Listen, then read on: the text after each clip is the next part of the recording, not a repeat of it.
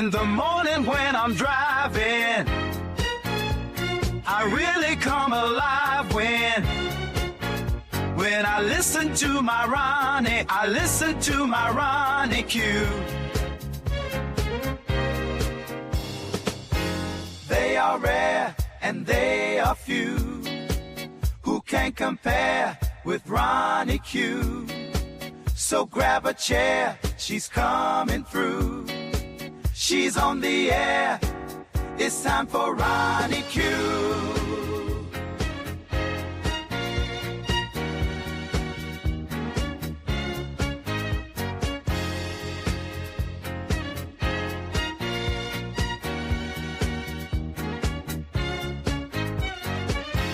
They are rare and they are few who can compare with Ronnie Q.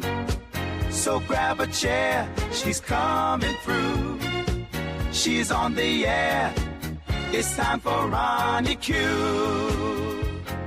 Ronnie Q.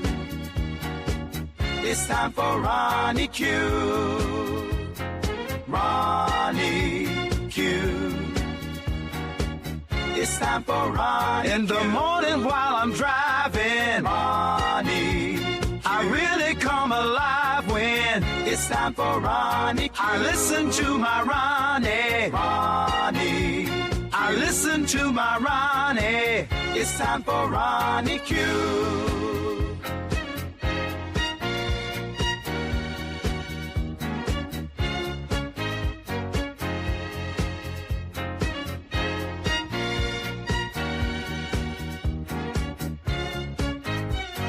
Take a seat and go meet Ronnie. Sweet, sweet, sweet, sweet Ronnie.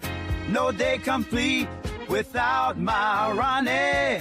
She can't be beat. Sweet, sweet Ronnie.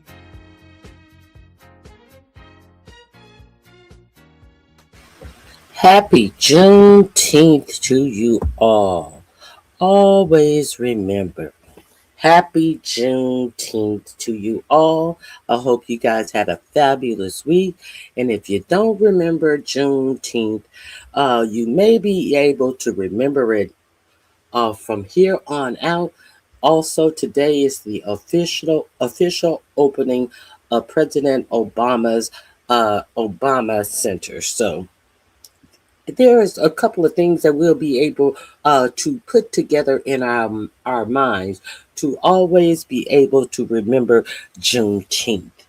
One thing that was very unfortunate, that was meant to hold us back as a people, and one thing as a remembrance that put us forward as a people. Hey, Tanya McMillan, Abio Rod, thank you. I appreciate the super chat. I appreciate you being here. You are very addictive to listen. Thank you. Hold out your arm. I have a couple of things that I want to talk to you guys about today. I cannot wait to go to the Obama Center. I think we are going to go sometime. I know it's going to be busy. I want to go soon, but I don't want to go when it's busy. I want to go when it's, nice and quiet. I don't think that that's going to be anytime this calendar year, actually. We're trying to figure it out. We're trying to figure it out. I want to go soon, but anytime soon will be in the summer, and when everybody has a lot of free time, when everybody's scheduling trips. So we're going to figure it out. We'll figure it out. So I hope you guys had a fabulous week. There are a couple of things that I want to share with you. So let's start on the things that can never be etched from our history or our memory. Let's start with Juneteenth. Why don't we?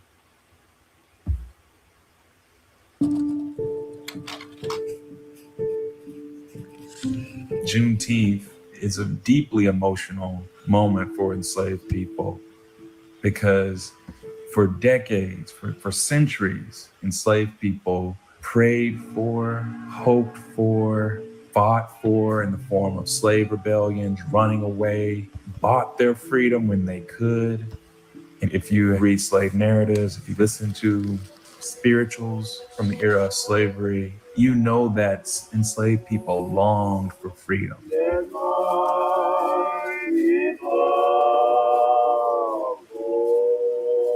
This was something that had been hoped for, but many believe may never come.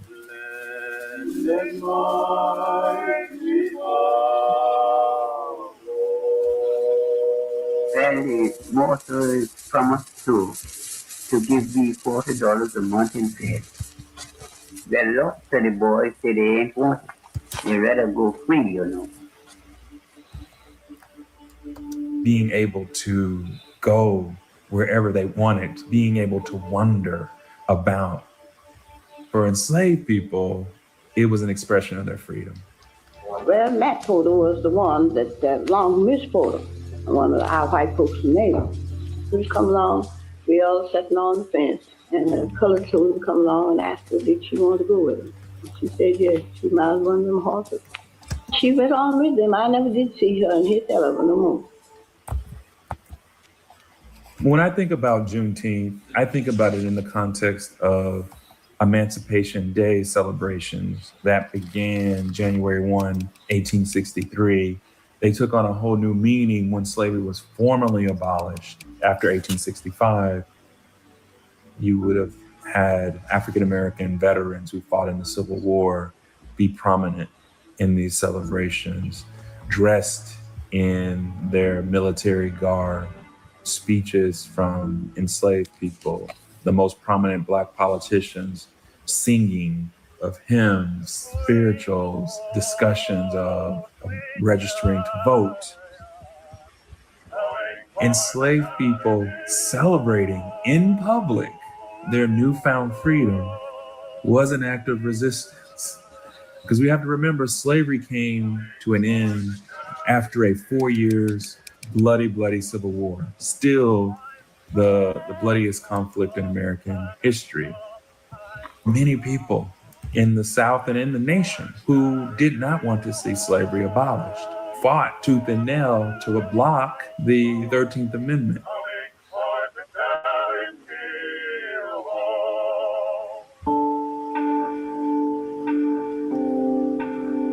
The abolition of slavery created a huge humanitarian crisis in the South.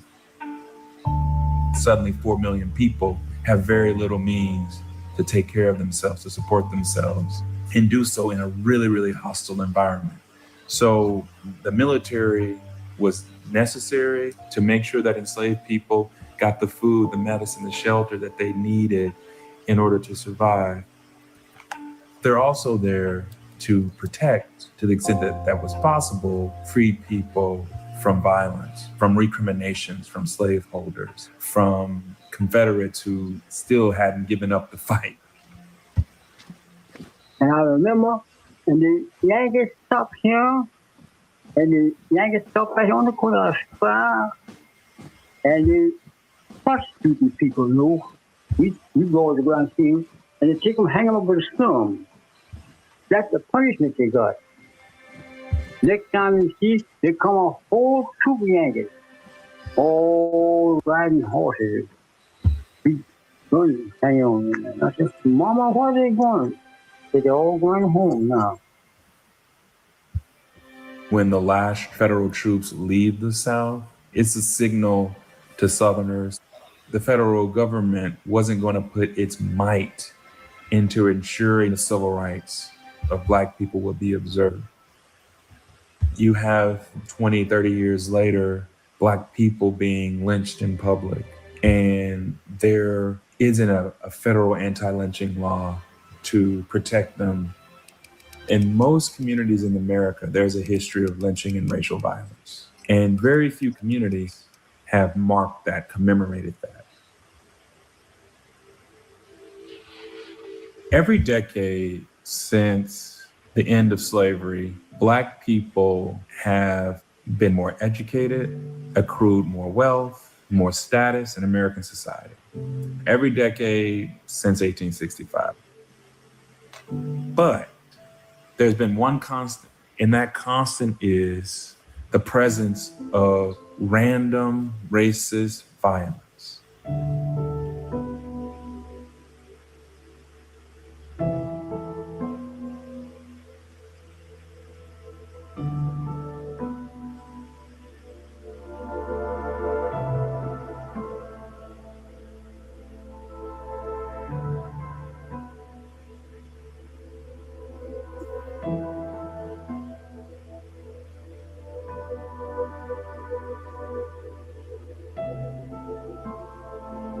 What I see in George Floyd's murder was a white police officer attempting to dominate and to subdue a Black man who was not resisting, who could not resist.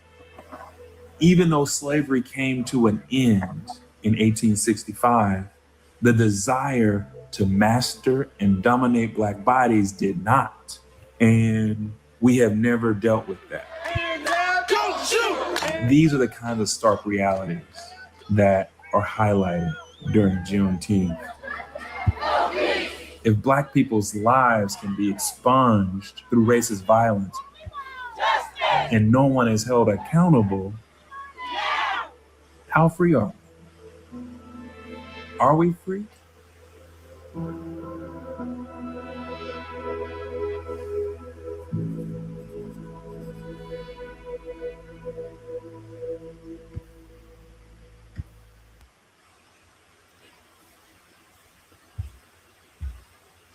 That link is in my description box because when we were free, we did not.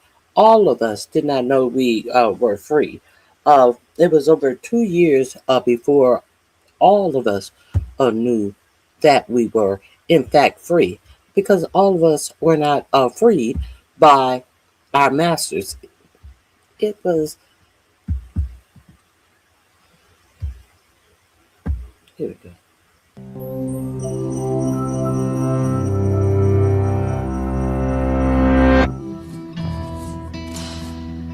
One day, while hiding in the kitchen, Charlotte Brooks overheard a life-changing secret. At the age of 17, she'd been separated from her family and taken to William Nealon's Texas plantation. There, she was made to do housework at the violent whims of her enslavers. On that fateful day, she learned that slavery had recently been abolished, but Nealon conspired to keep this a secret from those he enslaved. Hearing this, Brooks stepped out of her hiding spot, proclaimed her freedom, spread the news throughout the plantation, and ran. That night, she returned for her daughter, Tempe, and before Nealon's spiteful bullets could find them, they were gone for good. For more than 2 centuries, slavery defined what would become the United States. From its past as the 13 British colonies to its growth as an independent country. Slavery fueled its cotton industry and made it a leading economic power. 10 of the first 12 presidents enslaved people. And when U.S. chattel slavery finally ended, it was a long and uneven process. Enslaved people resisted from the beginning by escaping, breaking tools, staging rebellions, and more. During the American Revolution, Vermont and Massachusetts abolished slavery, while several states took steps towards gradual abolition. In 1808, federal law banned the import of enslaved African people, but it allowed the slave trade to continue domestically. Approximately 4 million people were enslaved in the U.S. when Abraham Lincoln was elected president in 1860. Lincoln opposed slavery, and though he had no plans to outlaw it, his election caused panic in southern states, which began withdrawing from the Union. They vowed to uphold slavery and formed the Confederacy, triggering the start of the American Civil War. A year into the conflict, Lincoln abolished slavery in Washington, D.C., legally freeing more than 3,000 people. And 5 months later, he announced the Emancipation Proclamation. It promised freedom to the 3.5 million people enslaved in Confederate states. But it would only be fulfilled if the rebelling states didn't rejoin the Union by January 1st, 1863. And it bore no mention of the roughly 500,000 people in bondage in the border states of Delaware, Maryland, Kentucky, and Missouri that hadn't seceded. When the Confederacy refused to surrender, Union soldiers began announcing emancipation. But many southern areas remained under Confederate control, making it impossible to actually implement abolition throughout the South. The war raged on for 2 more years, and on January 31st, 1865, Congress passed the 13th Amendment. It promised to end slavery throughout the U.S., except as punishment for a crime. But to go into effect, 27 states would have to ratify it first. Meanwhile, the Civil War virtually ended with the surrender of Confederate General Robert E. Lee on April 9, 1865. But although slavery was technically illegal in all southern states, it still persisted in the last bastions of the Confederacy. There, enslavers like Neyland continued to evade abolition until forced. This was also the case when Union General Gordon Granger marched his troops into Galveston, Texas on June 19.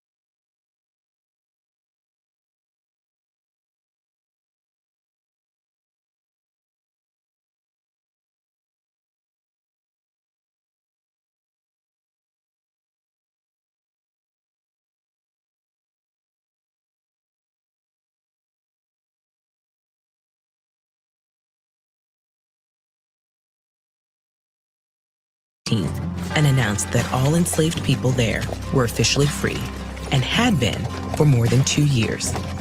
Still, at this point, people remained legally enslaved in the border. I said all that on mute. Now, this June 19th, when this colonel marched into Galveston, Texas. This is why Juneteenth is important, because up until June 19th, Black freed people were still being held as slaves. You know how some of these people still like to look as Black people as if they are less than? You know how some people in this country still try to act as President Obama is a less than person? Because they're racist. And you know how these white people want to talk about, oh, why are they talking about Juneteenth now? They just start talking about, no, we been knew about Juneteenth. You guys don't recognize it because every day for you is Juneteenth. Every day is Juneteenth where you want to try to denigrate Black people because of the color of their skin and try to make them feel in some way that they are beneath you due to your overt racism, bitches. We know what Juneteenth is. Just because you don't? No, Juneteenth ain't happening ever again. And we're going to let everybody know what Juneteenth represents. It represents your insecurities. It represents your laziness. It represents you cannot have an economy without us. That's what it represents. And we know it. States. It wasn't until more than 5 months later, on December 6th, 1865, that the 13th Amendment was finally ratified. This formally ended chattel slavery in the U.S. Because official emancipation was a staggered process, people in different places commemorated it on different dates. Those in Galveston, Texas, began celebrating Juneteenth, a combination of June and 19th, on the very first anniversary of General Granger's announcement. Over time, smaller Juneteenth gatherings gave way to large parades, and the tradition eventually became the most widespread of emancipation celebrations. But while chattel slavery had officially ended, racial inequality, oppression, and terror had not. Celebrating emancipation was itself an act of continued resistance, and it wasn't until 2021 that Juneteenth became a federal holiday. Today, Juneteenth holds profound significance as a celebration of the demise of slavery, the righteous pursuit of true freedom for all, and a continued pledge to remember the past and dream the future. People resisted slavery in the U.S. as long as it persisted. Uncover the story of those who escaped slavery. And now here we are in 2026. 5 short years later, we have a racist over the Department of Defense, who he wants to call it Department of War, but the first war he goes into, he loses horribly, and we're leaving Iran with our tails between our legs, but we'll talk about that later. Who has taken Juneteenth off the federal calendar. We have a motherfucker who is renaming all of the Confederate military bases, not after the Confederate generals. He went through our military and found people in the military who have the exact same name as Robert E. Lee. And so he can say, well, I'm not naming it after the Confederate soldier, Robert E. Lee. I'm naming it after Robert E. Lee from San Diego, who was a staff, who was a cook in the military. And I'm naming a whole army base after a cook in San Diego because his name is Robert E. Lee. Make that make sense.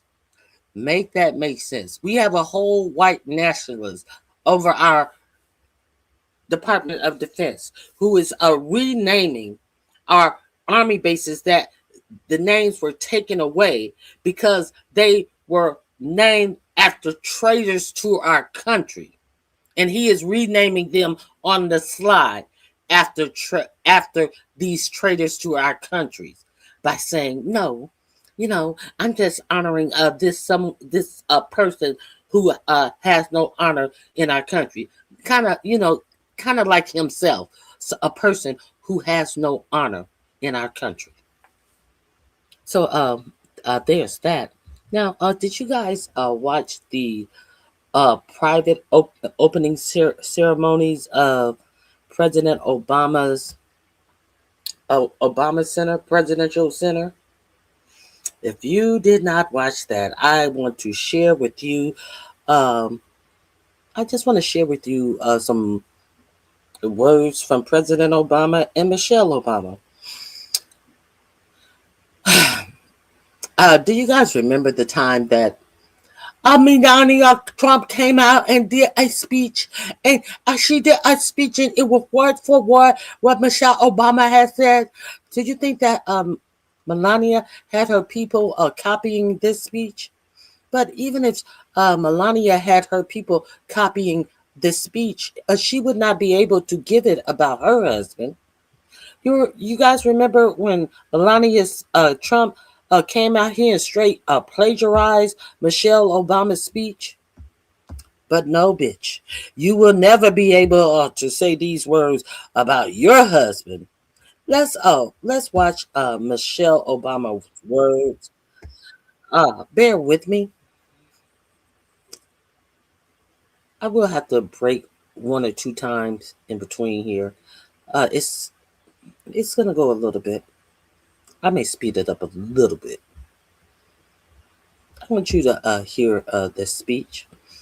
There were quite a few celebrities showed up for this private grand opening. Stevie Wonder, even the former prime minister of, I think it was Germany, Angela Merkel was there. I was like, goddamn. Uh, Angela Merkel is here. We had George Bush, Laura Bush. We had Bill and Hillary Clinton. We had Joe and Jill Biden, all on the dais. Of course, their children were there. I was like, well, everybody's in the house. There were so many different celebrities that showed up while everybody was canceling out of that hillbilly hold down that was held on the White House lawn. Y'all remember all the Commodores, all of those I don't say Commodores are Z-list celebrities. They were A-list of their day. But they, shit. Uh, the Commodores, Milli Vanilli. The only one who didn't pull out of that hillbilly hoedown on the White House lawn was Vanilla Ice. That's how bad it was. Everybody pulled out of that hillbilly hoedown. So, did y'all see that? Did anybody watch that? Well, if you didn't watch it, let me show you some of the best parts of it. Of course, I cannot show any singing of it. So let me show you a woman who is standing behind her man, a woman who has never appeared on Russian TV the day that her husband took office. Russian TV was never able to show her nude on television, allegedly working a job being an alleged model. No, there has never been any pictures of her that Vladimir Putin showed all across his nation of her naked on TV for him to then turn around and say, oh, Vladimir is my friend. I love Vladimir, and roll out the red carpet. No. Vladimir has never been able to do that with Michelle, but I digress. Here we go.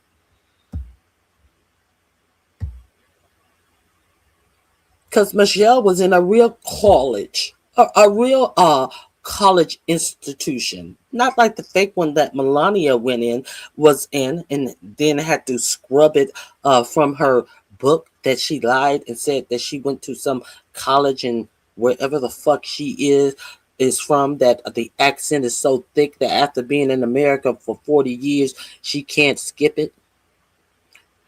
I thought that they wanted people to assimilate. I thought that all of you Trump people demanded that people assimilate to their new country. Ain't this bitch been here 50 years and you can't even understand what she says? But I digress.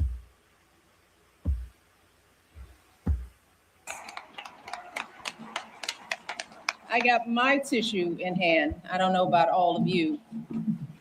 Wow. Hello, everyone. And what a beautiful day, right? Nothing like a project by my husband to bring out the sun. Let me start by thanking Addison for that magnificent introduction and for exemplifying the heart, excellence, and determination that has blossomed right here on the South Side for a very long time. Good morning, Beverly and Jill. Time. I also want to send some love to everyone who made this day a reality. The construction workers, landscapers, designers, the architects, artists, chefs, our staff, our board members, our donors. Barack and I simply cannot thank you enough for the care and brilliance you poured into every square inch of this campus. I also want to recognize all of the elected officials and distinguished leaders from around the city, the state, the country, and yes, the world. Thank you for being here to celebrate with us, especially to all of my fellow formers, to Joe and Jill, George and Laura, Bill and Hillary. Thank you from the bottom of my heart for your service to our country over so many years, and for your constant friendship and support of our family. We love you guys, truly. Oh, to our daughters, Malia and Sasha, who will always be my babies, even though we're no longer playing hide and seek on the South Lawn with Bo or hosting sleepovers in the solarium. I see a lot of some sleepover girls here. You both have grown into such brilliant and beautiful young women, making your way out there in the world. Thank you for bringing so much joy and spirit and energy to a life you had no voice in choosing, and for making us proud every step of the way. Love you, babe. Oh, so please indulge me for a moment, because I'm gonna take a little time to do something that I know my husband will not do today, and that is to fully sing his praises.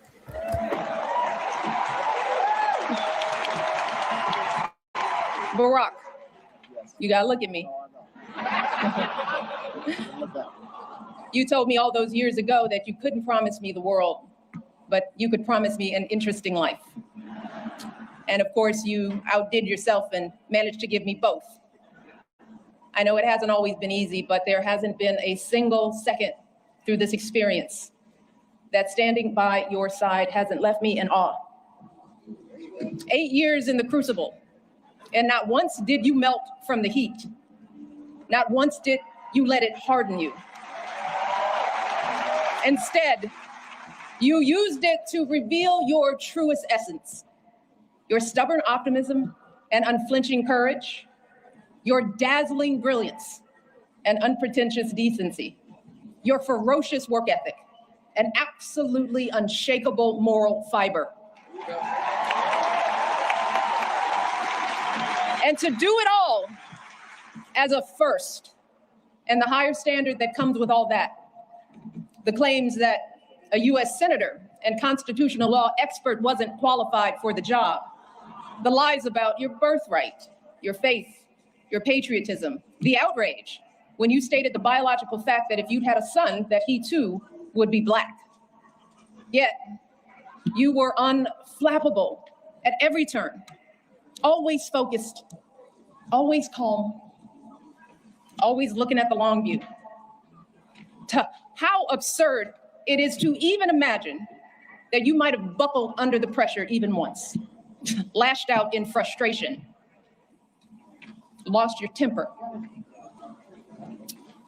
How absurd it is to imagine that you might have done anything but make our family and this entire country proud.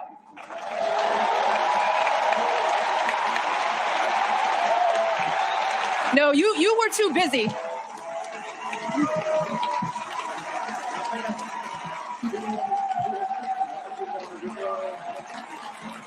I'm not done, y'all. Not done. So much to say. You were doing the people's work, rescuing our economy, expanding healthcare, ending a war, ordering the Bin Laden raid, saving an auto industry, winning a peace prize.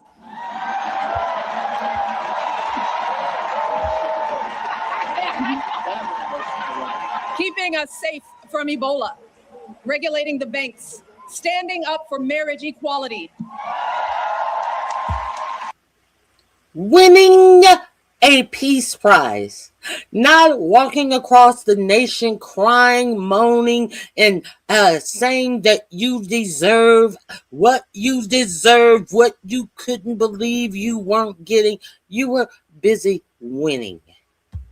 Listening to science and comforting an entire nation in the face of unspeakable tragedies. And you did it all with such grace and class and cool that you made the hardest job in the world look like a walk in this beautiful park.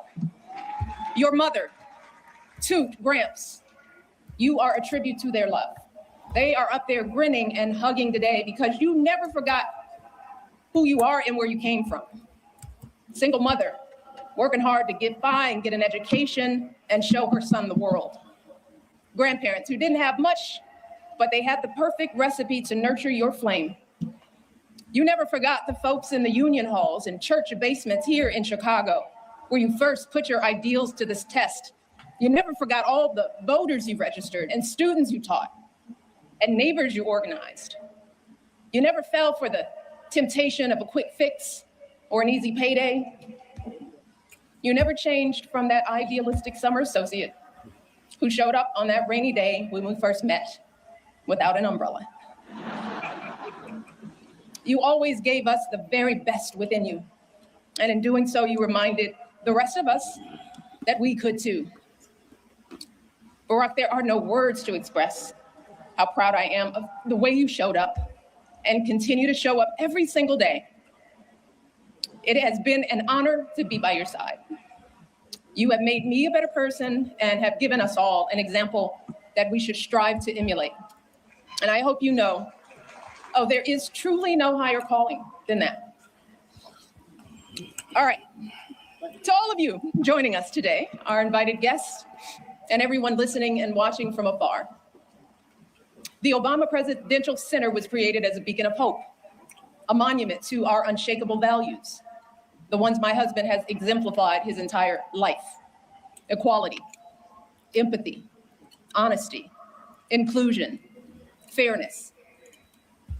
And especially during these anxious and divisive times, it is so important that we remember that those values are not unique to my husband.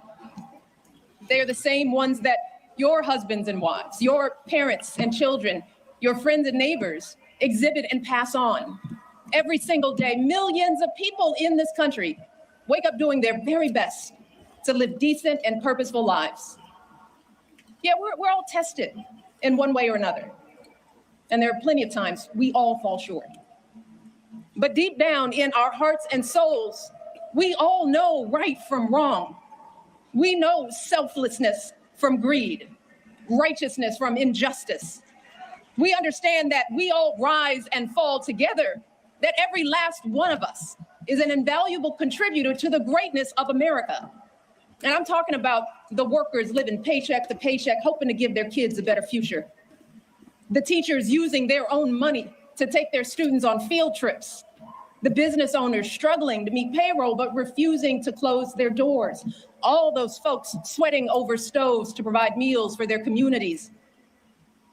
Folks shivering in the freezing cold to deliver our packages, picking up trash to keep our parks clean, volunteers dedicating their weekends to coaching t-ball or directing the church choir or mentoring a child. That's where the truth of this country lies. Not in grabbing as much as we can get for ourselves or knocking folks down to prop ourselves up, but in the overwhelming goodness, the relentless striving, the quiet dignity that is inside all of us. Our greatest hope is that this center can reflect back just a fraction of that light, that it can capture the beauty of who we all are, no matter what we look like, or where we come from, or how much money we earn, or how we pray, or vote, or speak, or love. It's why during our administration, we threw open the White House doors to all sorts of folks who don't usually get to meet the president or first lady, the families pinching pennies to send their first child to college, the teenagers who know that a hot afternoon means the bullets start flying, the military spouses and children serving and sacrificing just like their loved ones in uniform, the Native kids showing us that resilience and pride can never be stolen, the 4-Hers and FFA members with calluses on their hands from feeding livestock, the immigrants proving what it truly means to be a dreamer. These folks aren't Americans too. They are America. They are the beating heart of this country. They are us and we are them. And to ignore this simple truth, to refuse to respect the contributions and experiences of people who aren't exactly like us, y'all puts us all at risk. Failing to see the humanity in all people puts us all on a slippery slope. And once that slide starts, there's no telling where it stops.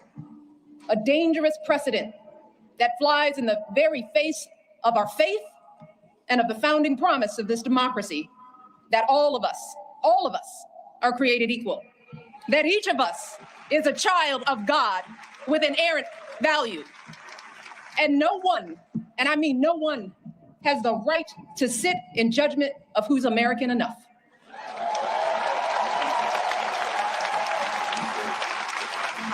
And that's why, folks, we simply don't have the luxury or time to be cynical or complacent, to wring our hands in despair, to wait for someone else to fix the problem.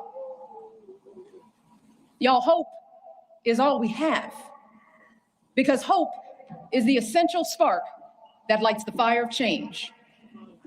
But hope is a choice. Whether or not we use our voices to speak up is a choice. Voting is a choice. Being a decent human being is a choice. Believing that we still hold the power to build a country that reflects us all is a choice. The Obama Presidential Center is a living testament to the power of choice, y'all. The historic example that millions of you gave the world about what this imperfect democracy has strived for and achieved.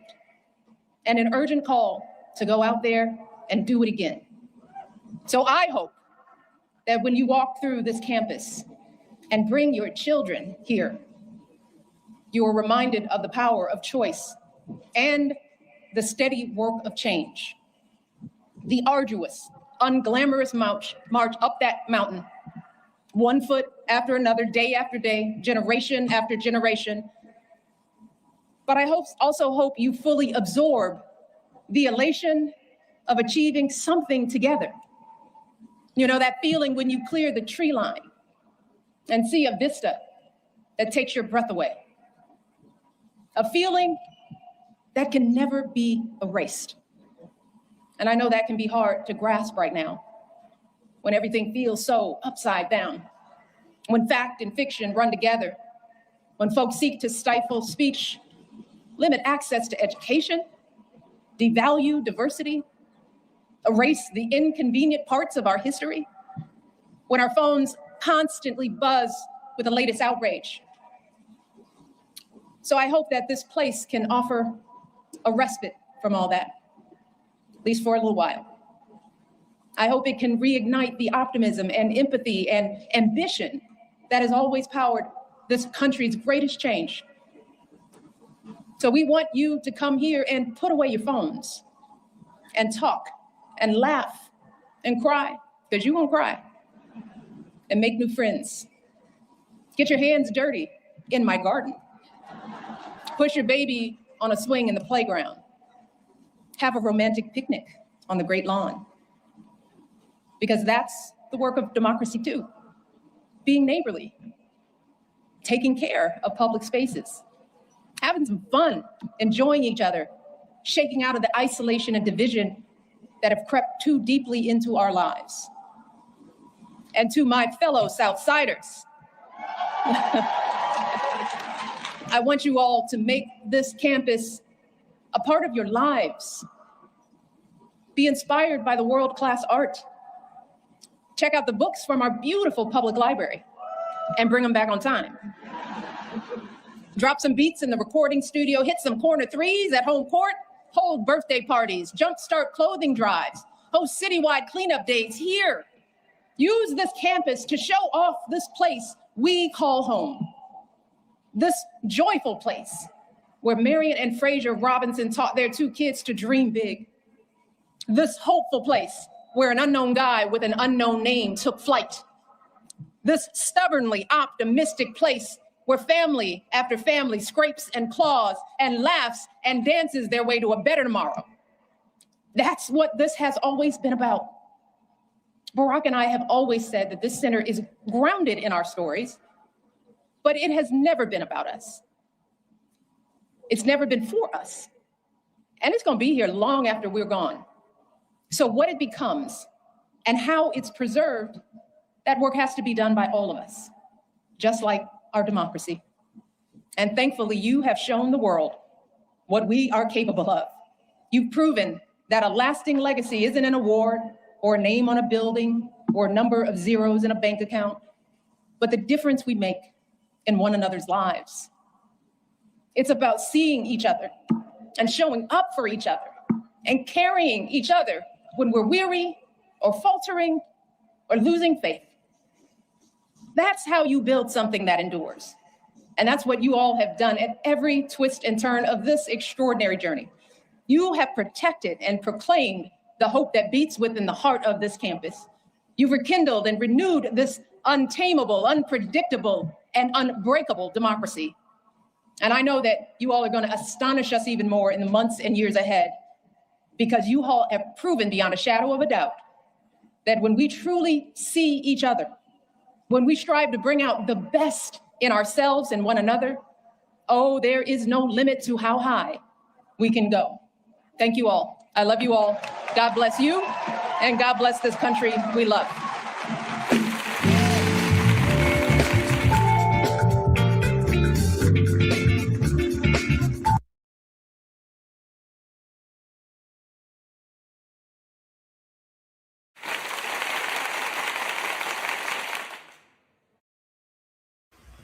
Let's give a real first lady a round of applause. You did not have to hear her come up and bemoaning the people, connecting her to Jeffrey Epstein. You did not have to hear her bitching and moaning about people telling lies on her. And I do not know Jeffrey Epstein. You didn't not have to hear her saying anything in any type of broken English. Nothing at all. Nothing but being eloquent and educated. Unlike you in the chat, not all of you, of course.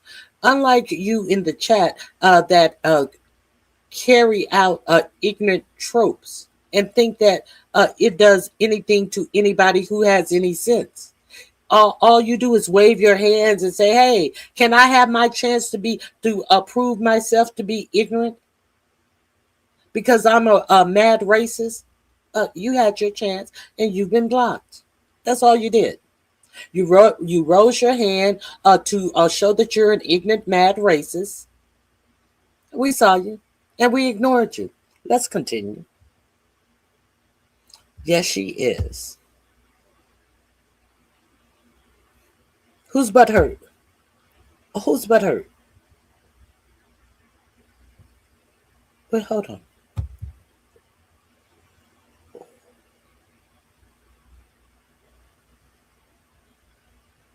Who's butthurt? Who is butthurt? Okay, Steve.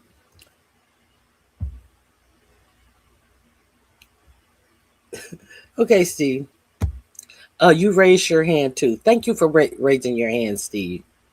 Thank you for raising your hand as well, you stupid motherfucker. Let's continue.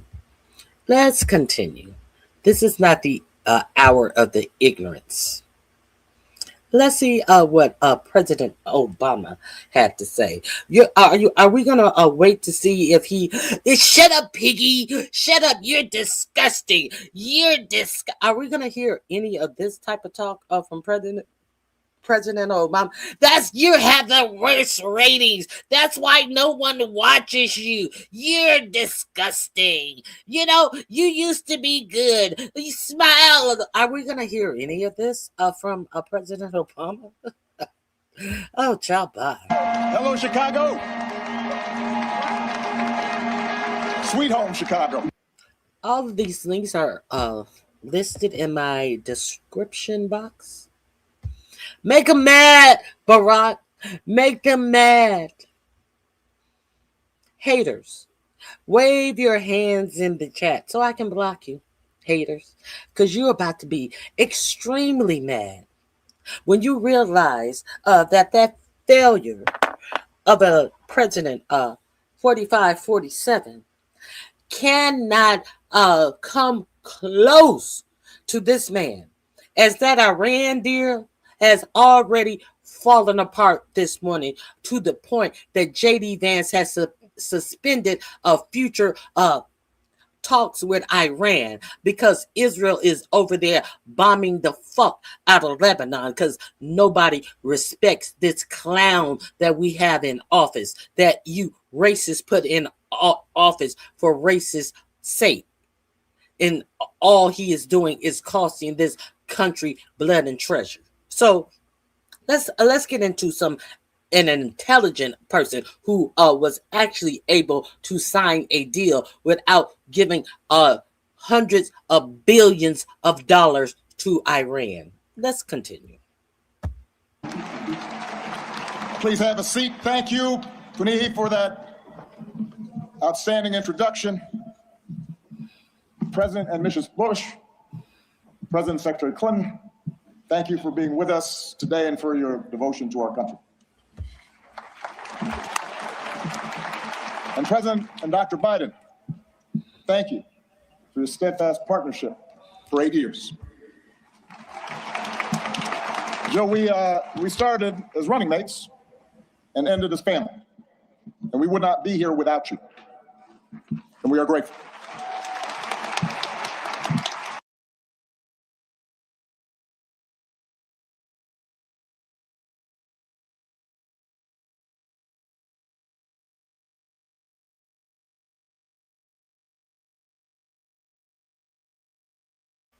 Obama gave Iran billions in cash. Greg, how many billions of dollars in cash did Obama give Iran? He gave Iran, he unfroze $1.7 billion of their own money and gave it to them. So where are the billions? He gave them that is not billions. He gave them $1,700,000,000 and some million dollars. That's not a billions. That's 1 billion and some millions. So where are the billions? You put billions as if there were 2 or more. How much did he give Iran? That was their money. So you're saying that he gave them billions. How much did he give them? Be specific, as I was. But your president has given them over 24 billion. 24 billions up front and has given them a guarantee of 300 billions to rebuild their country. And on top of that, have released their fucking the sanctions so they can sell oil. So who gave more? Who gave more? You're listening to Trump lie to you and talking about the plane loads of money that Obama gave when they are giving tens and hundreds of billions dollar more to Iran, and you think you stunting it? Take your stupid ass on out of my fucking chat with that dumb shit. I don't talk to dummies. We don't do hyperbole and bullshit over here. We do facts over here. And if you want to continue to talk over here, make sure you're talking facts, bitch. Let's continue.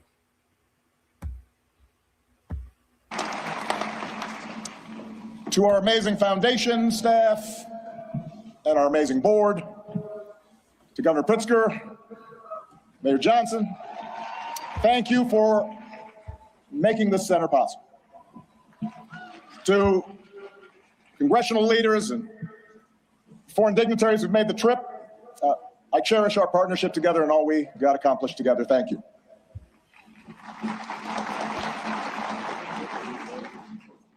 To Michelle,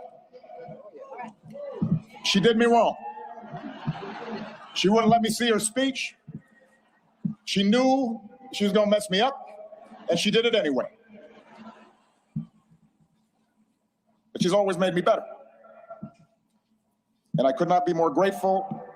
And to Sasha and Malia, what can I say? You mean everything to me. More than 40 years ago, on a late summer afternoon in 1985, I arrived here in Chicago, entering the city through the very spot where this center now stands. I can still picture myself heading down what was then Cornell Drive in a janky used car that I bought in New York, with all my worldly possessions stuffed in the trunk and the back seat, so I really couldn't see out of the rearview mirror, and I was a safety hazard. And I was 23 years old. I had just been hired by a group of churches on the South Side to help organize a part of the city that had been battered by steel plant closings and chronic neglect. And I didn't have much organizing experience. Didn't know anybody in Chicago.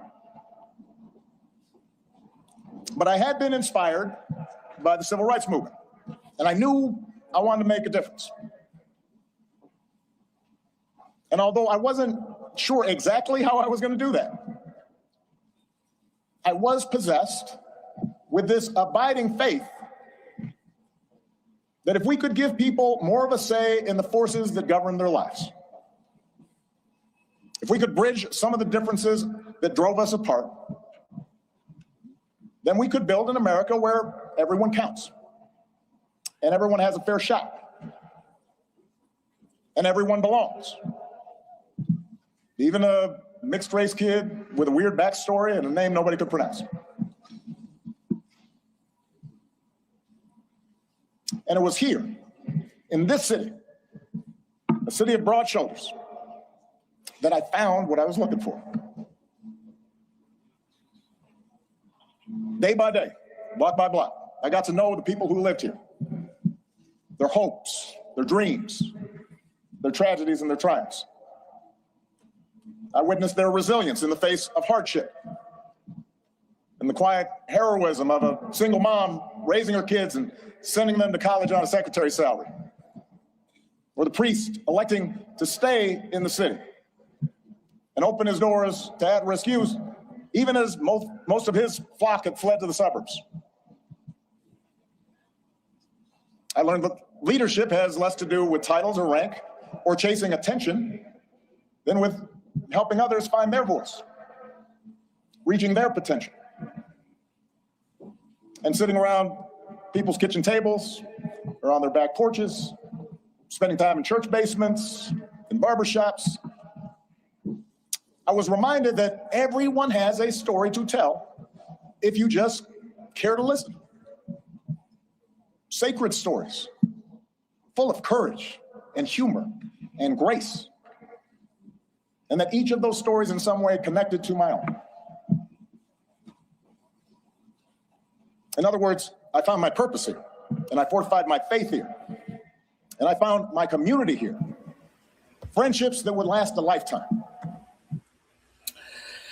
But yes, some people don't have the barbershop story to tell because they continue to vote against their own interests, and they don't have the cash to run over to the great clips or the super cuts and get their hair cut. So therefore, they just don't shower, and they spend all their money on on meth, and then they just slick back that greasy hair.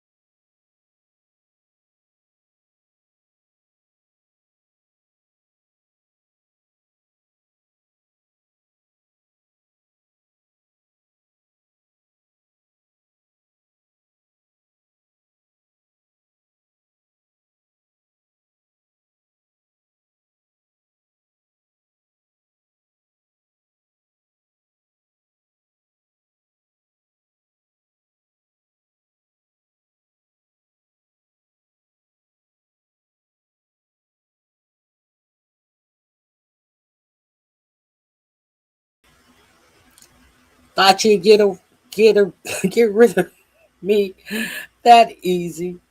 I'm back. I am back. Something happened with StreamYard. Let's get back to it. Let's get back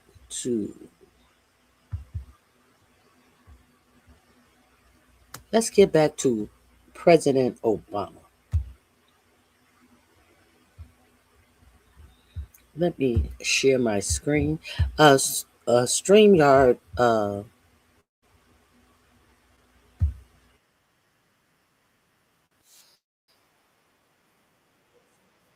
me take this back a little bit. I was reminded that everyone has a story to tell if you just care to listen. Sacred stories, full of courage and humor and grace.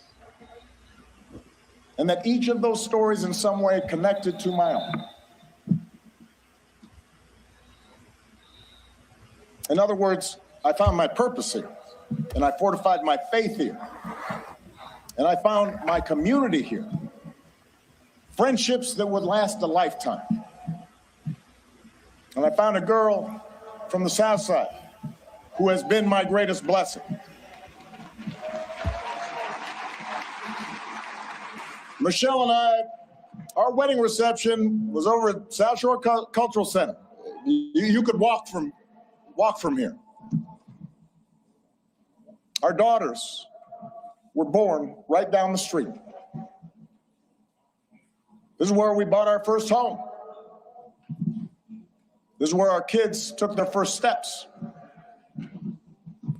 This is where I launched my candidacy for the Illinois State Senate over at the Ramada Inn on Lakeshore Drive, serving pretzels and soda, embarking on the path that ultimately and improbably led to this day. So, for me, this center could not be anyplace else. It's an expression of thanks, an acknowledgement that so much of what I hold most dear, I owe to the people of this city and the people of these surrounding neighborhoods.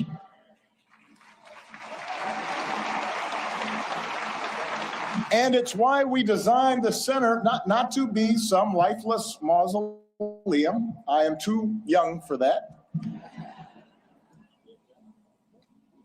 Not just a place to see Michelle's dresses, although I understand that will be the top attraction. We wanted it to be a vibrant, living celebration of community, where we can learn together and share the joys of art and music and sport and play. Because it's in those moments that we're reminded of our common humanity.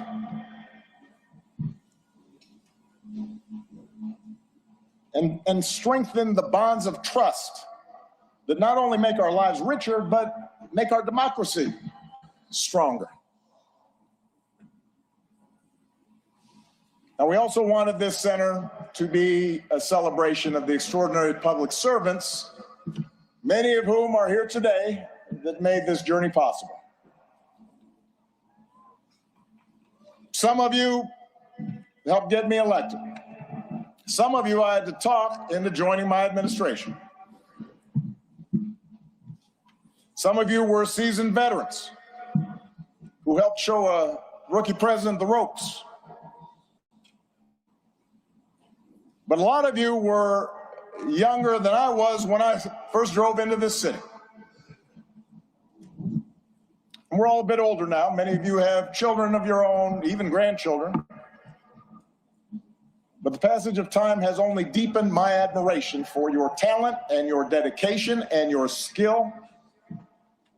It's only deepened my gratitude for how much you and your families sacrificed to make this country better. So when you visit this center today or in days to come, I hope you see yourselves and your hard work reflected in every exhibit. And I hope you take pride in what we accomplish together. You made that happen.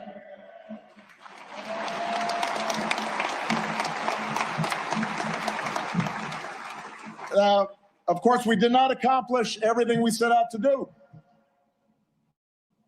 The administration does. Some of the exhibits reflect unfinished business. In some cases, my own shortcomings and mistakes. In some cases, because as a sign I kept on the Resolute desk read, hard things are hard. And that's especially true in a big, raucous, diverse, argumentative democracy like the United States of America. Everybody's got an opinion.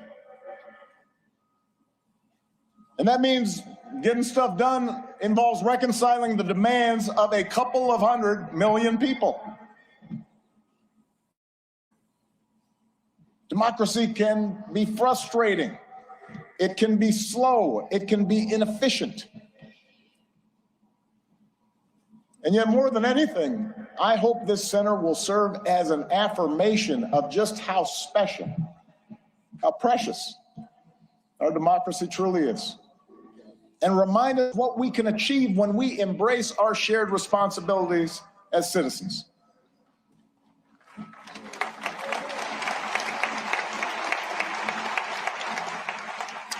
And since we're a few weeks away from America's 250th birthday, it is worth remembering just how radical the whole idea of self-government really was back in 1776. To that point, human history was a tale of conquest and caste and rigid hierarchies. A world where the strong dominated the weak, where power and wealth and status flowed through lineage, and the many were ruled by the few. But out of the fire and steel of a revolution, a different story took flight on this continent. A declaration that we are all created equal, endowed by our Creator with certain unalienable rights, and that in the newly independent United States, there will be no kings or lords, no serfs or subjects, but only citizens, each of us free to pursue our own version of happiness and able to determine our collective fate through an elected representative government. It had not been done. And because it hadn't been done before, the success of this experiment was never a given. In forming our union, the founders fell terribly short of the Declaration's promise, leaving slavery intact, allowing states to restrict the franchise to white men's property. But in drafting a constitution and a Bill of Rights, they did have the foresight, the genius, to provide us with a framework that allows each generation to make our union more perfect. And over more than 2 centuries, through petitions and protests, marches and strikes, moral appeals from the pulpit, and conversations at the family dinner table, men and women from all walks of life, of every color, every faith, every region, took up the cause of democracy and made it their own, until we, the people, came to include not just some of us, but all of us.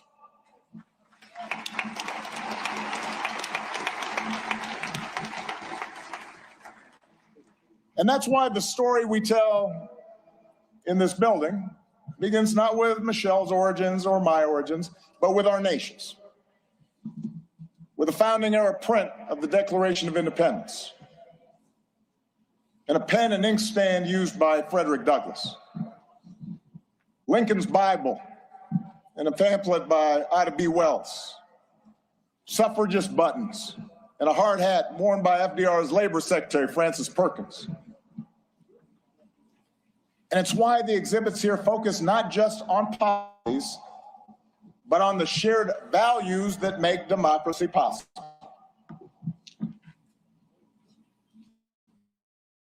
A belief in the intrinsic dignity and worth of all people, and that no one is above the law or beneath its protection.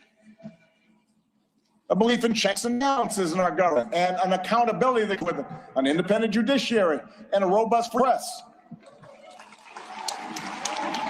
A belief that our military and law enforcement owe allegiance not to any president or political party, but to the people and our Constitution.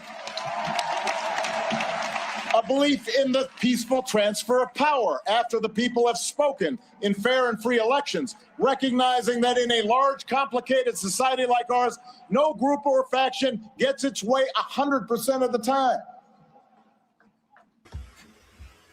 And a belief that quality. Well, if I don't get my way, the election was stolen. They stole the election. It was all rigged. If I don't get my way. Of character, honesty, integrity, kindness, compassion, a sense of duty and honor. Those things matter in our public dealings, just as they do in our private lives. These are not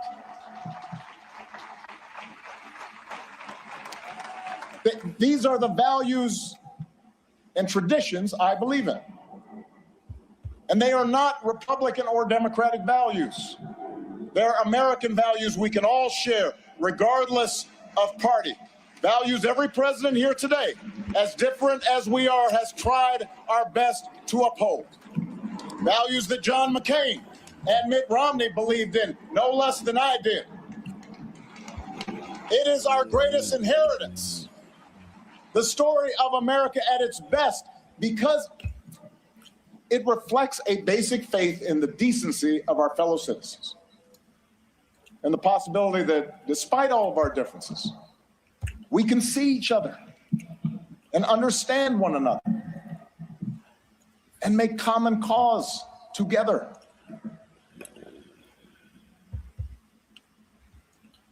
That's what I hope every visitor to this center takes away from their experience. And that's why if you come for a day and you don't have time to see anything, I would urge you to skip.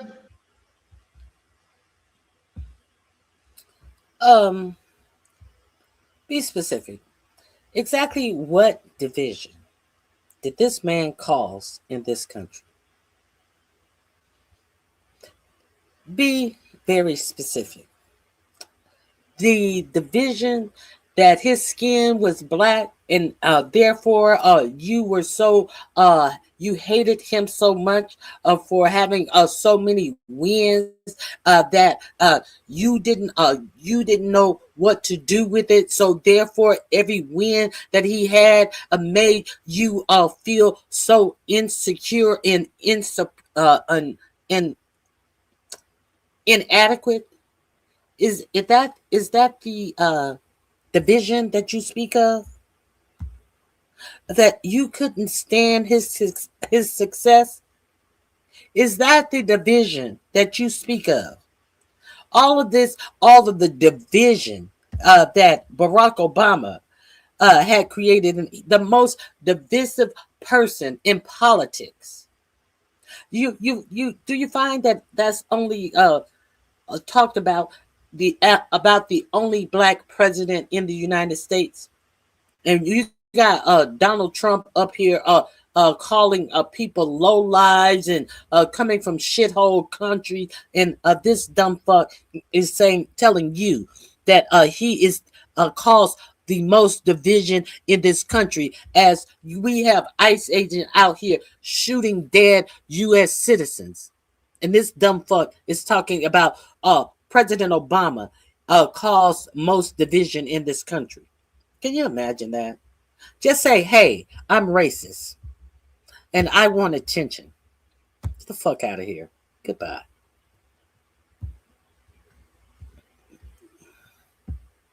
You don't get attention here.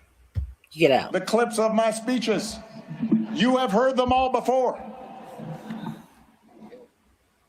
In favor of the stories of those ordinary citizens who helped make that change happen. The cancer survivor who feared rising premiums would force her out of her home and was brave enough to speak out about it. She's why we pushed so hard for healthcare reform. The small business owner trying to keep the lights on. The teenage girl who told me she was worried her dad might lose his job in the auto crisis. They're why we focus so relentlessly on pulling our economy back from the Great Recession.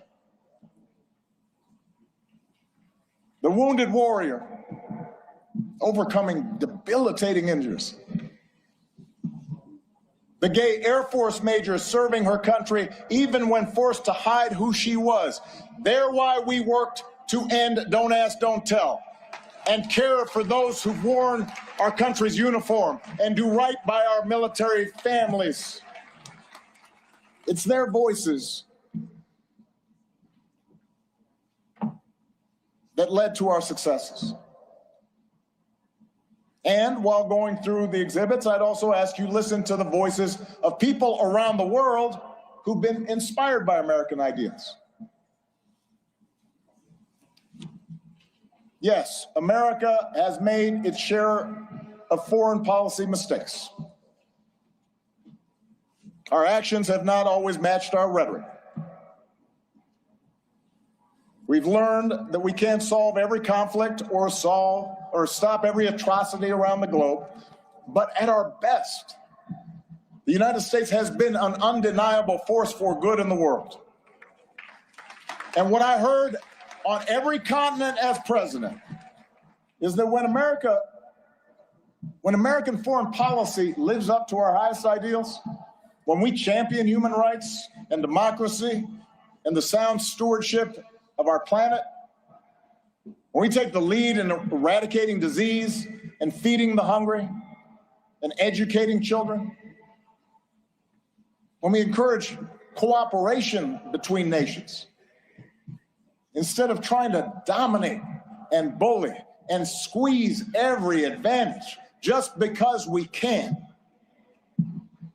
And most of all, when we show through our example here at home that even a country as big and diverse as ours can make democracy work, it turns out all nations, including ours, become more prosperous and secure.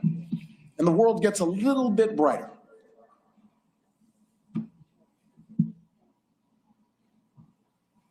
I recognize it's been almost a decade since I left office. In that time, we have lived through more war and a terrible pandemic, economic disruptions, mass protests, backlash against mass protests, political conflicts that have shaken the very foundation of our democracy. We've witnessed a technological revolution that promises remarkable discoveries, could revolutionize medicine, but is also accelerating inequality, that puts all the world's information in the palm of our hands, but somehow makes it harder for us to tell a truth from a lie, that connects us instantly like never before, even as it makes us more distrustful and more withdrawn and more fearful and more isolated from each other. It's a lot. For millions of people in this country and around the world, the future feels uncertain, the ground unstable beneath our feet. And as algorithms keep feeding us a steady stream of distraction and outrage, as Only the loudest, most extreme voices get attention, fanning our prejudices, appealing to our basest, most tribal instincts. It's tempting to give in to cynicism and even despair, to stop trying. We start thinking that appeals to democracy and civic participation are corny and old-fashioned and boring and naive. That the very idea of working on behalf of the common good is a sucker's bet. And that in order for us to win, somebody else has got to lose. I get it. I am not immune to anger or doubt. But I do know this. When we lose faith in each other, when we stop believing that voting matters, that citizenship matters, that our collective voices matter, that how we treat each other no longer matters, then we give away our power to decide our own futures. We open the door to the most ruthless, or the most careless, or the most fearful among us, who see some groups and some people as more equal than others, and see government as nothing more than a way to divvy up the spoils and punish enemies and keep those who are different in their place.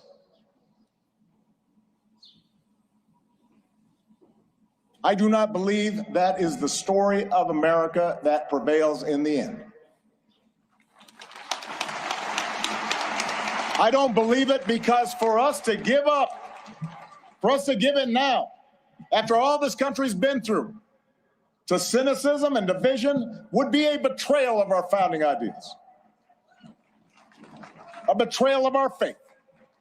And I remain convinced that the overwhelming majority of Americans feel the same way. That as unsettled as we are, people aren't looking for perpetual anger and division. They are looking for fairness and common sense and mutual respect.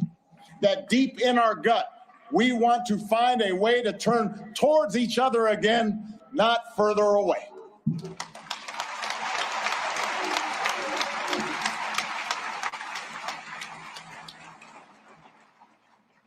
I believe this because I've seen it all across our country. In cities that have worked together to reclaim their streets from crime, in rural communities that have rebuilt their economy, in businesses that are finding new ways to make housing affordable, in those ordinary people in the Twin Cities who brave frigid temperatures, risk their own safety, standing shoulder to shoulder to look out for their neighbors and sometimes look out for strangers because they knew that was the right thing to do. I've seen it.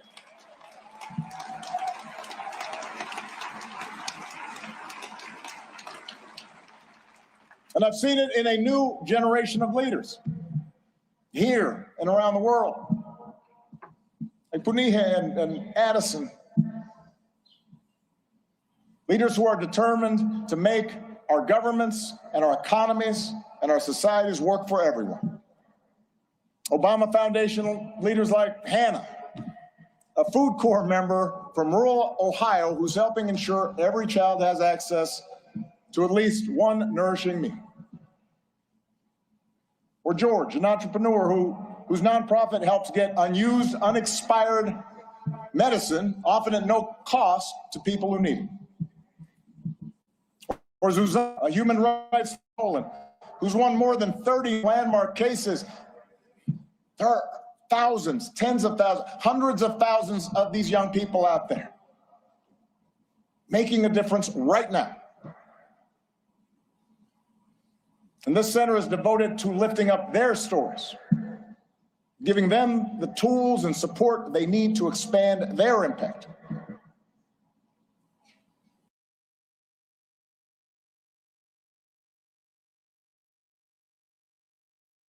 Hold on just a minute. Just 1 minute. After I block a dumb bitch in here. And let me block this dumb bitch too.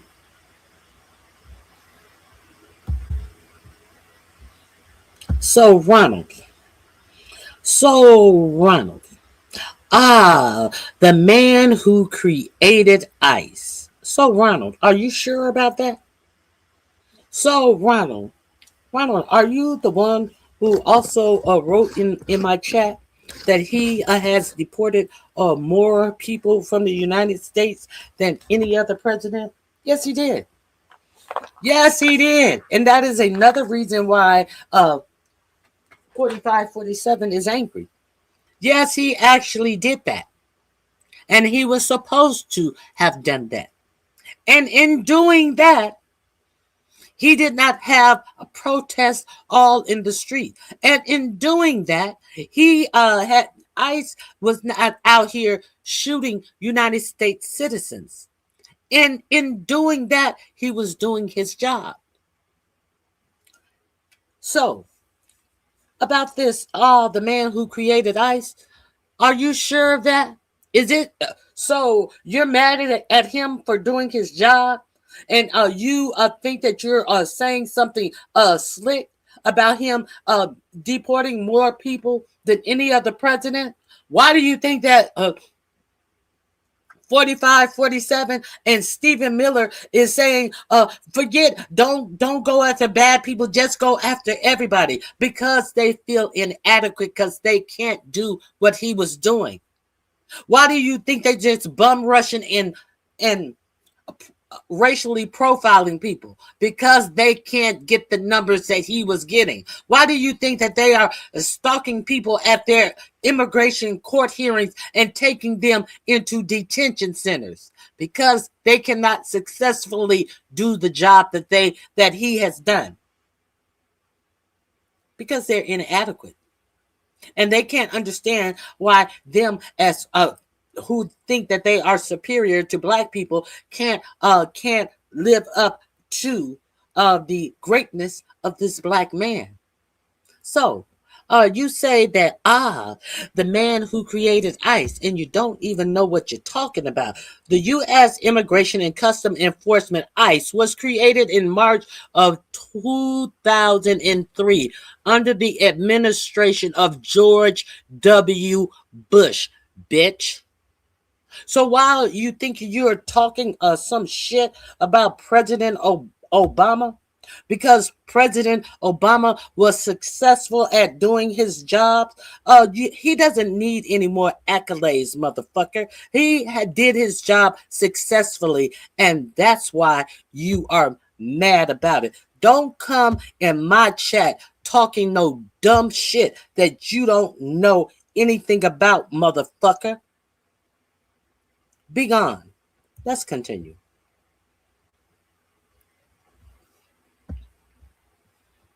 He was supposed to get undocumented immigrants out of the country. He did it so well, and you didn't see none of the mayhem. There were no concentration camp set up. There were no 100,000 children taken away from their parents. But y'all want to talk about what Biden and Kamala Harris didn't do. Which one you gonna complain about, bitch? Which one you gonna complain about? You're mad because you can't live up to the numbers that President Obama did without all of this mayhem in the streets, without all of this without all of this brutality, with all of this inhumane treatment of human beings. Which one you gonna be mad about? Stupid motherfuckers. For while our work is nonpartisan, we are not values neutral. We have a point of... Now, don't you feel stupid? Don't you feel stupid that you thought that you was just going to sneak your dumb ass up in my chat and write some dumb shit? Trying to blame a black man for some shit? To blame a black man for his success? Make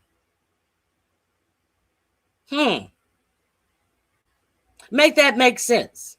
A black man is successful, but you're trying to blame him for using ICE efficiently. And when ICE becomes a rogue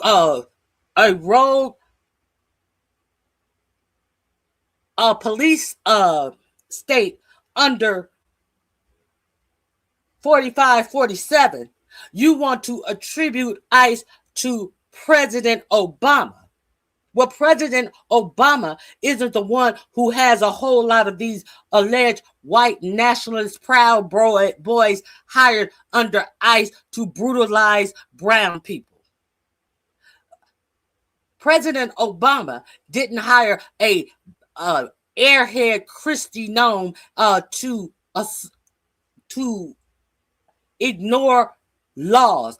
President Obama isn't the one who employed the DOJ to bring up false charges on citizens who are protesting against ICE. And I got a story about that, to the point that the DOJ is about to be investigated about the charges that have been brought up against protesters.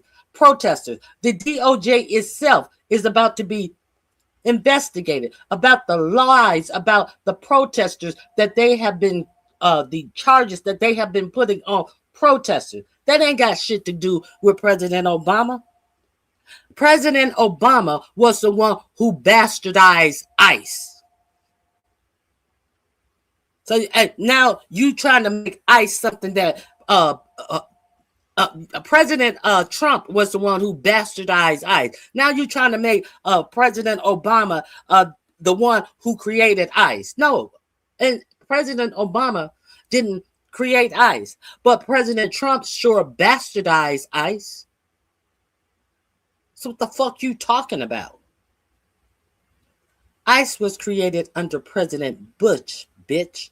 Know what you're talking about sometimes before you just start repeating dumb shit that you heard that sounds good to try to sully the name of a successful black man. View.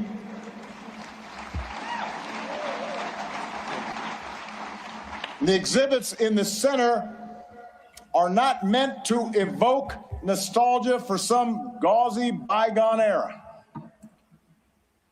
some unattainable past that we can dream about and say, oh, we miss you, Barack.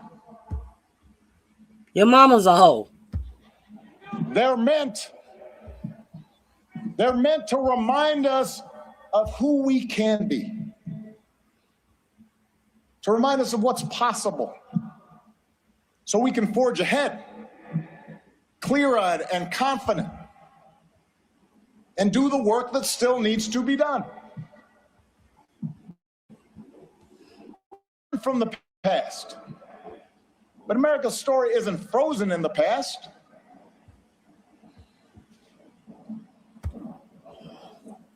It has chapters yet to be written, not by one person or a few people, not. No, bitch, you're trash.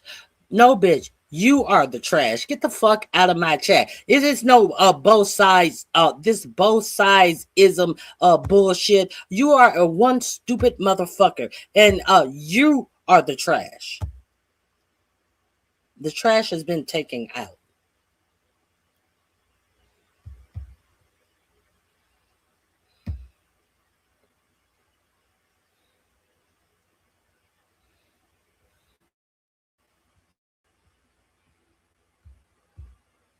For example, give us one example, please. We'll wait.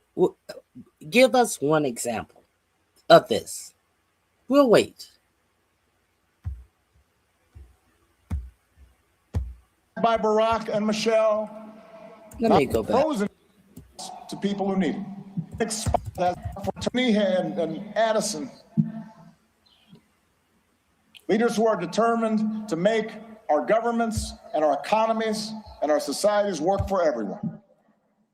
Obama Foundation leaders like Hannah, a Food Corps member from rural Ohio who's helping ensure every child has access to at least one nourishing meal. Or George, an entrepreneur whose nonprofit helps get unused, unexpired medicine, often at no cost, to people who need it. Or Zuzana, a human rights lawyer in Poland, who's won more than 30 landmark cases. There are thousands, tens of thousands, hundreds of thousands of these young people out there making a difference right now. And this center is devoted to lifting up their stories, giving them the tools and support they need to expand their impact. For while our work is nonpartisan, we are not values neutral. We have a point.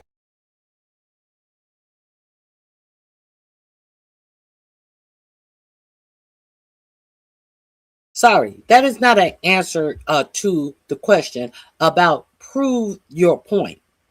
Prove the point that you made that he is a bad person. I asked you to be specific, and you cannot be, which means that you think that he is a bad person, and you decided to bring up his color.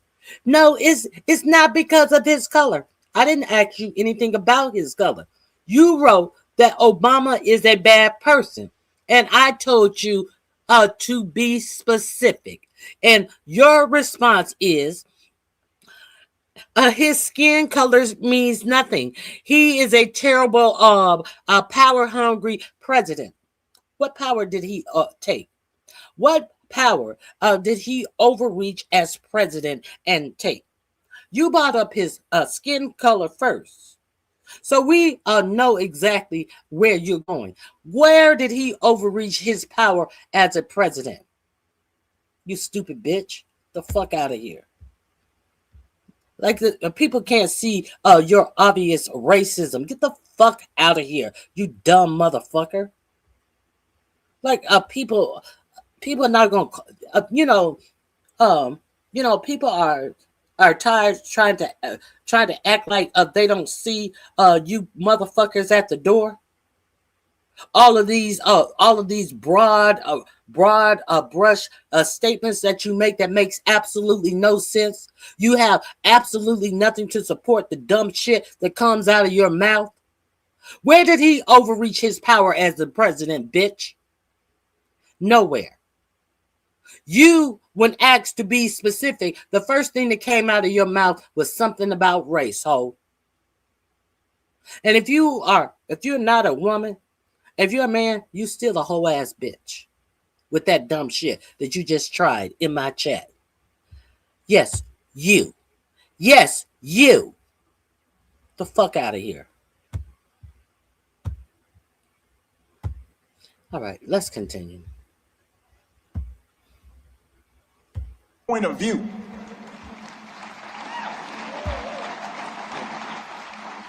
The exhibits in the center are not meant to evoke nostalgia for some gauzy bygone era, some unattainable. Not some gauzy bygone make America great again era. Hit the like button. I appreciate all of you being here and participating. We don't have to agree, but if you try me, I would suggest you not. We don't all have to agree. We can agree to disagree, but make sure you watch your motherfucking mouth when you talking to me. Okay. Please hit the like button. I appreciate the engagement. Thank you for being here. Past that we can dream about and say, oh, we miss you, Barack. They're meant to remind us of who we can be, to remind us of what's possible, so we can forge ahead, clear-eyed and confident, and do the work that still needs to be done. We can learn from the past. But America's story isn't frozen in the past.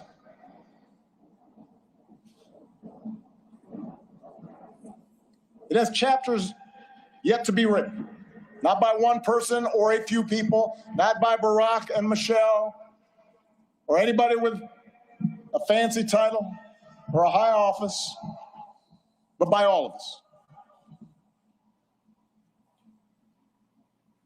You know, one of the things a lot of presidential libraries now have in common is a replica of the Oval Office. And if you take a peek at the one inside this building, you will see some objects that carried some special meaning for me during the time that I was in office. There's a program that a friend from the South Side gave me that he had retrieved from the 1963 March on Washington. He was there. There's a Norman Rockwell painting of the Statue of Liberty with workers hanging on ropes, burnishing the torch that she holds aloft.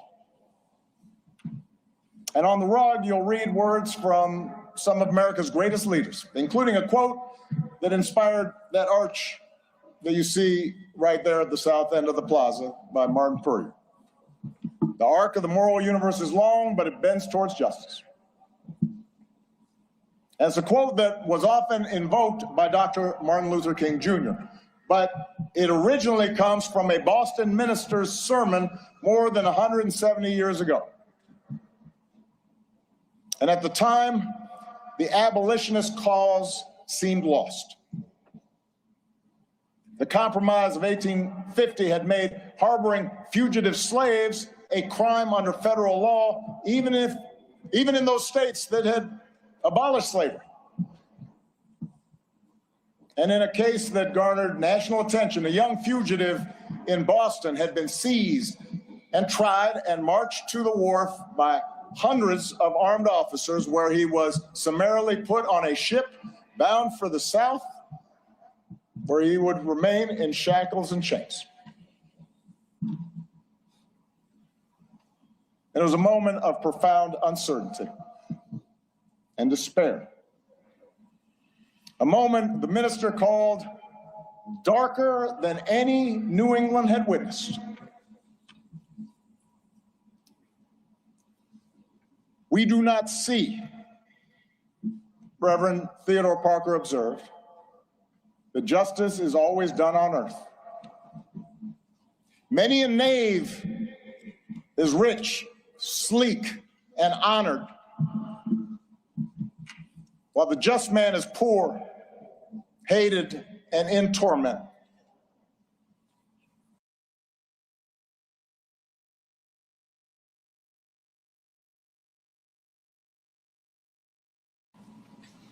I do not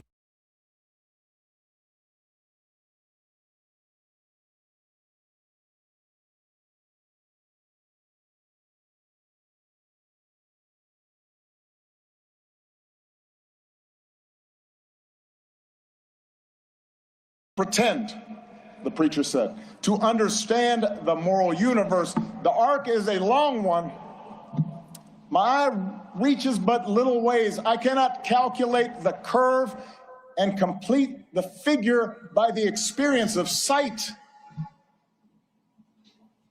I can divine it by conscience. But from what I see, I am sure it bends towards justice.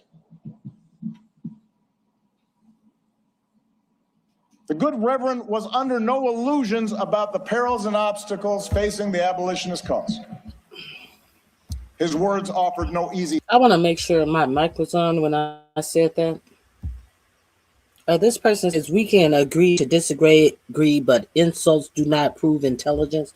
No one's trying to prove anything to you. I have nothing to prove to you.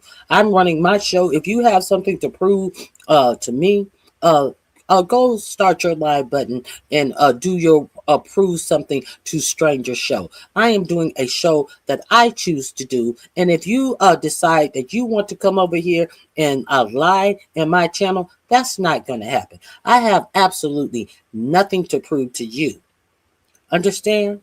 Especially my intelligence. What I am going to do is I'm going to always tell the truth when people come in my chat trying to spew lies and ignorance. So if that offends you, take your offended ass up out of my chat.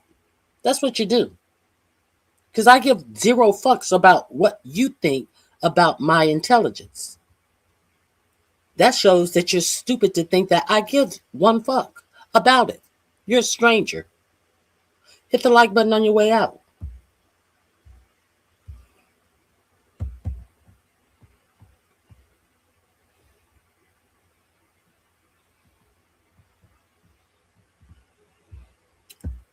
Yes, we said that at the beginning of the chat. Happy Juneteenth to you all.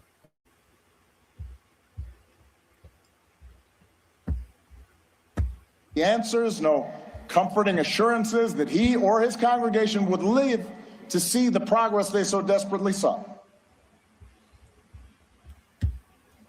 Rather, his was a declaration of faith, a defiant call, not to abandon hope or give way to fear, but to stay true to our better selves and true to one another, and to keep fighting to fulfill the promise of this nation, even in the face of cruelty and bitter disappointment, even in the face of impossible odds. It is that spirit that we open the center today. The same spirit that so many of you showed all those years ago. The same spirit that inspired generations of Americans to meet the challenges of their time. The same spirit that is alive and well here on the south side of Chicago. Same spirit that will see America and the world through its present trials. There is a new generation out there, ready to write the next chapter of our story. We intend to help them do it, and we ask that you join us. Thank you. God bless you. God bless the United States of America.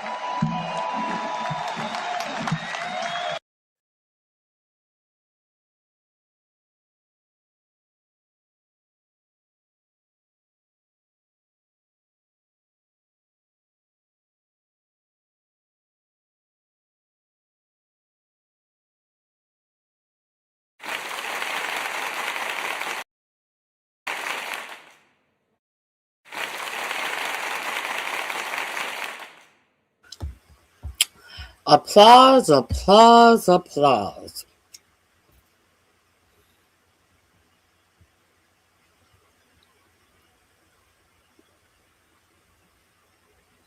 Who's the fraud and the traitor? You talking about Trump? Who you talking about, Trump?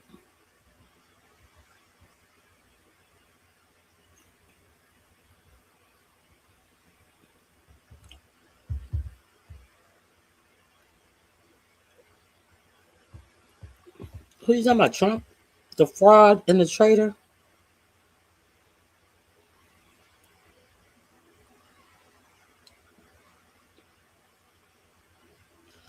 Anyway, I see the people are mad. I see the people. What has Trump accomplished? Now, we had that whole big shebang over talking about the peace between Israel and Pakistan. Y'all remember that? Now, over 1,000 Pakistanians have lost their life. Palestinians, not Pakistan, Palestinians.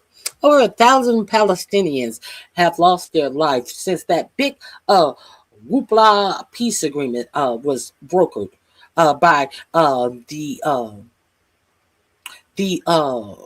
realtors of Steve Witkoff and Jared Kushner, who were looking to develop property on the bodies of the dead Palestinians. The unsigned peace agreement between Israeli and Hamas. Over 1,000 Palestinians have lost their lives.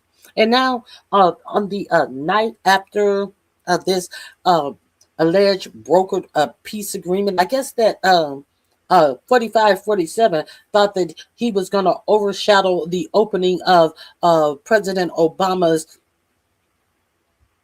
presidential center. Is that what he thought he was going to do? Is that what he thought he was going to do?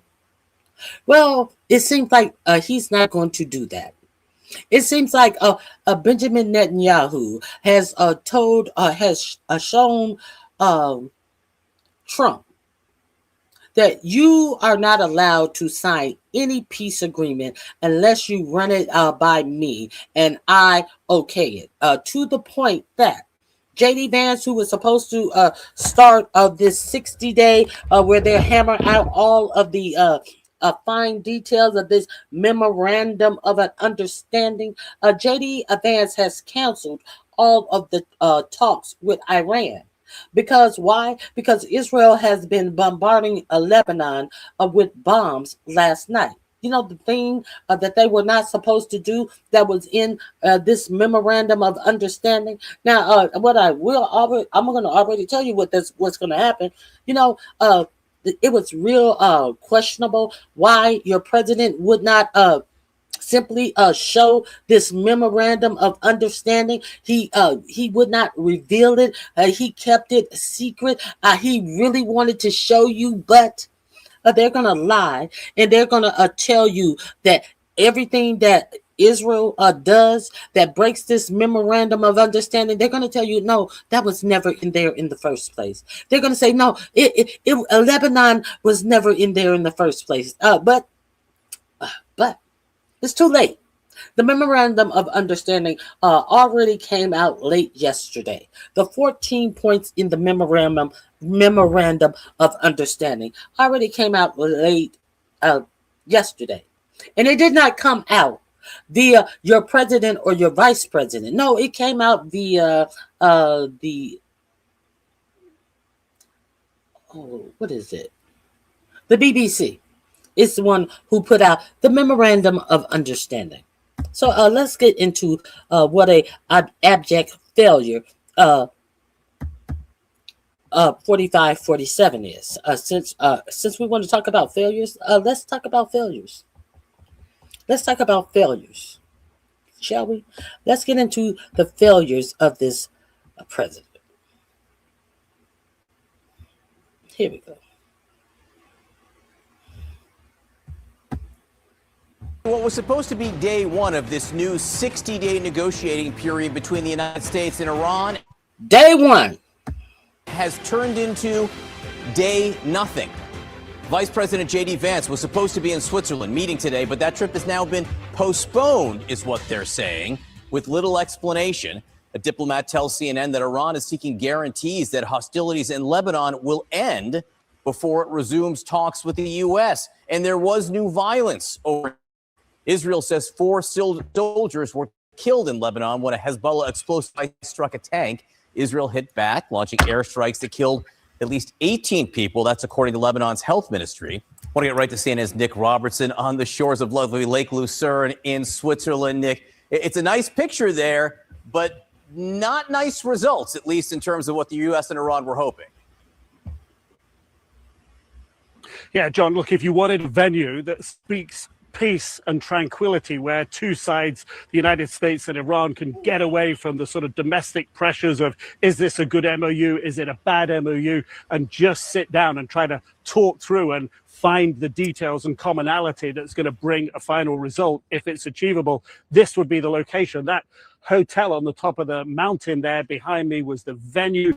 James Bond movies have been done around here. Goldfinger, I believe, was one of them. But right now, the thing that is missing here are the two sides. And as you say there, the Iranians are pointing to Lebanon and saying that that is part of the deal, that the first part of the memorandum of understanding is a ceasefire in all areas, including Lebanon. And part of that first line, first paragraph in the memorandum of understanding is that all sides should respect the sovereignty and territorial integrity of Lebanon. But at the same time, Hezbollah is attacking Israeli troops who are inside of Lebanon. The Israeli prime minister says that is an abrogation of the ceasefire agreement. The Iranians are saying they're not coming until it's sorted out. So where do we realistically stand right now? These talks have been beset and fraught by the issue of Lebanon from the get-go. Months ago, was it or was it not included? It's definitively in the agreement, but that is the trickiest and hardest thing to pin down for President Trump. And this is going to be the question, I think, where the pressure lands from President Trump towards the Israeli prime minister. Can he bring down the temperature of the hostilities there enough to bring the Iranians to the table, the talks table up here? We've seen this before, the ups and downs over the past few months of these talks. Diplomats are working behind the scenes here to try to get the two sides to the table. And until they are, that MOU is just words on a piece of paper. It's not a reality, and that's the difficulty where we stand today. First, I want to just start with the words on paper, right? Kind of more like words on shit paper, like words on toilet paper that somebody to wipe their wet, shitty ass with. Nothing. Talks being called off today. Is that bad news? How should we read that? Well, good morning, Audie. And look, I think we had to expect a lot of bumps in the road because this is a very vague and very partial agreement. It is meant to be the start of negotiations rather than the end of negotiations. And secondly, it did not bind Israel to anything. It did not bind Hezbollah to anything. So Iran now has a card to play, which is peace in Lebanon. And if Hezbollah attacks Israel, which apparently happened, then Israel responds. They can claim, okay, there's no peace, so we don't have to do anything. So there's a lot to play out here. Yes, you just mentioned that last night, at least 16 people actually were killed after Israeli airstrikes. Vice President Vance had pretty strong words for members of the Israeli government who have criticized the agreement with Iran and him. Here's what he had to say. I don't think Bibi himself has actually criticized the deal because I think he's maybe a little bit more familiar with the details of what's in it. But yeah, you've seen people in their system, Ben-Gvir and Smotrich, who've attacked the deal. And I guess my response to them would be, what is your exact proposal? And, you know, you're a country of 9 million people. You can't just kill your way out of solving every single national security problem that you have. As a diplomat, how do you hear how he's defending this? Well, there are several things that come to mind. Number one is that it is an Iranian objective to sow divisions between the United States and Israel. And here, that kind of comment from the vice president about Israel is fulfilling that Iranian objective of sowing those kinds of divisions.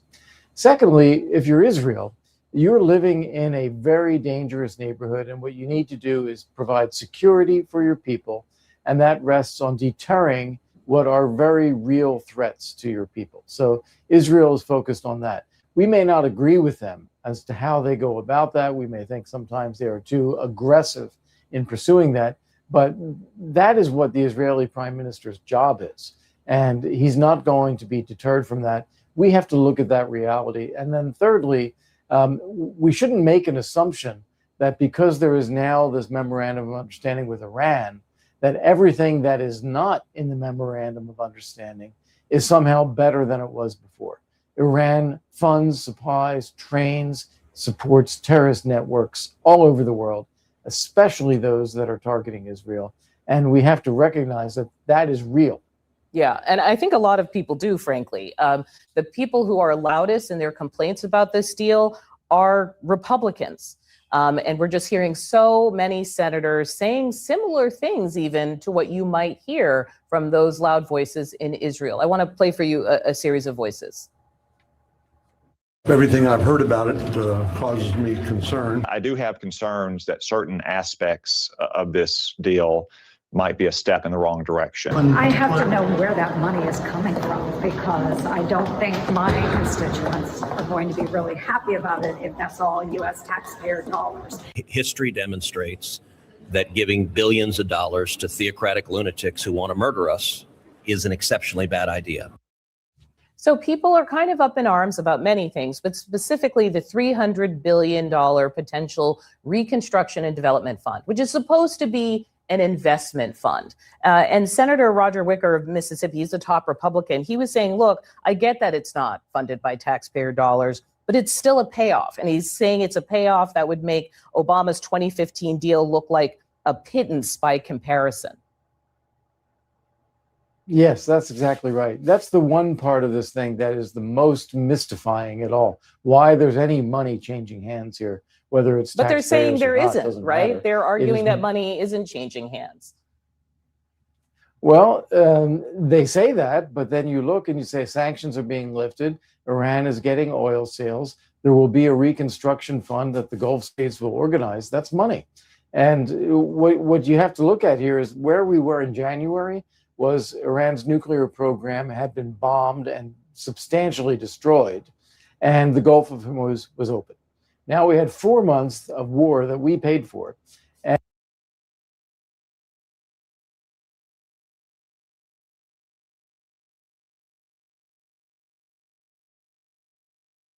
And the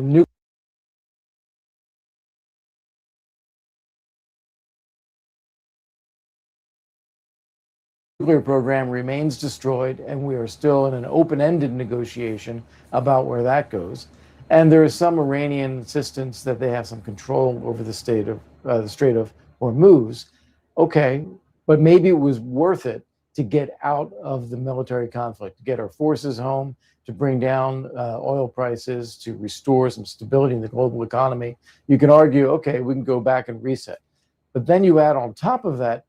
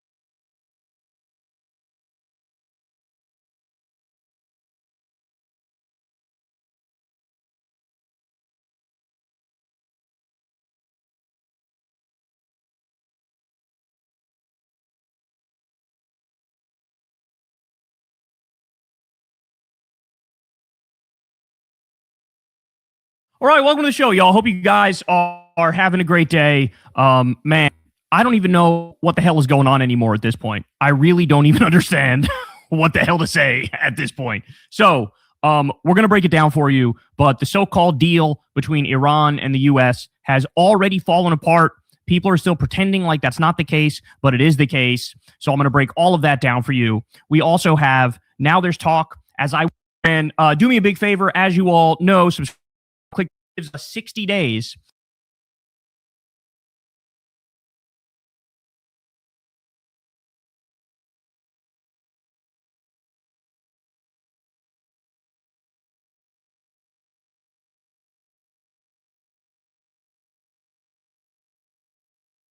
to like halt hostilities to then iron out specifics. That's the notion that we're talking about here, okay? But according to Clash Report here, of understanding between Iran and the U.S. Now, by the way, a memorandum of understanding is just a fancy way of saying we're going to have a deal to make a deal in the future, to make a more specific, detailed, permanent deal in the future. So I believe this gives us 60 days to like halt hostilities to then iron out specifics. That's the notion that we're talking about here, okay? But according to Clash Report here, what's in this memorandum of understanding that the U.S. and Iran agreed to? Well, number one, immediate permanent end to fighting on all fronts, including Lebanon. Now, keep that in mind because that's going to be a sticking point that's going to be important in just a second here. U.S. immediately lifting the naval blockade on Iran and no further interference. The U.S. withdrawing all forces from the region within a month of the final deal. Iran lifting the Hormuz blockage within a month. U.S. and regional partners commit to an Iran reconstruction plan funded with at least $300 billion, okay? Now, Iran lifting the Hormuz blockade within a month is going to be difficult because there's mines in the strait, right? So this is going to require a lot of work to like free it up.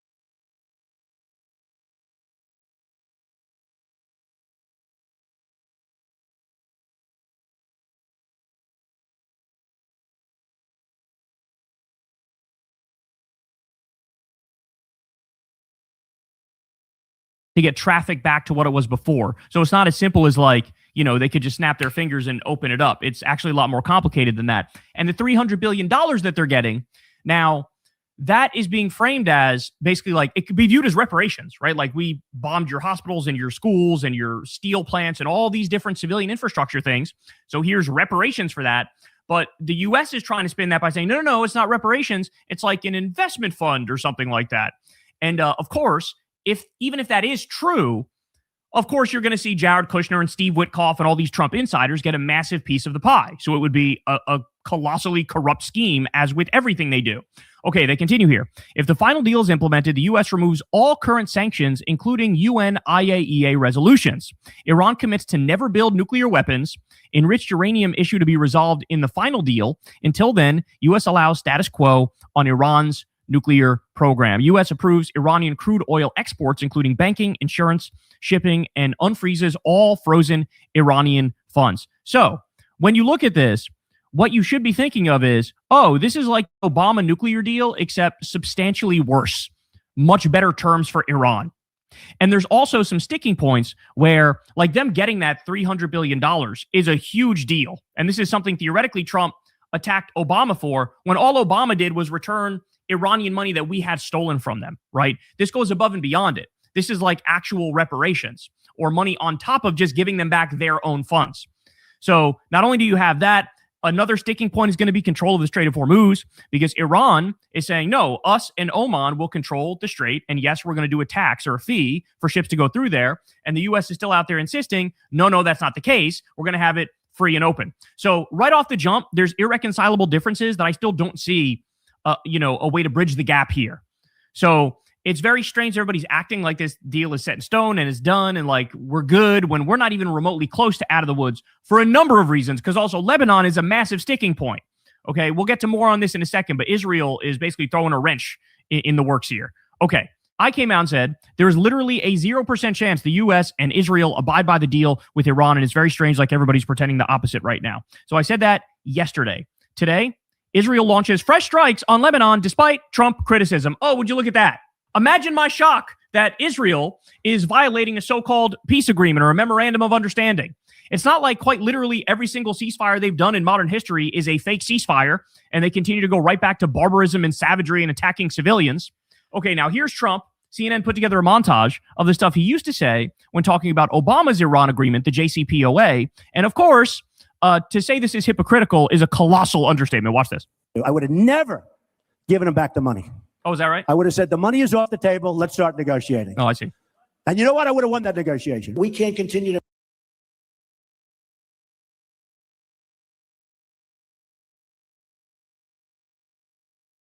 Where's the fool that was in my chat talking about Obama gave back more than Trump gave back? Where's the person who was sitting out here trying to get you to believe that President Obama gave back far more than Trump gave back? I'm really curious to know where that person said President Obama gave them billions of dollars. No, he released their money. He released the sanctions on their own money, $1.7 billion. Not $2 billion, not billions, 1 billion and 700 and some million. Yes, that's what he did. But JD Vance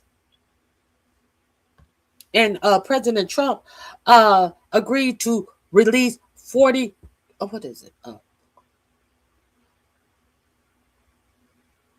agreed to release $42 billion. And they had to give them half up front, which would be what? How many? 12 billion. 12 billion. And he is still up until yesterday, when he was sitting his funky ass on the stage, he was still talking about lying and saying that Obama had given them hundreds of billions of dollars, knowing that it was a lie. It had became he had given them billions of dollars, and he had given them so much money that he had put it in a 757. Let me tell you something. Hundreds of billions of dollars could not have fit in a 757. Could not. Hundreds of billions of cash money would not have fit in a 757. Period. But he set his ass up there at the G7 because he knew his deal was that much worse, and continued to lie and added hundreds of billions to the amount that he wanted to lie and said that Obama gave, because his deal was that much worse than Obama's deal. Welcome to the channel. Please subscribe. Yes, and he released far more money. Exactly. Let's continue. Thank you, very caring. Make deals like that horrible Iran deal where we give them $150 billion back. Yeah, we should give them 300. But they didn't give them $150 billion back. They see, he's lying. He's trying to make it a horrible deal. We gave them $150 billion. No, they didn't. Billion, not $150 billion. What are you guys talking about? Iran deal was so bad. Oh, is that right? I would have said, the money is off the table. Let's start negotiating. Oh, I see.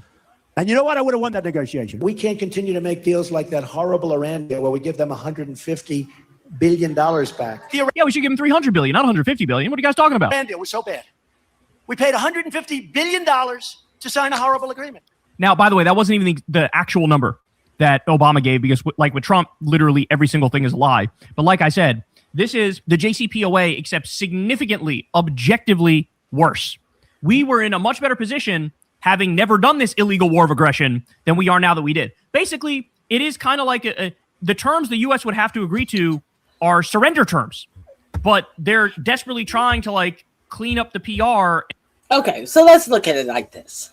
Okay, let's say, okay, Now we understand that JCPOA, the Obama deal, they released 100 billion, no, 1 billion 700 and some $1,000,000.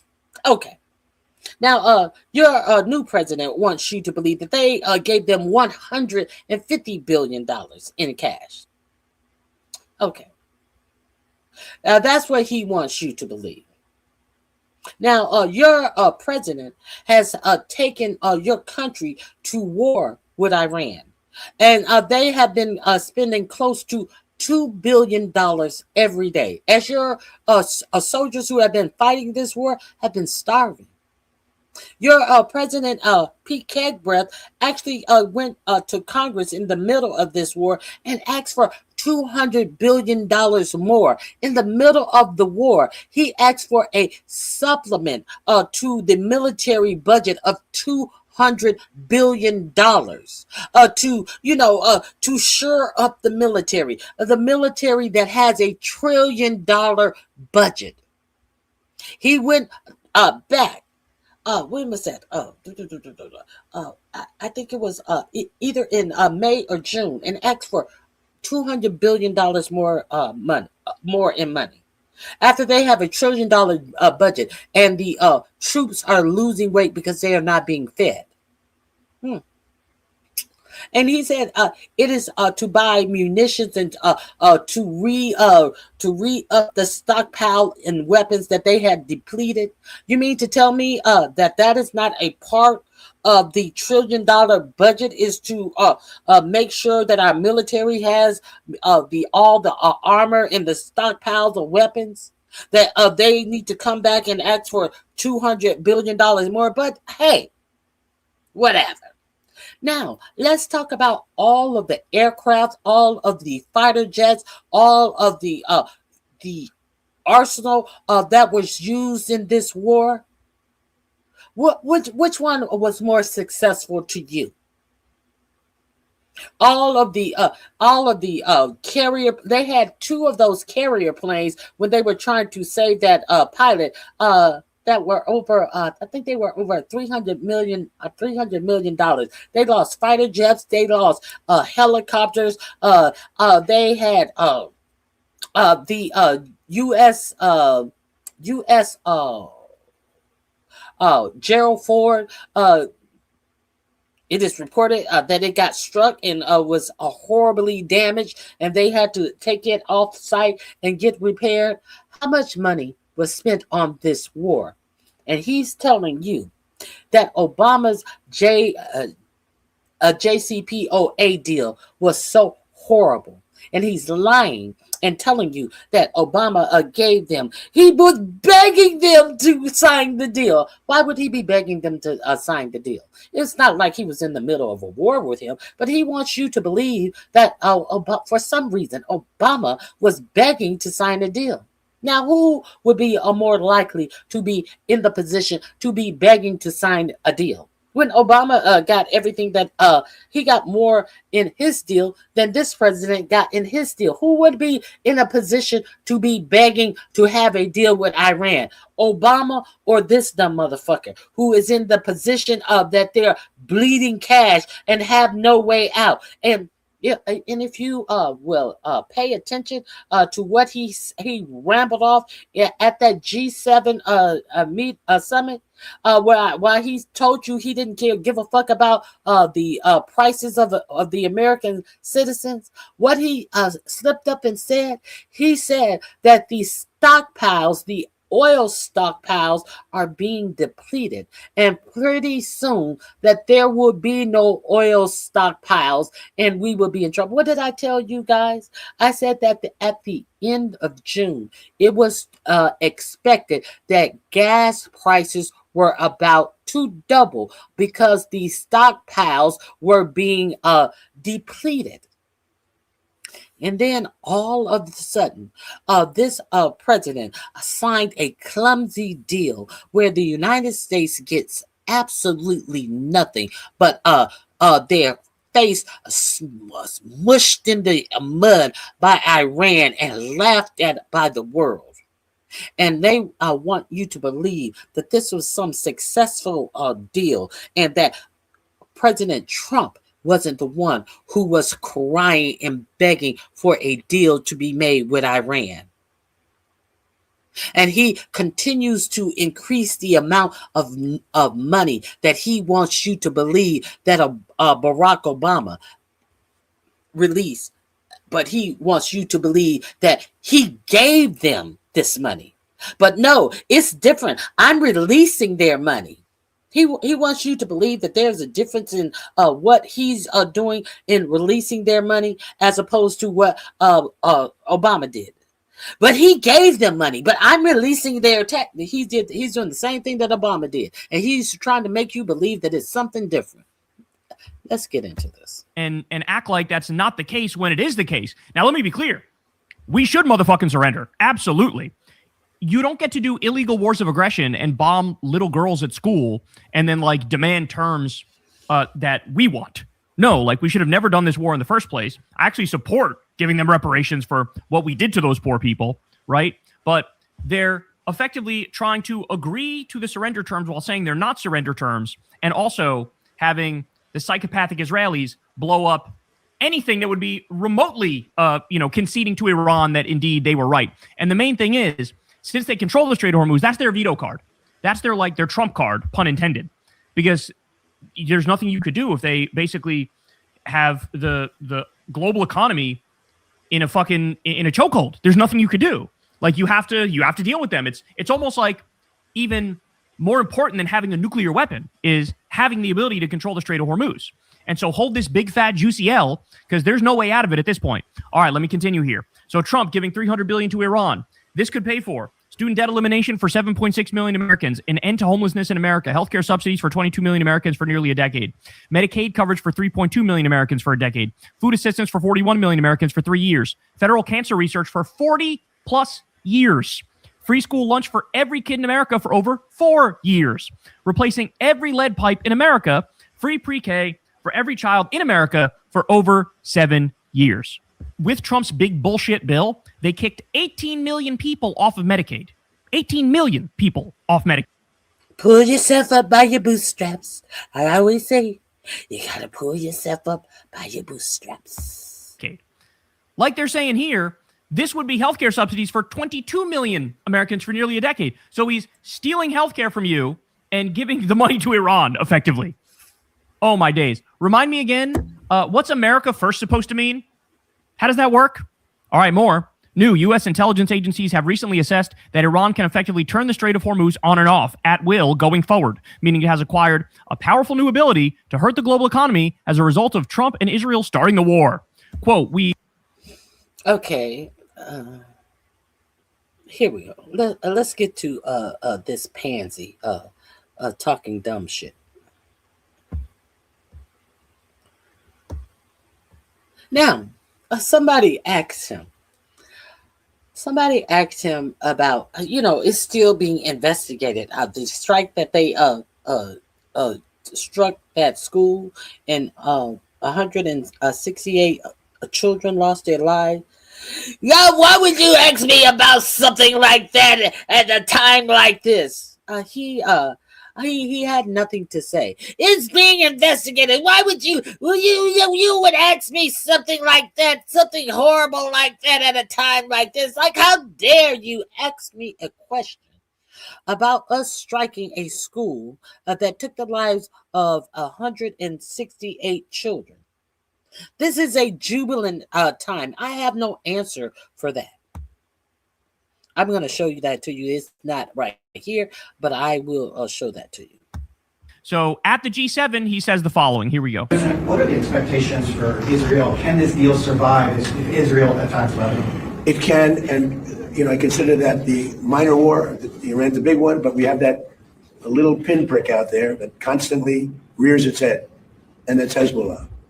And I was very responsible for Syria, and the man that's running Syria now is a person that I put there along with President Erdogan and some others.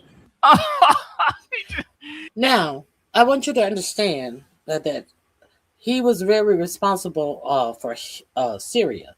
Now, I want you to understand that in his first term, your president was striking Syria. I want you to understand that the interim president of Syria has been to the White House, has visited the White House in Trump's second term. I also want you to understand that the interim president of Syria is a former Al Qaeda leader. You know, Al Qaeda that was fighting against our troops has been sitting in this Trump's second term White House. Yes, invited and sitting in the White House. Why? Because MSB, the Saudi crown prince, told him, hey, you should meet this guy. He's a great guy.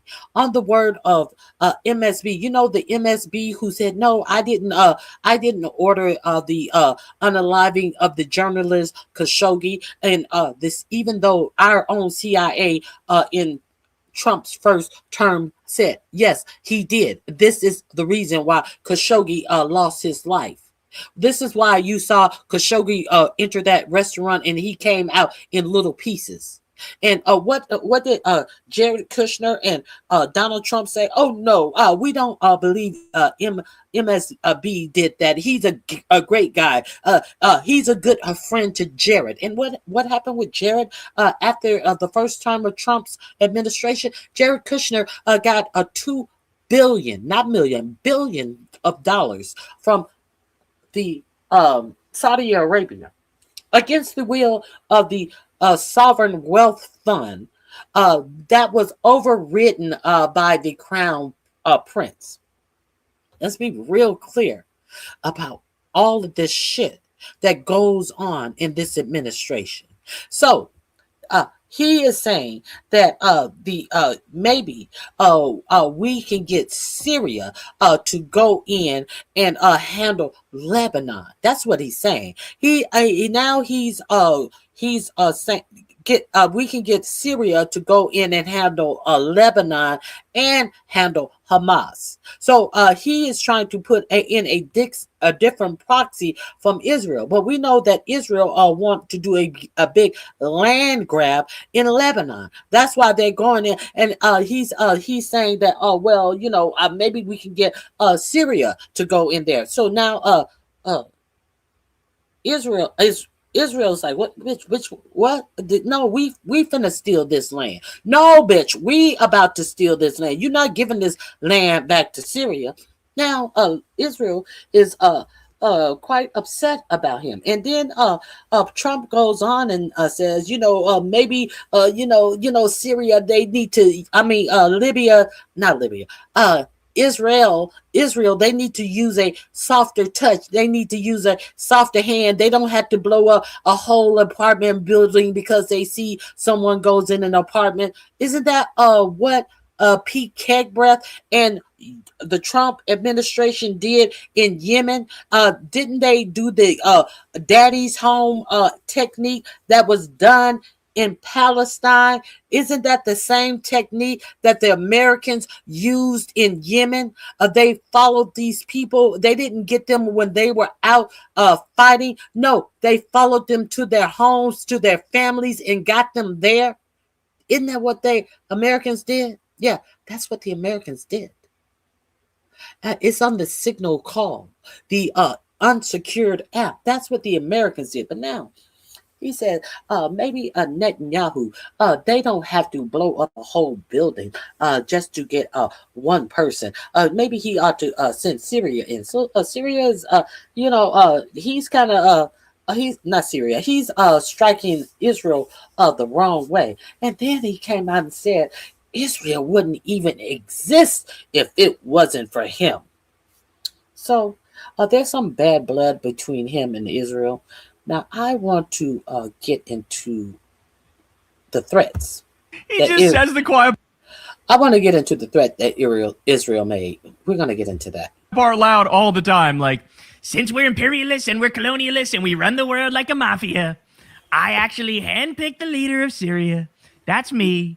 Yeah, he was in Al Qaeda. Let bygones be bygones. Like, that's so incredible. He just says this shit out loud. He's done an amazing job of pulling it together. He's not a Boy Scout, but he's done an amazing job of pulling it together. And he's not a Boy Scout. He was fighting against our own military, but hey, he's useful. He is very good with Hezbollah, does not like them. And I'll tell you. What a shock. The Al-Qaeda guy doesn't like Hezbollah. The Sunni fundamentalist jihadi terrorist doesn't like the Shias who are standing up against the Israeli aggressors. What a surprise. What? Israel's fighting Hezbollah too long and too many people are being killed. And you don't have to knock down an apartment house every time you're looking for somebody, because there are a lot of people in those apartment houses, and they're not all Hezbollah, that I can tell you. And I suggested to Israel to let Syria take care of Hezbollah. Because to be honest with you, I think they do a better job of doing it. Israel, you're committing too many war crimes. Let the Al-Qaeda guy commit some war crimes. And I didn't like Syria. I didn't like where 2 hours before we're signing the agreement that there was an attack in Lebanon, in Beirut. It was right in, it wasn't like in the southern side, and it was in Beirut. I did not like that. I let them know that. I didn't like it. No, but I think that Syria, he's talking about Israel 2 hours before we were going to sign an agreement. I didn't like that. He's pulled that country together amazingly quickly. He's very capable, and he's been very good for me. He's protected everything that I've asked for. He's done. He's talking about the guy in Syria. He pulled that country together very quickly. He asked everything that I've done. What is your president asking of the former Al Qaeda guy who is now running Syria? What particularly have you asked of him? There was an attack in Lebanon, in Beirut. It was right in, it wasn't like in the southern side, and it was in Beirut. I did not like that. I let them know that. I didn't like it, not at all. But I think that Syria, he pulled that country together amazingly quickly. He's very capable, and he's been very good for me. He's protected everything that I've asked for. He's done. And if Israel can't do the job without killing everyone else, he'll do the job. Syria will do the job. Now, I don't know if he's just naive here, but the whole plan was to ethnically cleanse Lebanon, steal Lebanon, just like they destroyed all of Gaza and are stealing Gaza. Like, the plan is expansionist. It's a settler colonial. Exactly. What does he think this job is? The job is to steal the land for Israel, the Greater Israel Project. What could Syria do to finish the job? The job is for Israel to steal the land. What job is Trump talking about? He's a fucking bubble brain. Anyway, let's project. It is an apartheid state. It is an ethno state. It is expansionist by its nature. Okay, they want that greater Israel, and here's Trump like, I don't get it. They're killing all these. They're bombing all these apartment buildings and killing people who aren't in Hezbollah. Yeah, no shit. That's kind of what they do. But I love how he goes, they don't have to bomb an apartment building every time. Why do they bomb an apartment building? As Dave DeCamp says of antiwar.com. The White House group chat when the U.S. knocked down an apartment building in Yemen. JD Vance says, what? Mike Waltz says, typing too fast. The first target, their top missile guy, we had positive ID of him walking into his girlfriend's building, and it's now collapsed. JD Vance says, excellent. And Mike Waltz sends a bunch of positive emojis, the fucking fist bump, the American flag, and the fire emoji. So when Israel bombs the... Do you understand what I'm saying? This is a bunch of bullshit. This is a bunch of bullshit because this is exactly what they did in Yemen. As soon as they took the White House in 2025, this is what they were doing. The same exact thing. Apartment buildings. Why are you bombing the apartment building?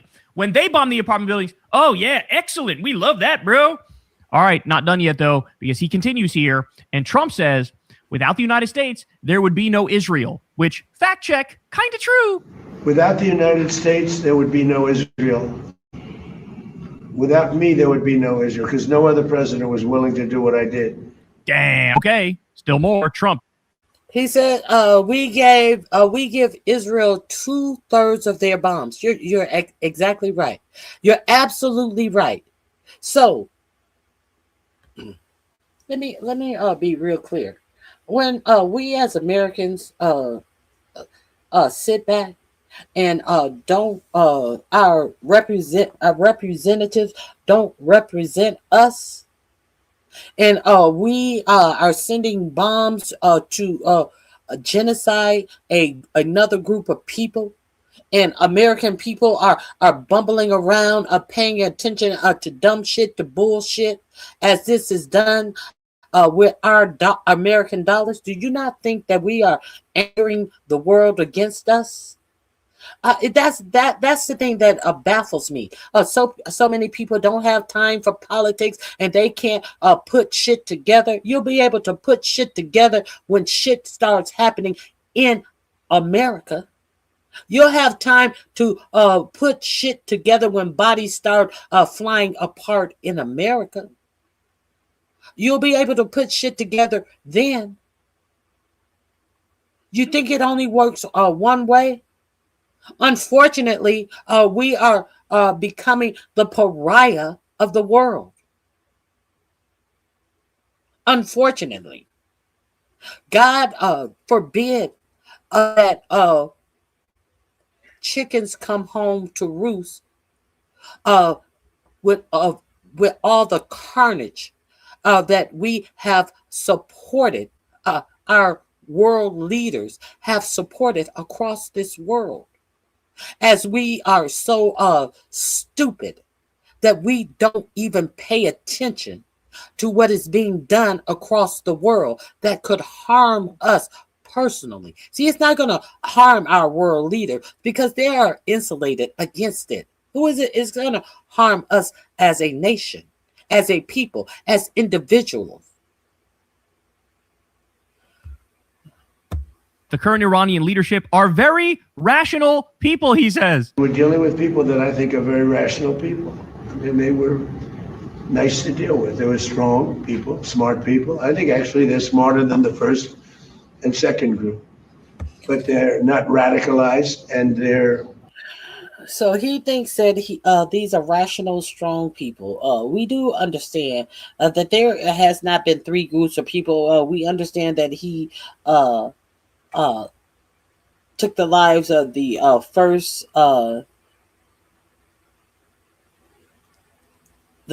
religious leader, and we do understand that his more stringent son has taken the place. All of this, the third bunch. You know, if there were three groups of leaders, he would be able to name them. We took out Soleimani, and we took out Tom. We took out Dick, and now we dealing with Harry. But you know, the first group, we took them out, in the second group, and they were hard to deal with, and now this third group. What is this man talking about? What is presidential about? Anything this man is talking about? The first group and the second group and this third group, they were really good to. You didn't even deal with them. We don't even know who did the negotiations on behalf of the United States, because you never said. We are in a world of trouble. We are in a world of trouble. You know, looking to help their country. So remember, the Iranians hired master psychologists, senior psychologists, in order to deal with Trump. And the psychologist said, here's how you handle him. Here's what you do. Here's how you get what you want.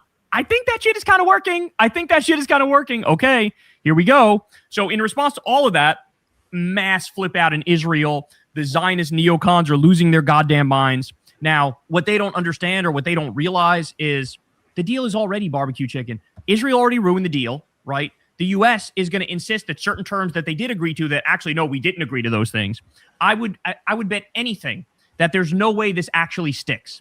But nonetheless, even just the potential discussion of maybe reducing hostilities, maybe getting a ceasefire, maybe having some sort of an agreement, even just the talk of that makes the Zionist war pigs lose their mind.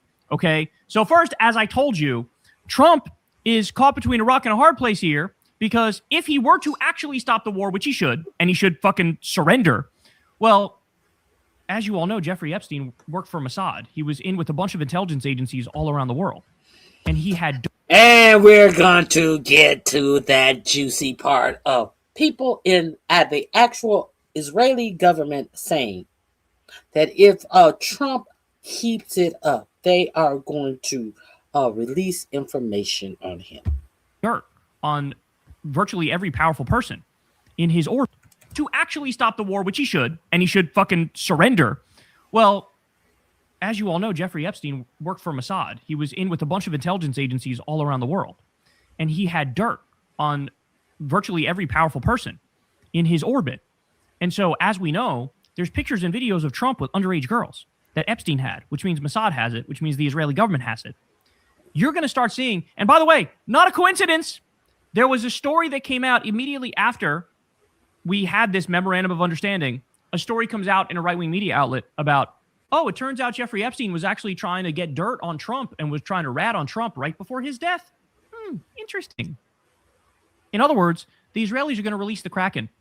If we actually follow through here and don't continue the illegal war of aggression against Iran, you're going to get all the dirt on Trump. So here is a former Israeli intelligence officer, Ari Ben Menashe, and he says Netanyahu has unreleased Epstein material on Trump and other U.S. officials. Listen to this, y'all. Okay, I was mistaken. It's not Ben Degir. It's Ari Ben Menashe. If there's a real deal between the Americans and the Iranians, and it's going towards that, Netanyahu will try to sabotage it. One of the ways he'd sabotage it is by putting out Epstein material against U.S. government officials, including Trump. Think about that. He's just saying it. They're just saying it. Oh, yeah, we can get him to do whatever the fuck we want. We can do it the easy way, right? We'll give you hundreds of millions of dollars, to run your campaign. We'll be your best friend. We'll sing your praises, all that stuff. We'll do corrupt deals with you, whatever you want. Well, we can do it that way. Or if you're not our little fucking dog, our little bitch, and you don't heal when we want you to, then we can do it the hard way too. I'll release all the dirt I got on you. New material that wasn't seen before in public. So it's not just Trump. I know that Howard Lutnick has mentioned there are other officials. And not just Trump, other officials. Hold on. Hot GG61. If that is true, why are you here? Hit the like button. Obviously, you're a fan. So if what you say is true, why are you here? That would mean you are stupid. You are far more stupid than anyone else here could be. So if that is true, why are you here? Are you a fan? Do you want to lick between my toes? Huh? Do you want me to shat some diarrhea so you can lick your tongue up my butt? Why are you here? Oh, you're not. Okay, let's continue.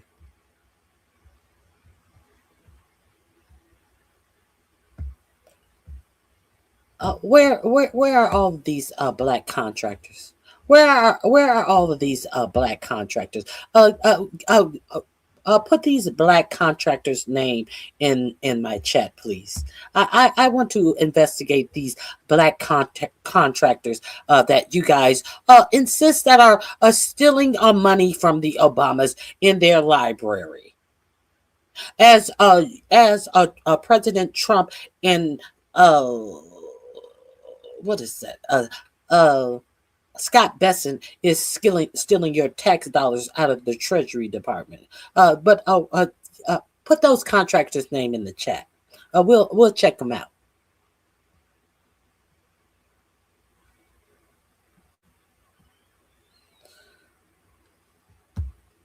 What have black people ever invented? What have white people ever invented? Would be a better question. We have invented everything. We have invented refrigeration that is the reason that you have a refrigerator. We have invented the clothes dryer. We have invented the elevator. We have invented the ironing board. We have invented the lubricator that lubricated the wheels on the railroad trains. We have what else have we? We have invented everything that you use in the United States today. What have white people invented?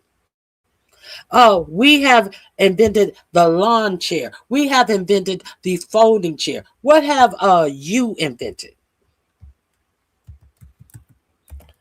What have white people invented? I'm waiting. We invented the traffic light, the stop sign. We have invented separating a plasma from blood. We have invented the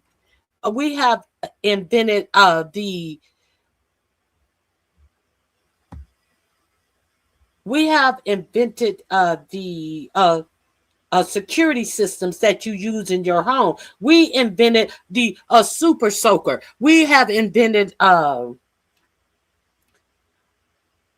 the Star 69 system. We have invented the what is that cable? The cable that you use.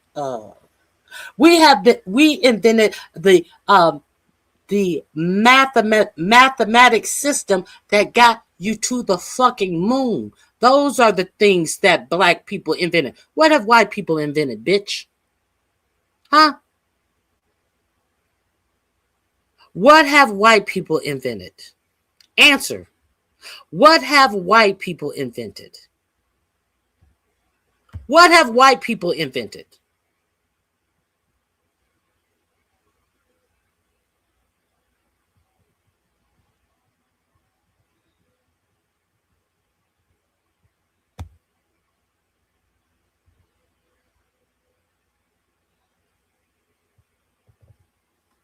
I'm waiting. Where are all these white inventions? I'm waiting. Where are all these white inventions?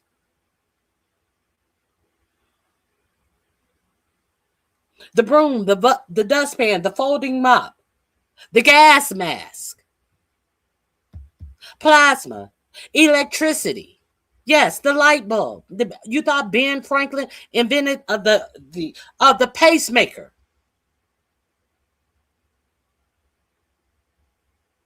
The fuck you talking about?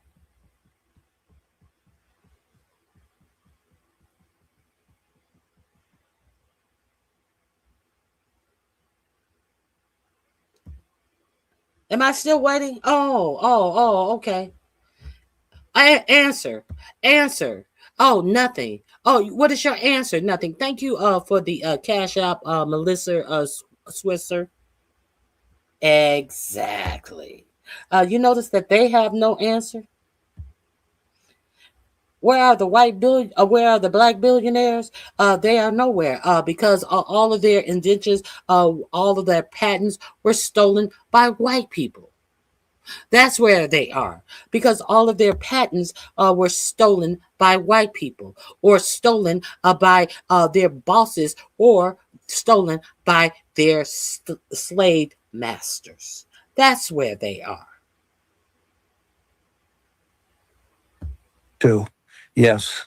So in other words, you twist the arms of other people in the orbit, you better defy Trump.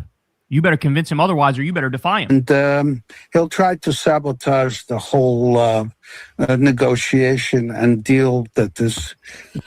A black woman invented cataract surgery. What surgery did a white person invent that you know of? Be quick. Since you want to talk about black inventions, let's talk about black inventions. A black woman invented the security system that you use today. Since you want to talk about black inventions, let's talk about it. That would be that they're trying to make together. Now, remember, as I tell you this, remember, Bill Clinton, Barack Obama, Joe Biden, even George W. Bush, Netanyahu tried to get them to do this illegal war of aggression against Iran too, and they told him to kick rocks. And not only did they tell him to kick rocks, they said, not only are we not going to help you attack Iran, you are also not going to attack Iran. Trump was the only one fucking dumb enough and co-opted enough and corrupted enough to do this in the first place. And now he's up Schitt's Creek without a paddle, son. That's where he is. Okay, ready for this? Clash Report says, Israeli National Security Minister Ben-Gvir, we cannot stop destroying houses in southern Lebanon. We cannot stop, period. We cannot allow the population of southern Lebanon to return. We must continue to control the territory, even if Trump disagrees. We are an independent state. Now, let me just point out to say that last... Now, this is what Ben-Gvir says. We are an independent state. We are a sovereign nation. We do not have to agree to this memorandum of understanding. Understand? This is what he said. Line is 100% not true.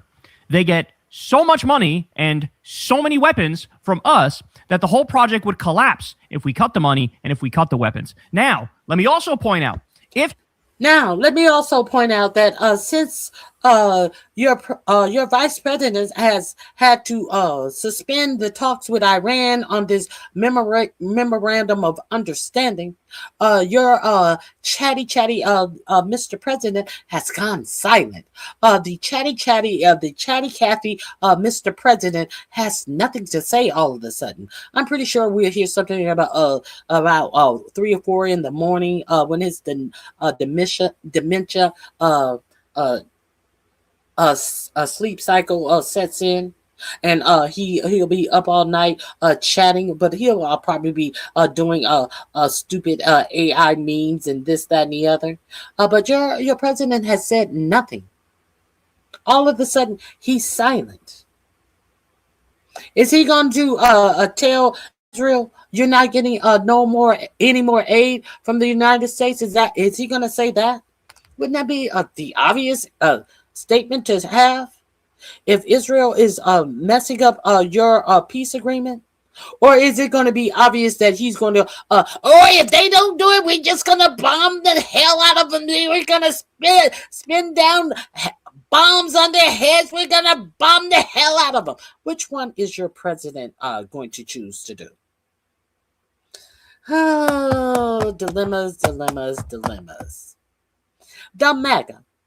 Which would you prefer, Dumb Maga? Which would you prefer your president to do? So let's hear some more of the ignorance that your president is sprouting off, shall we? Let me hear some more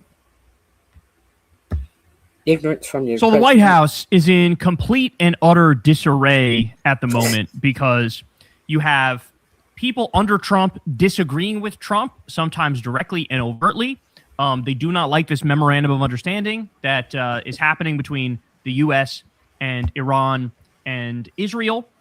And not only that, but now there's word that Trump might fire some of these people if they don't shut the fuck up and get on board. So first of all, let me just show you.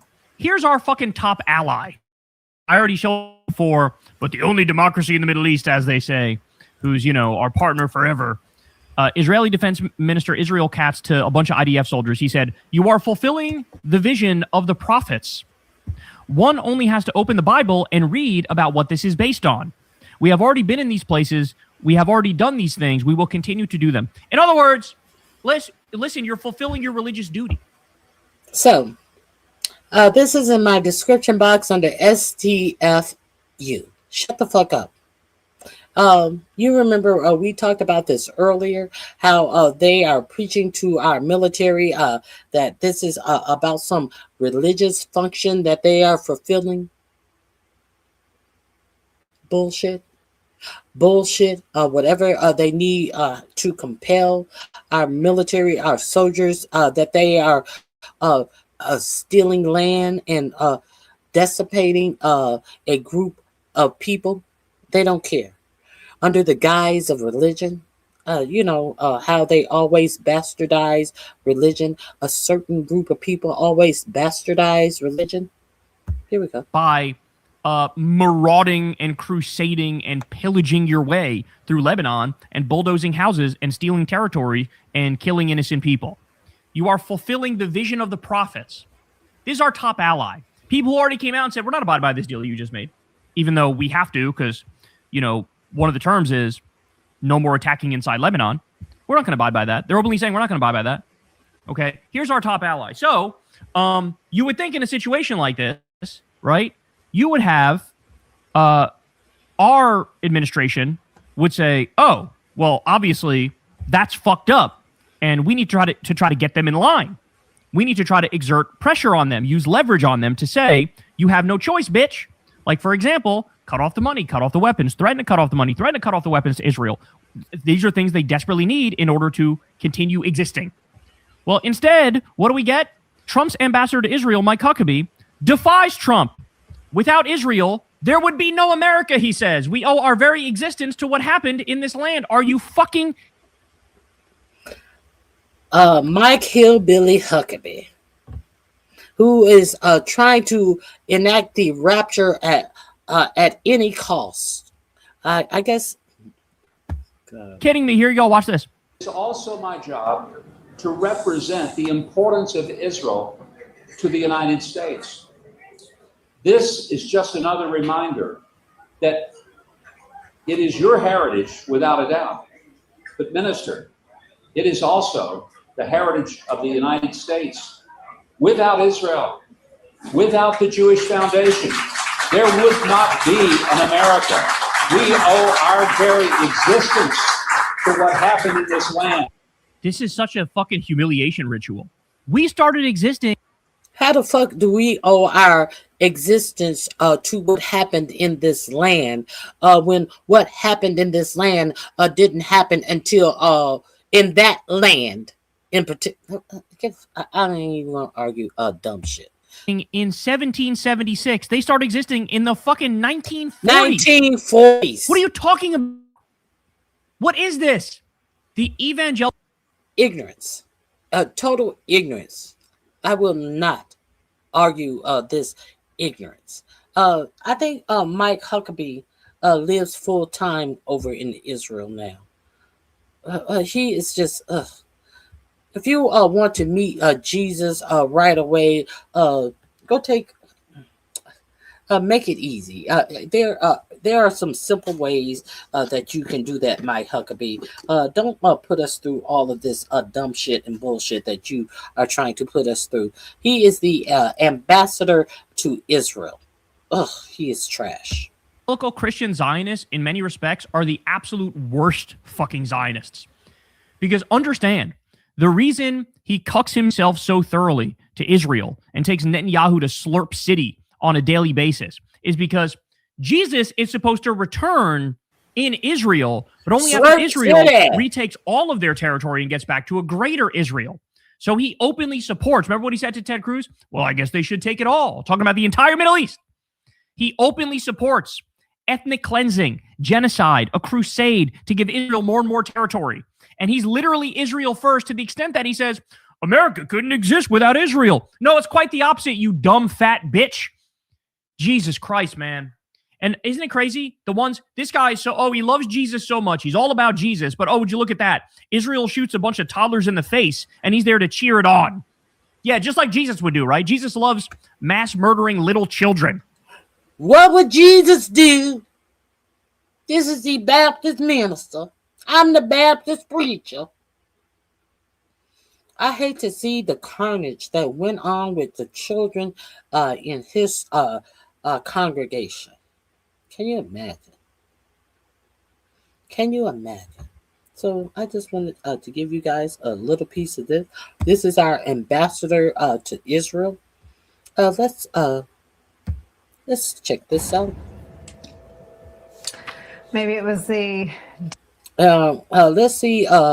President Trump waddle like a sleepy toddler, all about the stage because he's brain dead.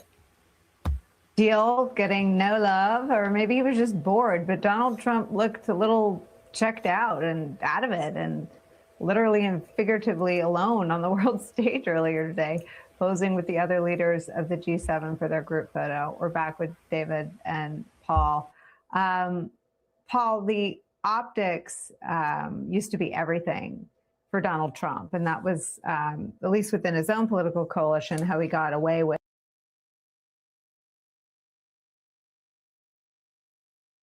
What's that song by the OJs? He looks lost and turned out. Olivia the slave. Something, something all the way to grandmother's house. Lost and turned out. Oh, he's lost and turned out. He looks lost and turned out.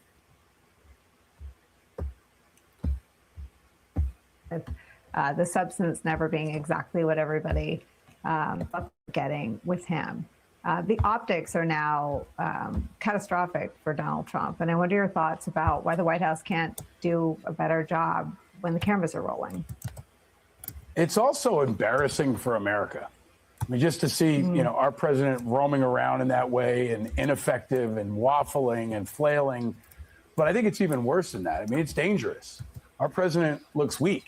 He just took a massive loss, maybe the biggest loss in a generation. And Putin's watching. The North Koreans are watching. The Chinese are watching. So if you're sitting there thinking about what to do on Taiwan, you're in the driver's seat. And our military, I think this will impact morale. It'll definitely impact recruiting.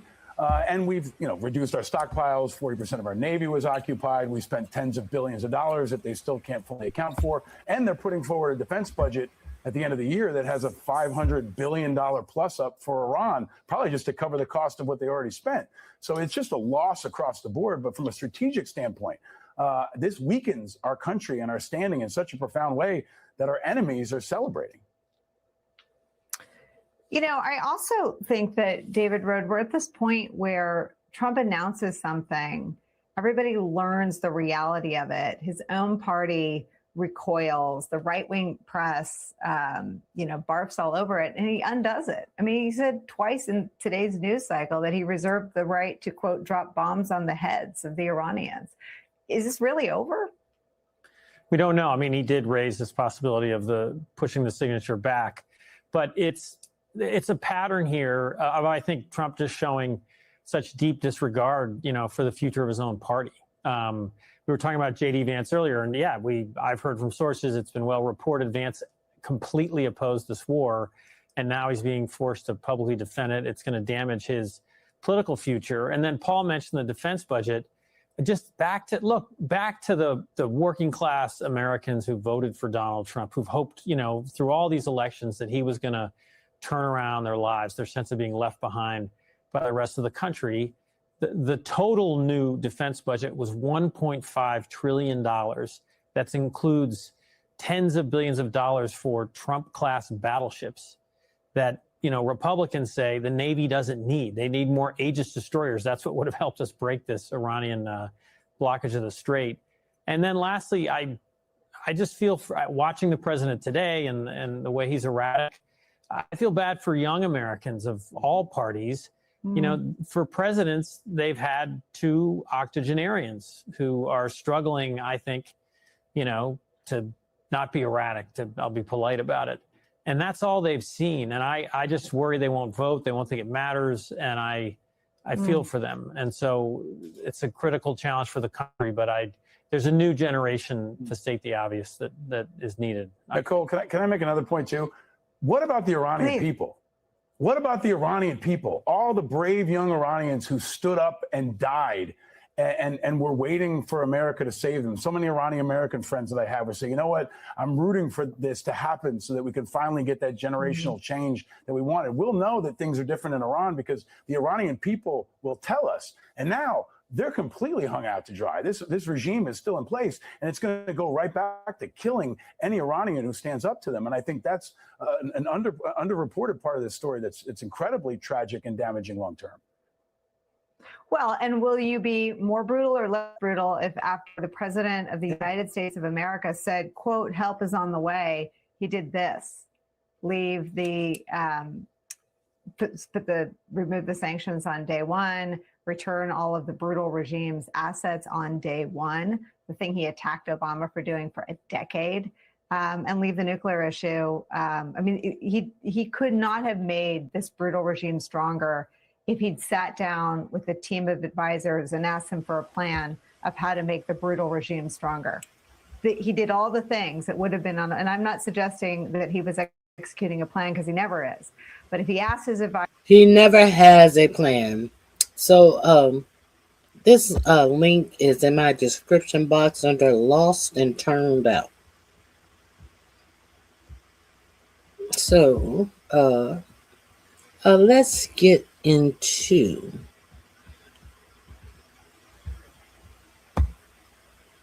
current White House, but success from one of my favorite reporters. If you have not subscribed to this channel, Janta, treat yourself. The text of the MOU on Iran-US peace deal is out, and this has finally confirmed Donald Trump's surrender to Iran. Trump has taken the responsibility. The word being used is undertake. The US undertakes to pay Iran $300 billion worth of reparations. Trump has also pledged to end all kinds of sanctions against Iran, including UN Security Council resolutions. It doesn't get any worse than this for the US. So, if the wording says that the U.S. undertakes, now how many different times have they said that no, the U.S. is not going to pay out any money? No. And now when the text comes out, why do you think that they were trying to hide the text and trying to tell you what exactly was in it without showing you the text? Why do you think they tell you to read everything before you sign it? Because you can are you going to buy a car and let the car dealer tell you, well, your warranty covers X, Y, and Z and A, B, and C, and you sign it and you have no warranty? That is why. So now let's go back. Let's go back and see what does the text say? It's official. The text of the MOU on Iran-US peace deal is out, and this has finally confirmed Donald Trump's surrender to Iran. Trump has taken the responsibility. The word being used is undertake. The US... Trump has taken responsibility. The word being used is undertake. The U.S. undertakes to pay Iran $300 billion worth of reparations. If that's what the text says, that's what the text says. Trump has also pledged to end all kinds of sanctions against Iran, including UN Security Council resolutions. It doesn't get any worse than this for the US. Nothing will change as far as Iran's nuclear program is concerned, at least for now. The US Treasury, which was trying to manipulate currency to cause economic turmoil in Iran, will now remove all sanctions on the Islamic Republic's ability to export oil. Iran will also be allowed to charge service fees to allow the safe passage to ships through the Strait of Hormuz. I mean, what a tight slap. This is going to be the broad focus of my video tonight. Also in this video, a Zionist has a meltdown when security officials in the World Cup football allegedly confiscate his flag but allow Palestinian flags to be raised during a match. So please stay tuned. So there was nothing wrong in our reporting on the American surrender to Iran. This is now confirmed after the full text of the MOU was released today. The Iranian claims on the $300 billion worth reparation and the unfreezing of $24 billion worth assets were absolutely true. Even the Iranian claim on the future control of the Strait of Hormuz has turned out to be true.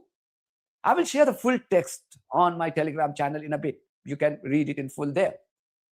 Since there has been so much of confusion over the Iranian claims on the $300 billion worth of reparation, here's what the actual text says on this.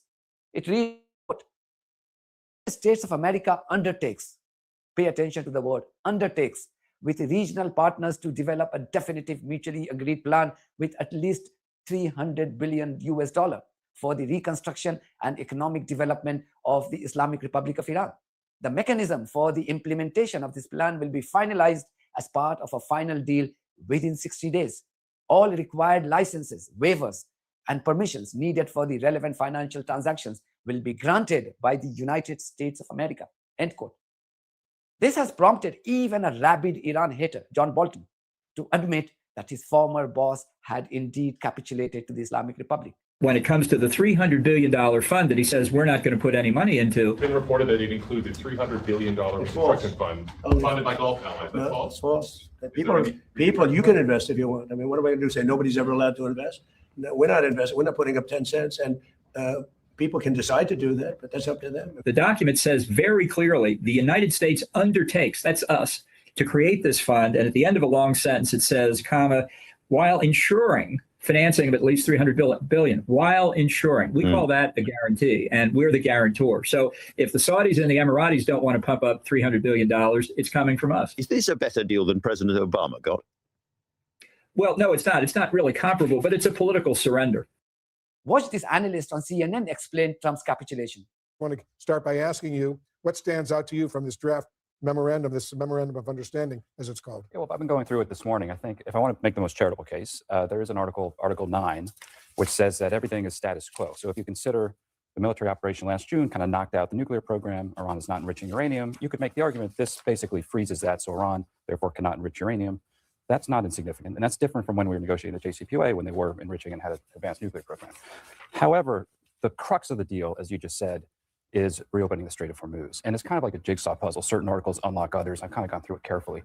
Basically, Iran is committing to not fire at ships so that ships can go through the Strait of Hormuz. They're really making no other commitments in this entire text. I don't see any other commitments from Iran. The US is committing to actually very significant concessions that Iran has always really wanted. And particularly in the immediate term, with this exchange to open the strait, we commit to waiving all oil sanctions, banking sanctions, trade in the petrochemicals. That's basically returns to what was in place under the JCPOA, under the Obama era deal. That's massive revenue for Iran, Wolf, up to 60, maybe more $billion a year. Up until now, this deranged occupant of the White House claimed that his illegal war wasn't hurting the Americans, as his country had excess oil and there was absolutely no shortage in supply. So much so that he even offered the rest of the world to buy oil from the US. He had even claimed that ships from around the world were heading towards the American coastline to buy the US oil. But how long could he fool the world with his lies? Today, he sensationally admitted that had he not signed the peace deal with Iran, the world would have run out of the oil supply. I'm going to get bad press. I know that. Now, if I did the opposite, if I went out and continued to bomb them for another 4, just bomb the hell out of them, I'd get bad press. There's nothing I can do. But what this does is it allows the ships to go. If we keep bombing, those ships won't be going. And you're talking about $500, $600, $700 million a day. It's a lot of money, a lot of money. That's why the world is okay. It's liquid, it's fine. Also, we run out of reserves in about 4 weeks. You know, there are reserves all over the world, and we would really run out. And there'll be a time when you wouldn't be able to get it. And you want to see bedlam? No wonder Israeli terrorists are having an unprecedented meltdown over the prospect of a peace deal between the US and Iran. What is making the matter worse for the rogue settler colony and its barbarians is Trump's refusal to slow down on the constant humiliation of his terrorist Israeli boss. He once again claimed today that the settler colony wasn't nothing without him. We had this deal done. You had a deal that was going to give them legally a nuclear weapon. And if that happened, Israel would have been blown away. And in all fairness to Bibi Netanyahu, who happens to be a good man, gets a little excited sometimes. But he happens to be a very good man. We've had an amazing partnership. He's been an amazing prime minister. We have a little dispute over Lebanon. I say, you can do a little softer touch, Bibi. You don't have to knock down a building every time somebody walks into it that's from Hezbollah. But it's been an amazing partnership. But he will say, we're the big partner, and he's the very small partner, and that's true. So he came to the country, and he begged Barack Hussein Obama, the president, not to do the JCPOA. Trump's change of heart on the settler colony is beginning to worry Israeli terrorists, as explained by this Middle East correspondent of London Sky News. Without us, without the United States, there would be no Israel. Without me, there would be no Israel, because no other president was willing to do what I did. So, has Donald Trump turned against Israel? Well, a lot of people here are beginning to wonder and to wonder, because for a while now, the US president has been their closest and most loyal ally. American and Israeli forces attacked Iran together. Trump and Prime Minister Benjamin Netanyahu seemed like a team. Both agreed that Iran could not have nuclear weapons. But then came a widening divide. Netanyahu determined to fight Hezbollah in Lebanon. Trump focused on getting a deal with Iran to reopen the Strait of Hormuz and to ease the pressure on the global economy and, well, let's be honest, to push down prices for American consumers. The problem is those two ambitions don't actually fit terribly well together. Hezbollah, the group pursued by Israel, are backed by Iran, the country that America was negotiating with. And this time, Trump has picked pragmatism over geopolitical loyalty. His focus is on getting the deal done, and he doesn't want Israel to derail it. So he started to criticize both Netanyahu, who he described as effing crazy, and has said that Israel has gone too far in Lebanon, where it has killed more than 3,500 people and displaced more than 1 million. I'll tell you what, Israel's fighting Hezbollah too long and too many people are being killed. And you don't have to knock down an apartment house every time you're looking for somebody, because there are a lot of people in those apartment houses, and they're not all Hezbollah, that I can tell you. Hezbollah and Iran want Israel to withdraw from Lebanon. Netanyahu has said his forces will remain there for as long as necessary. But now he's facing a horrendous political choice.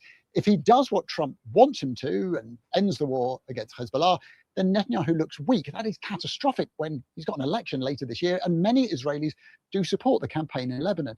But if he defies the president, then he risks ostracizing Israel's great ally and infuriating a man who is infamous for holding grudges. Meanwhile, Israelis have continued to bomb southern Lebanon, despite the US and Iran signing an MOU on a potential peace deal. Israeli terrorists last night slaughtered at least 4 civilians in southern Lebanon.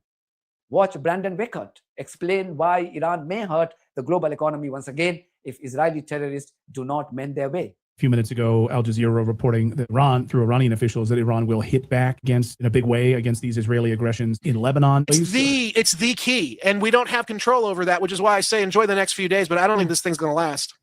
So you heard from former Israeli intelligence officer back in February, Ari Ben Menashi, saying Benjamin Netanyahu would release the full weight of the Epstein files in order to prevent a U.S.-Iran peace agreement. But I think that the real issue with the Trump family in general is they're highly exposed to Israeli business interests. So irrespective of whether the Epstein thing, there's anything there, or if it's just bluster, the fact of the matter is the president and his family are making a lot of money off of Israeli business ties. Trump cares about one thing alone, and that is money over all else. And I would just say also that the Israelis will not go quietly, regardless of the Epstein thing. They've got moves to complicate things. And lastly, I'll just say, if they go too hard against Lebanon, these Iranians don't even have to fire missiles. All Iran has to do is call up Lloyd's of London and say, guess what? Remember how we said we're going to let all the ships through the Strait of Hormuz? We're not doing that now, because they're going to figure out, they've already figured out in Tehran, the pathway to getting America to pressure Israel, because that's the problem, pressuring Israel, is to cut off our economic sources. So they're going to go after the Strait of Hormuz again. They will put their foot down on the neck of the strait, and it will put pressure on Trump in ways previously Trump was able to avoid. Now that those buffers we're hitting tank bottom here, that's it. Trump will have to do something very serious against the Israelis if the Iranians decide that the Israelis have gone too far into southern Lebanon. This is a settler colony's real worry. They are already losing the PR battle in the US. The land it thought it had occupied for good. However, the changing perception even amongst the conservative Christians about the settler colony is leaving Israeli human devils extremely worried. They've tried everything.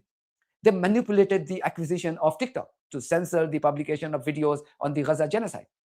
Pro-Israeli billionaires were then unleashed to acquire the entire media landscape in the US.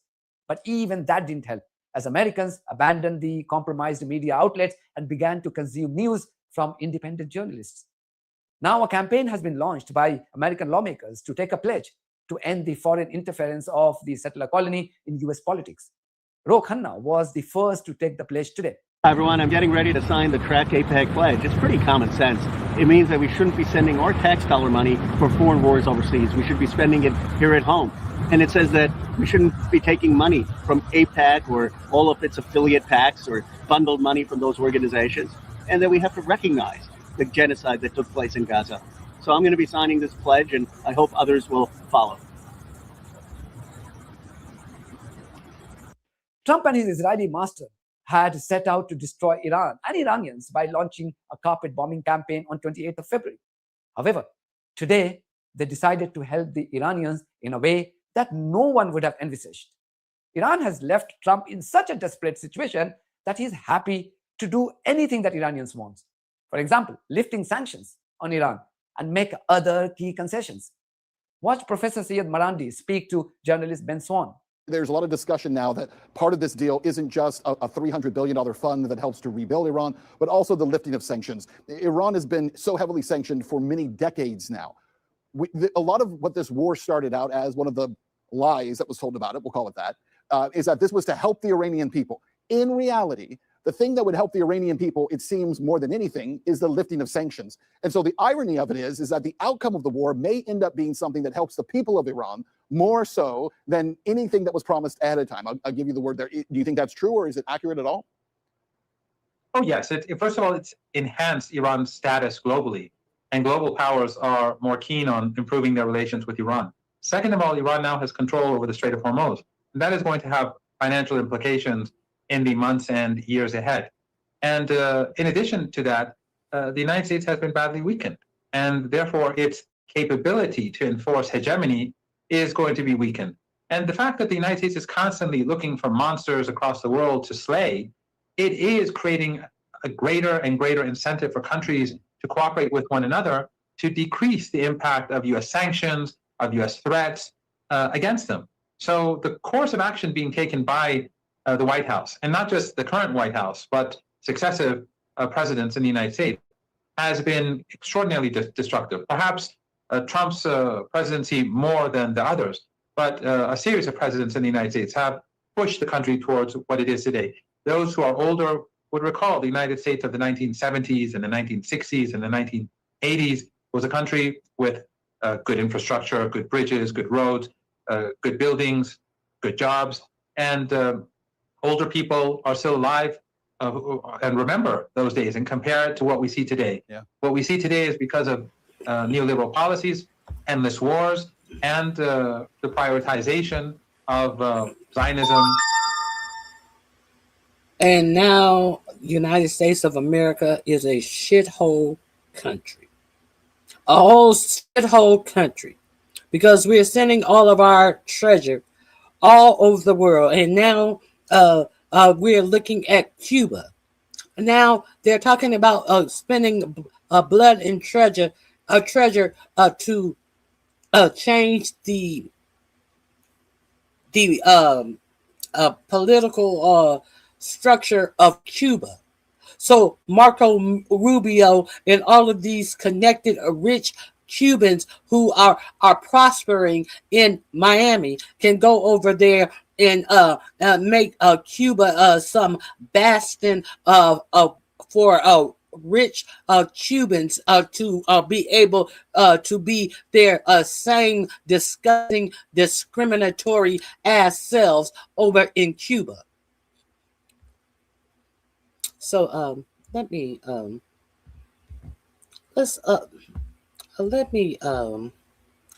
pause. Take a little pause. Somebody wants to argue. Somebody wants to argue. If you want to argue with me, go through my videos. Every day during Black History Month, I give you a highlight of great achievements in Black history. So why are you acting as if I don't know the greatness of Black people? Because you pretend like white people created everything in this. I guess you believe JD Vance and Donald Trump when they say that they created this country and everything in this country was created by you, meaning white people. I guess you guys really want that to be true. But over here on this channel, we only deal in facts. Now, this motherfucker wants to argue me up and down about the motherfucking traffic light. I give you the traffic light and 99 more things of importance that you did not know. Three-light traffic light. The three lights that changed our lives. Before we get right into the video, please smash the like button and subscribe to the channel so you can catch all the parts in this series and keep informed of our eye-opening Black narrative. Number 100, three-light traffic light. The three-light traffic signal we see today has greatly improved our safety on the roads, but very few people know that the traffic signal was inspired by the invention of a black person.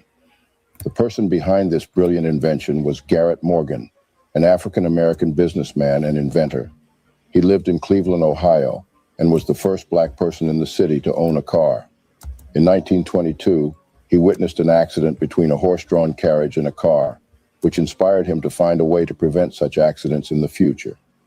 At that time, police officers were responsible for directing traffic, but it was difficult for drivers to see them, and their signals were limited to just stop and go.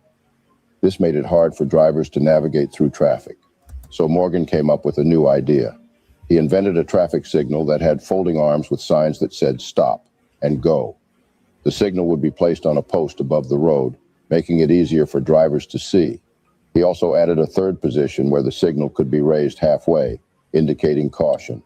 This was like the modern yellow signal that we see today.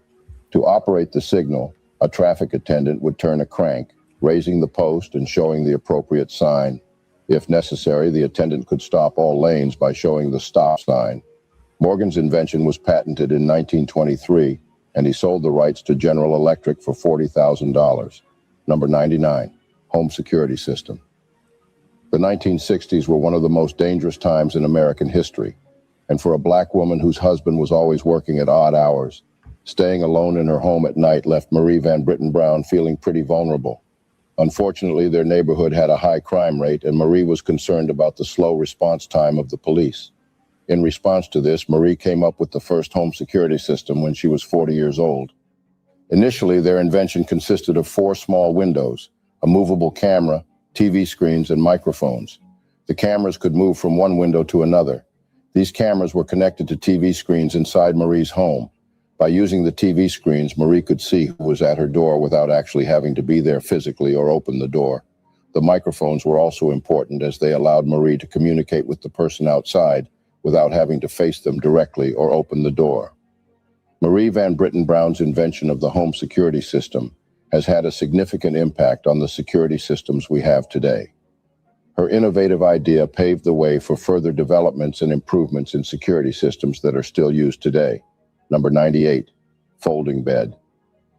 In 1885, African-American inventor Sarah Good would create one of the most famous inventions designed for maximum comfort.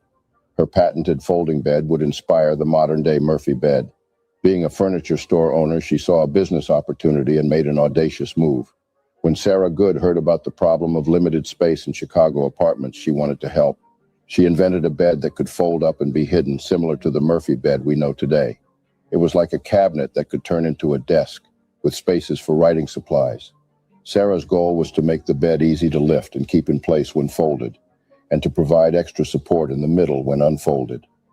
In 1885, Sarah Good became one of the first African-American women to get a patent for her invention of the folding bed. Number 90, protective mailbox. In October 27, 1891, Philip B. Downing was granted a patent that changed the mail system forever. That patent was for a street letterbox, essentially the mailbox we see all around the country, where you can post a letter any time of day.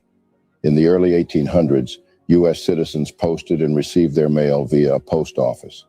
People would need to travel far distances to visit their local post office for their mailing needs. So there was a need for a better, more convenient solution. Downing designed the mailbox that we all recognize today, a metal box with 4 legs.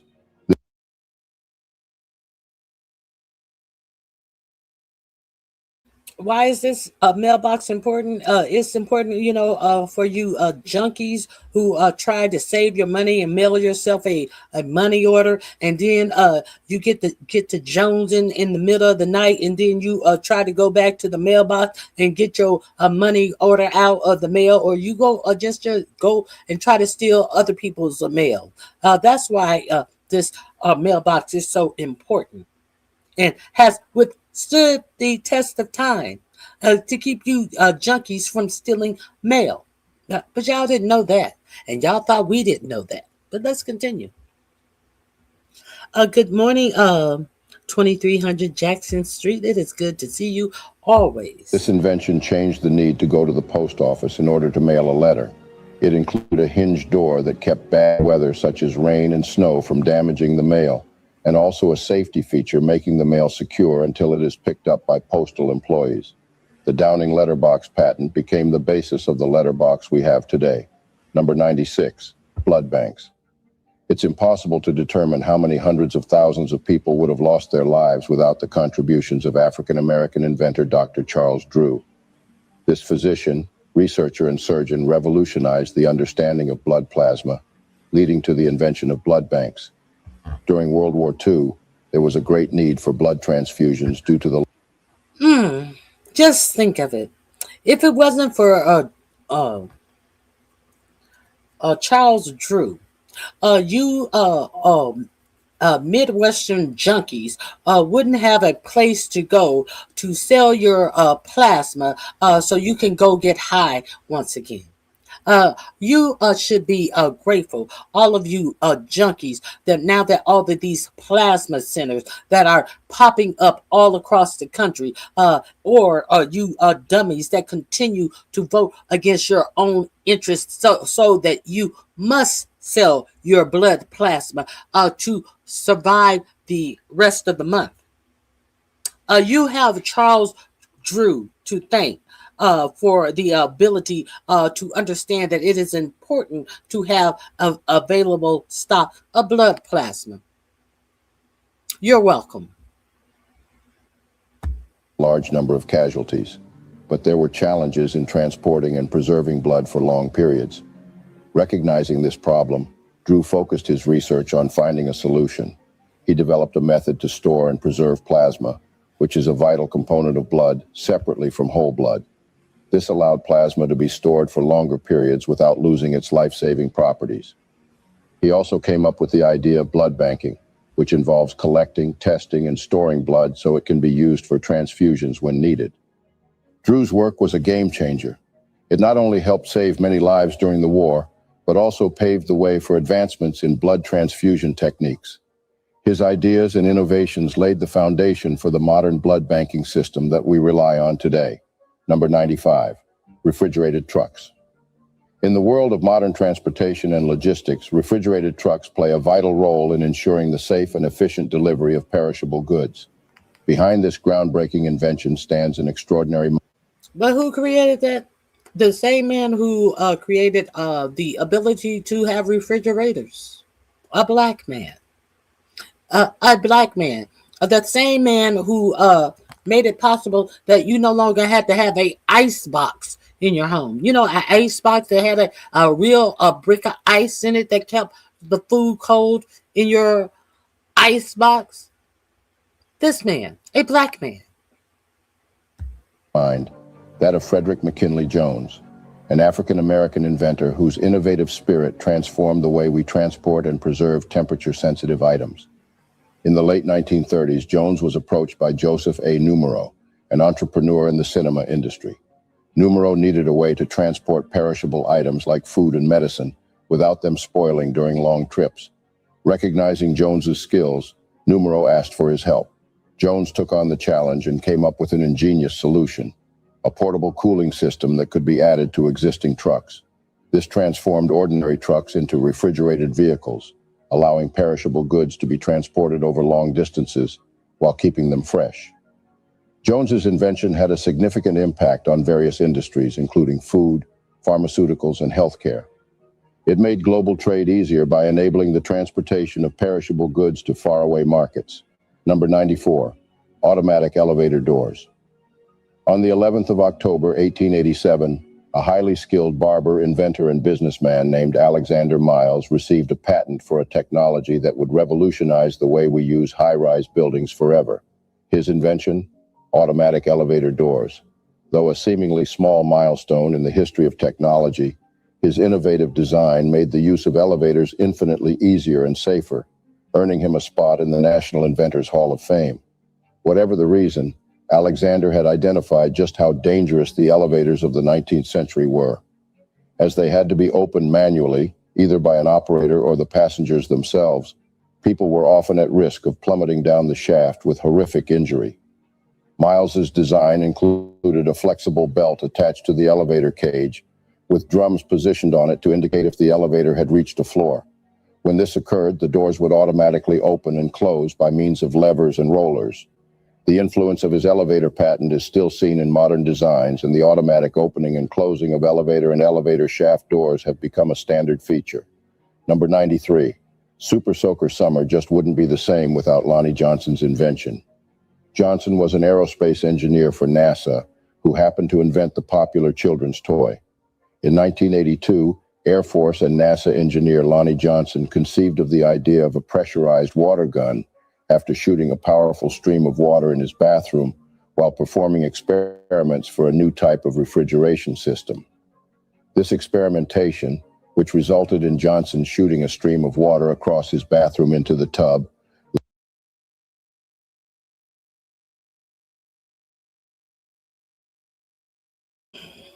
And of course, what happened with that experiment with this toy, he sold it, and they undercut him in the sale price, and they created more models and cut him out of the price. Of course, a huge company owned by non-black people.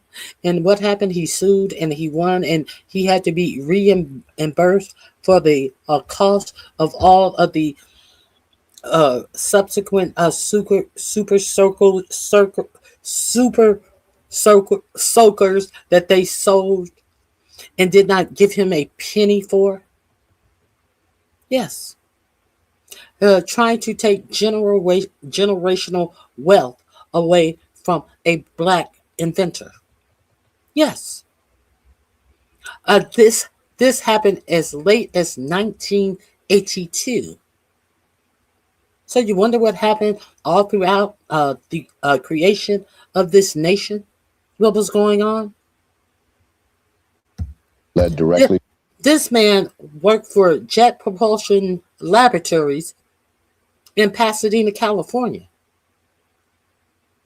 This wasn't somebody from Arkansas or some buttfuck. This was an engineer at NASA that they did this to. Can you imagine what they were doing with uneducated inventors? Inventors that couldn't read but could just invent. Can you imagine? And somebody asked me, what had black people invented? But they couldn't tell me what a white person had invented. To the development of the power drencher, the precursor to the super soaker. Number 92, tissue holder. Mary Beatrice Davidson Kenner, along with her sister, was a wizard of making your trip to the bathroom as pleasant as possible. They both invented a toilet tissue holder in the 1970s, which they share a patent on. This invention was created with the purpose of eliminating the problem of grasping the free end of a toilet paper roll, which happens when the free end of the paper is positioned tightly against the remainder of the roll. This invention helps by always keeping the toilet paper in an accessible position, making it more convenient to get a roll of paper right when you need it. Number 91, peanut butter. Generally, when people think of famous African-American inventors, one of the first names that springs to mind is George Washington Carver. Perhaps most famously, Carver's inventions included the discovery of over 300 different uses for peanuts, such as making peanut butter. Number 90, laser phaco. Imagine living in a world ranging from hazy, clouded vision to that of total darkness for 30 years. Before 1985, that was the plight of those with cataracts who did not want to risk surgery with a mechanical grinder. As a noted ophthalmologist and famous black inventor, Dr. Patricia Bath dedicated her life to the treatment and prevention of visual impairments. Her personal belief that everyone has the right to sight led to her invention in 1985 of a specialized tool and procedure for the removal of cataracts. With the laser phaco probe and procedure, Dr. Bath, number 89, automatic gear shift. Richard Spikes was a well-known inventor whose automatic transmission for the vehicles, number 88, dustpan. The first dustpan, number 87, Gold Tee golf, was totally a different sport before Dr. George Grant came along. Prior to the invention of the first rotary head lawn sprinkler in 1897 that sprayed water in two directions. In 1898, he was granted a second patent for modifications and improvements to his original design. His invention eliminated the need to drag a hose over the lawn and reposition it periodically to ensure a relatively even watering of the lawn. Number 84, ringing mop. In 1893, Thomas W. Stewart would devise an invention that would make cleaning less of a back-breaking labor. The ringing mop we know today was inspired by his invention, which provided a way to care for the slate, stone, or marble floors that were a feature of the homes of the aristocracy, and later the middle class. Number 83, reversible stroller. Modern-day reversible strollers and baby carriages are the work of African-American inventor W.H. Richardson. Number 82, biscuit cutter. By 1863, A.P. Ashbourne worked as a food product. Number 81, airplane propelling. While the Wright brothers designed and constructed the world's first practical fixed-pitch propeller, it was black inventors, among many others, that would improve the mechanics to be what it is today. In 1920, African-American inventor James Sloan Adams granted a patent for a new. This rounds up the part 1 of our series on the 100 black inventions.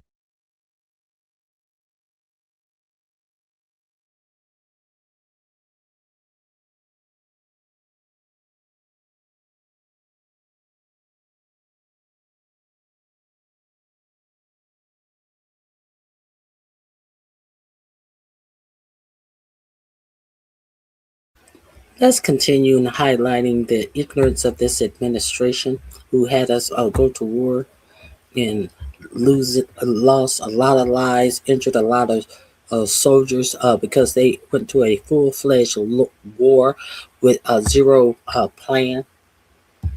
Let's go here.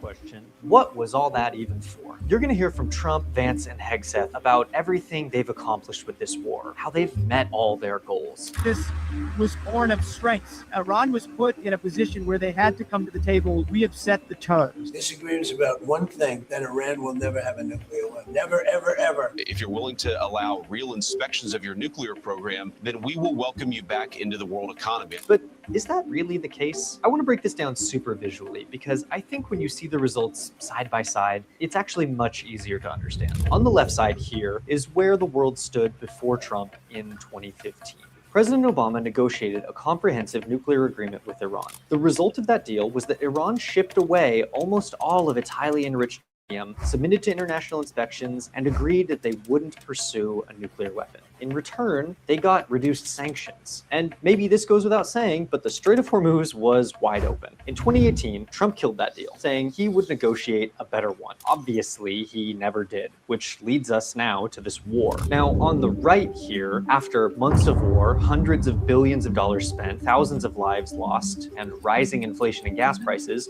where are we? What's the new deal? Well, according to the latest reporting on the agreement, the immediate baseline is this. The fighting stops on all fronts. The US lifts the naval blockade, the Strait of Hormuz reopens. Iran promises not to pursue a nuclear weapon. The US will lift the sanctions and unfreeze all Iranian funds. And that's basically it. Unlike the 2015 agreement that Trump killed, this new framework contains no immediate restrictions on Iran's nuclear program, just promises. No agreed upon inspections, and no requirement for Iran to ship away its highly enriched uranium. They just kick the can down the road into a 60-day negotiating window. And some part of the negotiations will include a $300 billion fund to rebuild Iran, to be paid by either the US or other Gulf Coast countries. So American taxpayers might be asked to pay billions to rebuild the country we just spent billions to bomb, to secure an agreement that we already had, but likely a much, much worse one. And that's because Trump showed Iran that their strategy works. Close the strait, ramp up the pressure, and he'll fold in time. He's lost his leverage. Peace agreements are long and complicated to negotiate. Lots could change in 60 days. The fighting could start again. No, it's not final. It's a memorandum of understanding. And if I don't like it, we'll go right back to dropping bombs right smack in the middle of their head. But even if the Trump administration manages to negotiate these nuclear restrictions, I cannot emphasize this enough. That would mean the US fought a war to get back to the same or a worse agreement that we already had before Trump himself killed it. When you look at the facts, they've accomplished almost nothing, and they've done it at a catastrophic cost.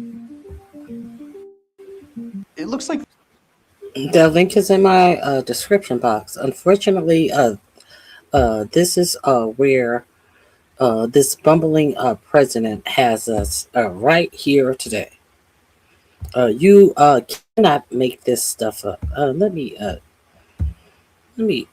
share some more with you that I wanted to share with you about. Let's hear him in his own words.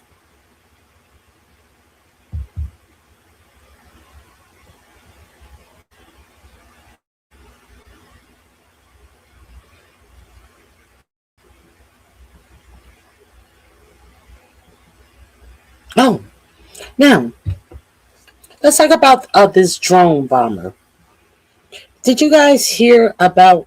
There was allegedly a a drone that was allegedly supposed to Donald Trump's weaponized strike at the UFC fight. It was supposed to try to take away the president and as many people as possible. And then, of course, Cockeye Patel came out and said that he had thwarted the threat and all of this. And of course, Cockeye Patel came in half cocked before the investigation was over. And you really didn't hear too much about that. Did you guys hear anything about that? Will you know why you may not have heard about anything about that? Because it was a right-wing nut job. You didn't hear anything about Antifa. You didn't hear anything about right-wing zealots. You didn't hear anything about any of all of this because this was some Republican right-wing Nazi-loving nut job that did this. Did you guys miss that? When the hate is on the right, it's all right, obviously. FBI under Kash Patel is completely falling apart. They just gave information about a purported new assassination attempt involving Donald Trump and others during the UFC fight. They say that there was this conspiracy to use drones to attack the UFC event, to attack the White House, to attack attendees. Now, the Secret Service is livid that the FBI started doing press releases and that Kash Patel, the FBI director, has been making social media posts about this because the Secret Service says we were still investigating a lot of this. We didn't know where some of the people were located who we believe may have been involved in this conspiracy. And now you may have just compromised the investigation about what's taking place. And when you dig deeper, though, also into the FBI affidavits that were released also, it's a very, very bizarre set of circumstances. And this also comes at a time where we're learning that Kash Patel's FBI apparently have created a slush fund for Patel to dole out money. This is what Democrats are alleging now in the Senate that they've uncovered for FBI agents to basically do Patel's dirty work. And he just gives you these spot bonuses, $8,000 here, $5,000 here. Can you help me out with an affidavit here? Can you help me out with this? And it seems that, at least the allegations are, that Patel has been keeping this slush fund to, do one-off payments without having any oversight at all. Let me tie this all together. Last Sunday was this deranged UFC fight. Before the fight took place, I had reported on Sunday morning that I said, be on the lookout. I feel like the Trump regime is going to claim another outside event, that something's going to be happening. And I also said Trump's been talking a lot about drones lately. And so I said, I bet you he says that there was a drone attack. Go back and watch the Sunday video I did before all of this took place. And sure enough, that's what they claim took place. And obviously it's a serious allegation where you're saying there was a group of people who were conspiring to potentially utilize drones to target the White House or to target people at the UFC event. When you dig deeper, though, into what it looks like happened, and again, I think everybody's presumed innocent and all of these things, but it appears that there were individuals who were radicalized or may have been mentally ill, who started talking to each other online about issues that were really disturbing them. And it's issues that disturb all of us, though. I mean, Epstein files, data centers, and things like that. But that this group of 19-year-old men from met on these, right-wing chats. They went. So what this says, this 19-year-old guy is a tier 1 terrorist operator, a team leader who is ultra-religious, hates government, hates corruption, hates AIPAC, hates technology, uses encrypted comms signals, meets terrorist fitness standards, and he was set on a revolution against Epstein class with drones and snipers? That's a question. Into it, they found each other online, they went into the Signal chat, and then they started, talking about their fantasies of what they want to see happen and all of that. It doesn't seem like they really advanced this to a degree of like this was imminent. We'll see what the facts ultimately show. It seems like one of the moms saw their son sending messages, or one of the 19-year-old's mommy saw what they were doing and then alerted the secrets. If that's 19 looks pretty bad. Now, what is in the food? What the fuck is in the food if this is a 19-year-old? Service? This looks every bit of 30, 47, 49. And that began this investigation. And then they got that person's phone. They saw that person was sending Signal messages to other people. And then there was an affidavit to basically arrest these, it was a group of over a dozen people or so. And then Patel got. So over a dozen people were arrested, and you hear nothing.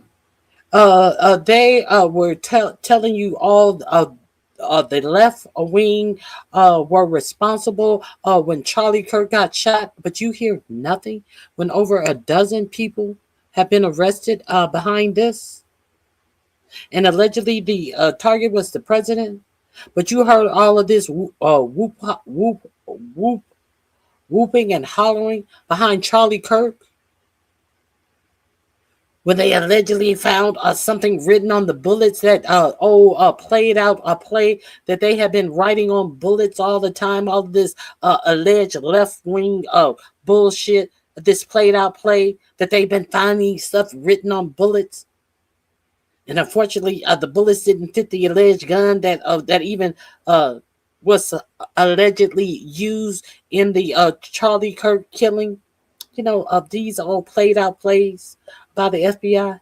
But you ain't heard shit about these 12 people in this drone strike at the UFC fighting. You heard more about the little penis winner of the fight calling Michelle Obama a man than you heard about this alleged attack on your president. Did you notice that? Okay, so this link is in my description box. It is under drone UFC attack is no problem? ? So then I heard that.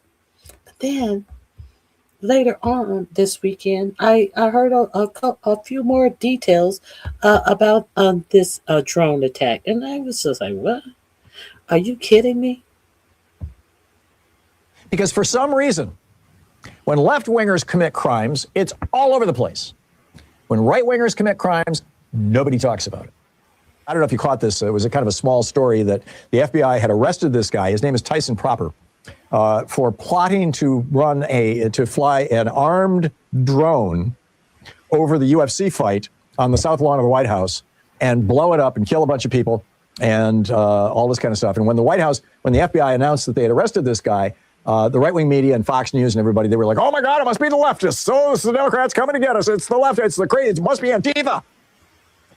Turns out they interviewed Tyson Proper, the fellow, and the interview has leaked. And turns out that he is a big fan of Adolf Hitler.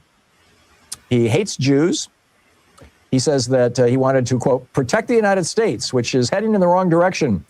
He, quote, believed that the United States needs to be torn down so it could be rebuilt. This attack, he said, was designed to jumpstart a revolution in the United States. By the way, that's the exact same rhetoric that Tim McVeigh used to justify bombing the Oklahoma City building back in the 1990s. It's the exact same rhetoric. It came out of this right-wing book. There have been several of them. There have been two of them that are most famous. Camp of the Saints and Turner Diaries. And this came right out of Turner Diaries. In the Turner Diaries, which is like a Bible on the hard right, what happens is the government gets taken over by black people. You have a black president.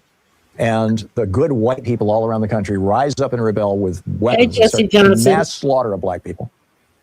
And the hero of the story at the very end, he's killed a whole lot of black people, and he's standing there with his gun, and this is America, now it's ours, we got it back. But the thing that triggers the war, the Civil War in the United States, is that the hero of the book in Turner Diaries blows up a federal building in Oklahoma City, which is what Tim McVeigh was passing out copies of this book.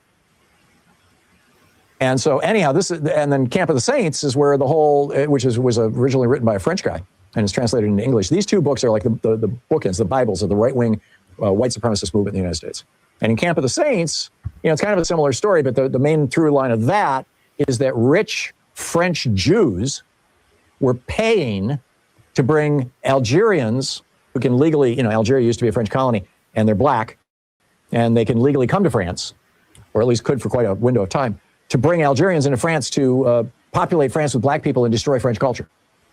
And that has been translated into English, and now that's the basis of this whole great replacement theory that Elon Musk is running around talking about, where now they're claiming here in the United States that, oh no, it's American Jews, it's George Soros, who was actually born in Hungary, but whatever, he's now an American. It's American Jews who are paying to replace white people with black people, or Hispanic people, replace white people with Hispanic people. So that's who was conspiring to blow up the UFC event on the south lawn of the White House. It was an extreme right-winger who loves Adolf Hitler, hates Jews, believes in the great conspiracy theory, and is literally using the language out of the Turner Diaries. And I'll bet you did not hear about that on the news. Because for some reason, when left-wingers commit crimes, it's all over the place. When right-wingers commit crimes, nobody talks about it. I mean, look at these guys who murdered the two state legislators in Minnesota. It's like a one-day story. Whereas, the Republicans are still talking about Charlie Kirk getting killed. And the one who, he pulled his not guilty plea and pled guilty. The one who killed Horton, her husband, and their dog, and shot the other man and his wife. He actually pled guilty. He was a Trump supporter, and your state representatives tried to have you believe that he was some Democrat, some Antifa supporter, knowing full well that he was an avid MAGA supporter. There was no question that this guy was a MAGA supporter. But instead of just leaving his politics out of it or anything, they just lied and told you that he was a big Democrat supporter. So it's not the Democrats who put the politics into it, but they are. You notice how they are not making any demands about putting any right-wing groups on these terrorist watch lists that they are using this NSPN7 to identify left-wing groups as domestic terrorists. So what group are they identifying people like this? Are they trying to match him with to put him on a domestic terrorist watch group list? Like they try to identify everybody as being a part of Antifa if they go to a fucking No King's Day parade. What list are they putting this man on? Because we know they took all the white nationalists off of our governmental list on the right. So there are no lists for these people. They want these people around. These people are acceptable under this administration. They're useful. You know what they call useful idiots? These are useful idiots under this administration. And they're going to use them up. Yes, they will. So I just wanted to make sure you guys knew about this situation, because I hadn't heard much about this story. And I'm pretty sure a lot of you haven't as well. So I just wanted to bring this to you. All right, everybody, I regret to inform you it's real. The leaked memorandum of understanding between the United States and Iran was just confirmed by this administration, therefore confirming the worst foreign policy defeat the United States has handed itself since Vietnam. I have talked to multiple of my advisors, people on foreign policy and domestic policy, and they have said this is the worst defeat for the United States since Iran, potentially even worse. Now, obviously not in body count. A lot of U.S. soldiers died in Vietnam. He said since Iran, he meant since Vietnam. But this is a massive self-own. I would like to open this off with a message from Donald Trump in 2015. He said, message to Obama regarding Iran. Quote, the worst thing you can possibly do in a deal is seem desperate to make it. And he's ironically quoting his own Art of the Deal. Well, Trump, over the... So he had the audacity in 2016 to send a message to Barack Obama and tell him, message to Obama regarding Iran, the worst thing you could do, you can possibly do in a deal is to seem desperate to make it. Hashtag Art of the Deal.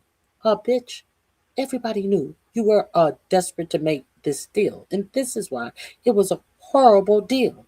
And you had the audacity to think that you could give Barack Hussein Obama any advice about making a deal. Past few months, you have desperately flagged to every single country across the globe that you were trying to pressure Iran into making a deal, and it has backfired entirely. You know, you're a young guy. I don't know how many peace deals you've lived through. They don't generally work like this one. Yeah, you know what young people have lived through, both Gen Z and millennials, are previous wars in the Middle East that we were promised victory from, but then it turned into a grinding counterinsurgency that cost us trillions of dollars and oftentimes a failure. So now we're seeing the same people that used to lie about these wars 20 years ago, lying about these wars on TV, and we have to be calling this out. We have been primed at a time to understand that just because the president says we won militarily doesn't mean there's actual political concessions translating to helping us out on the ground. All Americans are struggling, young people are struggling, and as you rightly pointed out, Iran now has more control over the strait, and what have we gotten for it? Zero concessions. We didn't need this war. This war has gotten us zero concessions, and Donald Trump tearing up the JCPOA in 2016 has now very clearly put us in a worse position. The most offensive part of it all is that we are looking to free up $300 billion to rebuild Iran. So think about this. We just fought a war with Iran, and then the deal we signed commits us to a $300 billion reconstruction of Iran. The United States isn't paying it entirely, but we have to start pressuring Gulf countries and private investors. We will be paying it entirely. We are insuring it. See, they don't have the total tax. This is before the total tax come out. We are insuring it. So if no one pays it, yes, we are guaranteeing it, which means we are insuring it. So if push comes to shove and no one steps up, we have to insure it, which means we would have to pay it. To pour hundreds of billions of dollars into a country that is rather unreliable. We're unreliable as well. Nobody in this deal is reliable, and any company that pours billions into Iran knows that the moment things fall apart, the sanctions snap back and it hurts their company. It hurts their entire enterprise. I'm just laying out the cold hard facts of this, and I want to jump into the deal in just one moment, but Donald Trump has had a hell of a few days walking around Europe. He was in Evian, France. Now he's in Versailles, France. Here's him on the tarmac talking to reporters about this deal, and he's undermining or he's downplaying Iran having missiles. Listen, don't misconstrue this as me wanting to restart a war with Iran or wanting to destroy all their missiles, but you can't say in one breath as Trump that... No. And he also said that they had to eliminate their ballistic missiles. This is what they were saying in the middle of the war as their ballistic missiles were ripping through Israel Iron Dome. You know, when Israel wasn't allowing reporters into Israel to show you the damage, when they would allow people into Israel, they could not move their cameras anyway. They would set up a shot and they could not expand their shot or rotate their cameras because they were trying to hide the damage that the ballistic missiles were doing inside Israel. It has been reported. Now, all of a sudden, your president was telling you that they could not have ballistic missiles back then. But now all of a sudden your president is saying, well, I don't think it would be fair to say that they can't have ballistic missiles when other people, people in their region have missiles, within reason. Within reason. Well, within reasons, if other people in their region have a nuclear weapon, within reason, wouldn't it be fair that they have one as well? What are we talking about here? What are we even talking about? And who are we to make these calls about a whole sovereign with the knowledge that Israel has nuclear weapons? What are we talking about here? And they are not a part of the IAGA, ICGA. They are not a part of they are not a part of the arrangement where they are getting their nuclear weapons monitorized. Nobody is checking out their nuclear weapons and how many they have, the capacity, where they're being kept. Nothing. But we have the knowledge that they have some. Nobody is controlling. They can do whatever they want. But you say that there's no Israel without the United States. And Israel is doing what is not abiding by any United Nations law when it comes to their nuclear arsenal. Make any of this make sense? And why are we the ones who is deciding this? As we see what Israel is doing across the Middle East, and this is what we're deciding about. We can't make no decision on what they're doing in Palestine, what they're doing in Lebanon, but we are making decisions about what Iran cannot do with Israel. We can't make no child. Iran's entire military has been destroyed and the threat has been obliterated. And in the next breath say that it's actually fine if Iran has missiles. Before I play this video, make sure you drop a like. Make sure you subscribe to the Adam Mockler feed. The debate show is now out on the Adam Mockler channel. Go check it out and watch this clip. Yeah. The press conference, you said you don't mind Iran having ballistic missiles. Can you elaborate on that? I want to make sure we understand it. No, I'm saying that if other countries have them, it's a little bit unfair for them not to have some. A ballistic missile is not the same thing as what we're talking about when we talk nuclear. But if Saudi Arabia and Qatar, and they all have some, I would say in relative proportion, I think it's okay. That's what I mean. I mean, he's literally just saying it's okay if Iran's military continues as it is. I also want to point out, it's very important to stress, the CSIS estimates that we have burned through about half of our Patriot interceptors and more than half of our THAAD interceptors, the missiles whose entire job it is to shoot down incoming missiles. The CSIS says it might take 4 years to replace them. So in that window, China can move on Taiwan, Russia can move on other countries, Russia can continue to invade Ukraine, and the United States is weaker on the global stage. Again, I'm just telling you the reality of the situation. He then says that Steve Witkoff seems to have shot his load. The press conference seems to have gone well. You shot your load pretty much, Steve, right? Pretty much.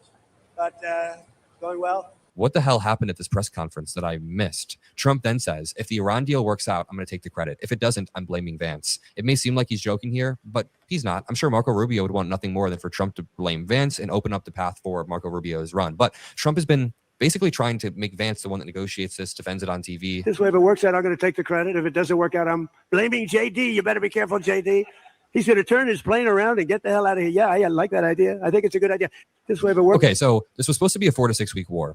Before I read this deal, it's supposed to be a 4 to 6 week war. We are now on day 108. And in those 108 days, we burned through half of our Patriot missiles. We've killed over a dozen U.S. soldiers, spent over $100 billion. And we've done all that just to degrade a small part of Iran's conventional military.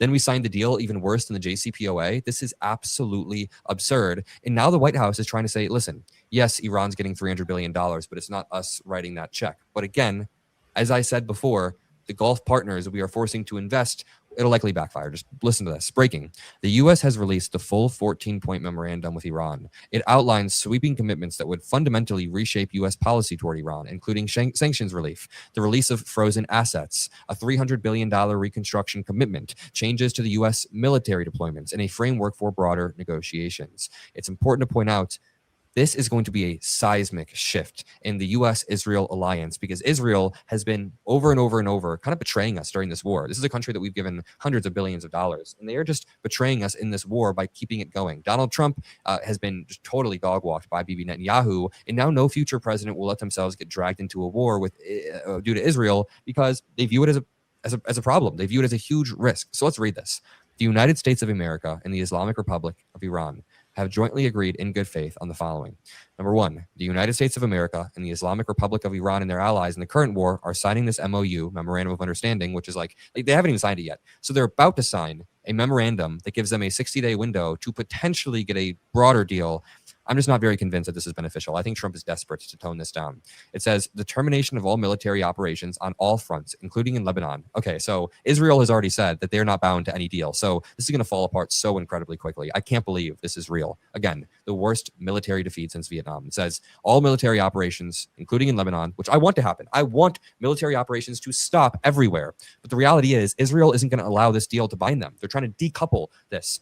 It says an undertake from now on not to initiate any war or military operation against each other and to refrain from the threat or use of force against each other. Okay, so yeah, Trump's definitely not going to threaten to use force. The final deal will confirm the permanent termination of the war on all fronts. So this isn't even the final deal. Two, the United States of America and the Islamic Republic of Iran undertake to respect each other's sovereignty. Three, the United States of America and the Islamic Republic of Iran commit to negotiating and achieving the final deal in maximum 60 days. So this is just an extension of negotiations while firing still happens. Okay. Immediately upon the signing of this MOU, the United States of America will begin to remove its naval blockade and any disturbances or impediments against the Islamic Republic of Iran, and will fully end the naval blockade within 30 days. During this period, the traffic of vessels will be in proportion to the numbers of pre-war traffic being restored by the Islamic Republic of Iran. The United States of America further undertakes to remove its forces from the proximity of the Islamic Republic of Iran within 30 days after the final deal. So how I'm reading this is essentially we're going back to the status quo. The United States is going to remove all of our forces. The Strait of Hormuz is going to be reopened temporarily, and we go back to the status quo, and this is supposed to be a win. Upon the signing of this MOU, the Islamic Republic of Iran will make arrangements using its best efforts for the safe passage of commercial vessels with no charge for 60 days only from the Persian Gulf to the Sea of Oman and vice versa. Okay, so 60 days free of charge in the Strait. The traffic of commercial vessels will immediately start, and considering the need for removing the technical and military obstacles and demining by the Islamic Republic of Iran. This then says, the United States of America undertakes with regional partners to develop a definitive, mutually agreed plan with at least 300 billion USD for the reconstruction and economic development of the Islamic Republic of Iran. The mechanism for the implementation of this plan will be finalized. A 300 billion USD. That's US dollars. This is a part of the final That's deal. not crypto coin. That's not whatever. A Riyadh. No, that's USD. US dollars. Dollar bills, y'all.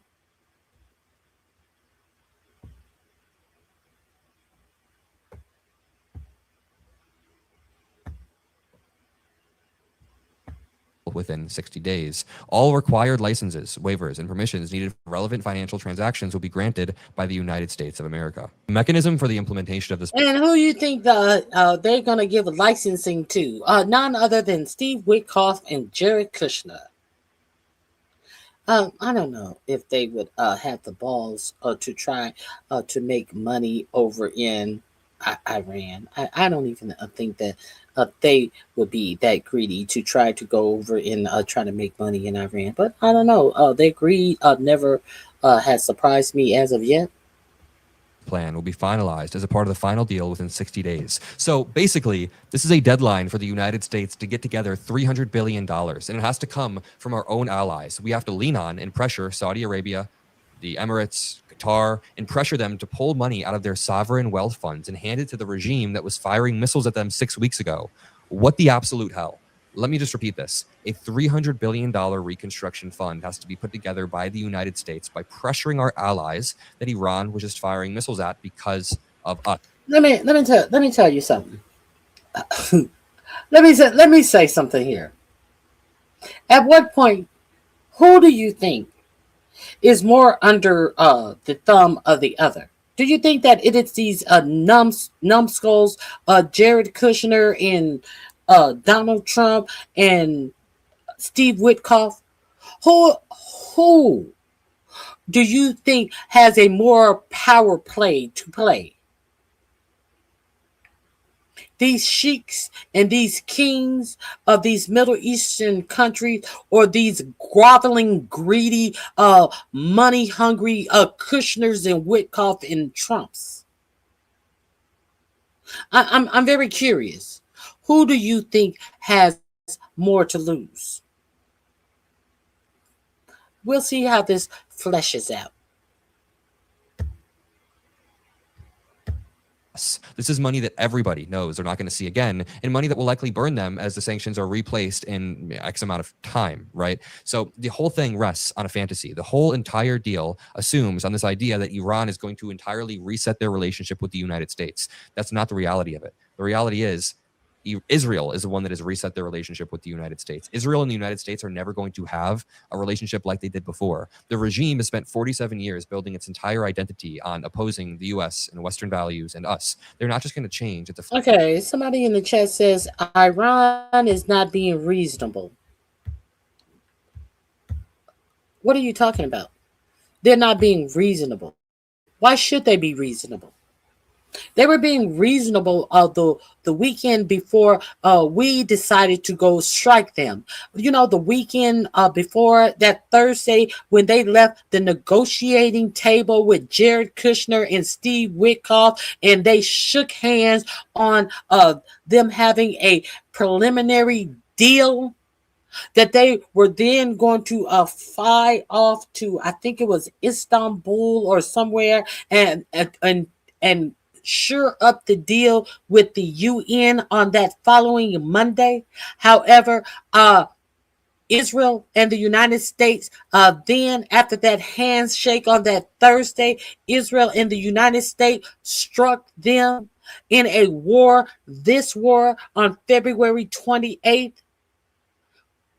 So, what reasonableness do you think that Iran is expected to have with them when they were in the middle of negotiations and were expected to come back and shore up something that they had agreed upon in the negotiations, where they had agreed to give them more than they are giving them now in this negotiation, but they turned around and their country was bombed.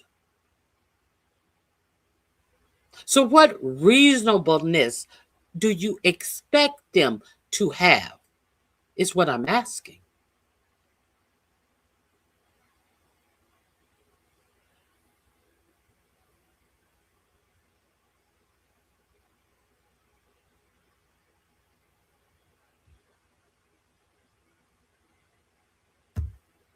I concur. People act like they don't remember what will happen. This happened in the middle of negotiations where they were conceding to give them way far more than what they have got in this bad deal that Trump has brokered after losing so many people, injuring so many people, after Iran has lost so many people, after our military is alleged to have struck and killed innocent children, blood and treasure, to get absolutely nothing but more fucking $1 billion, $100 billion of debt. And people are trying to make excuses for this idiocy. Ugh, this is crazy. Flip of a dime. But our relationship with Israel. Okay. Let's move forward. Let's move forward. Let's hear him in his own words, shall we?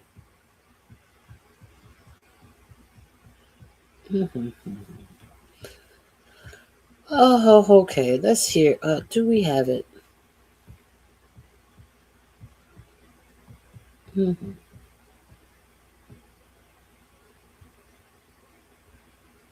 we have him in his own? I think I do.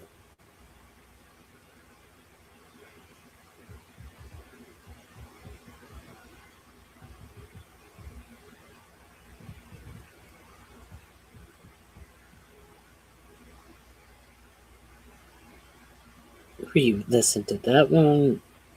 I don't want to hear JD Vance lie on the View and mansplain what Trump is talking about. Da da da da da. Where are we? Here we are. No, are we here? No. I guess I don't have Trump and his bullshit.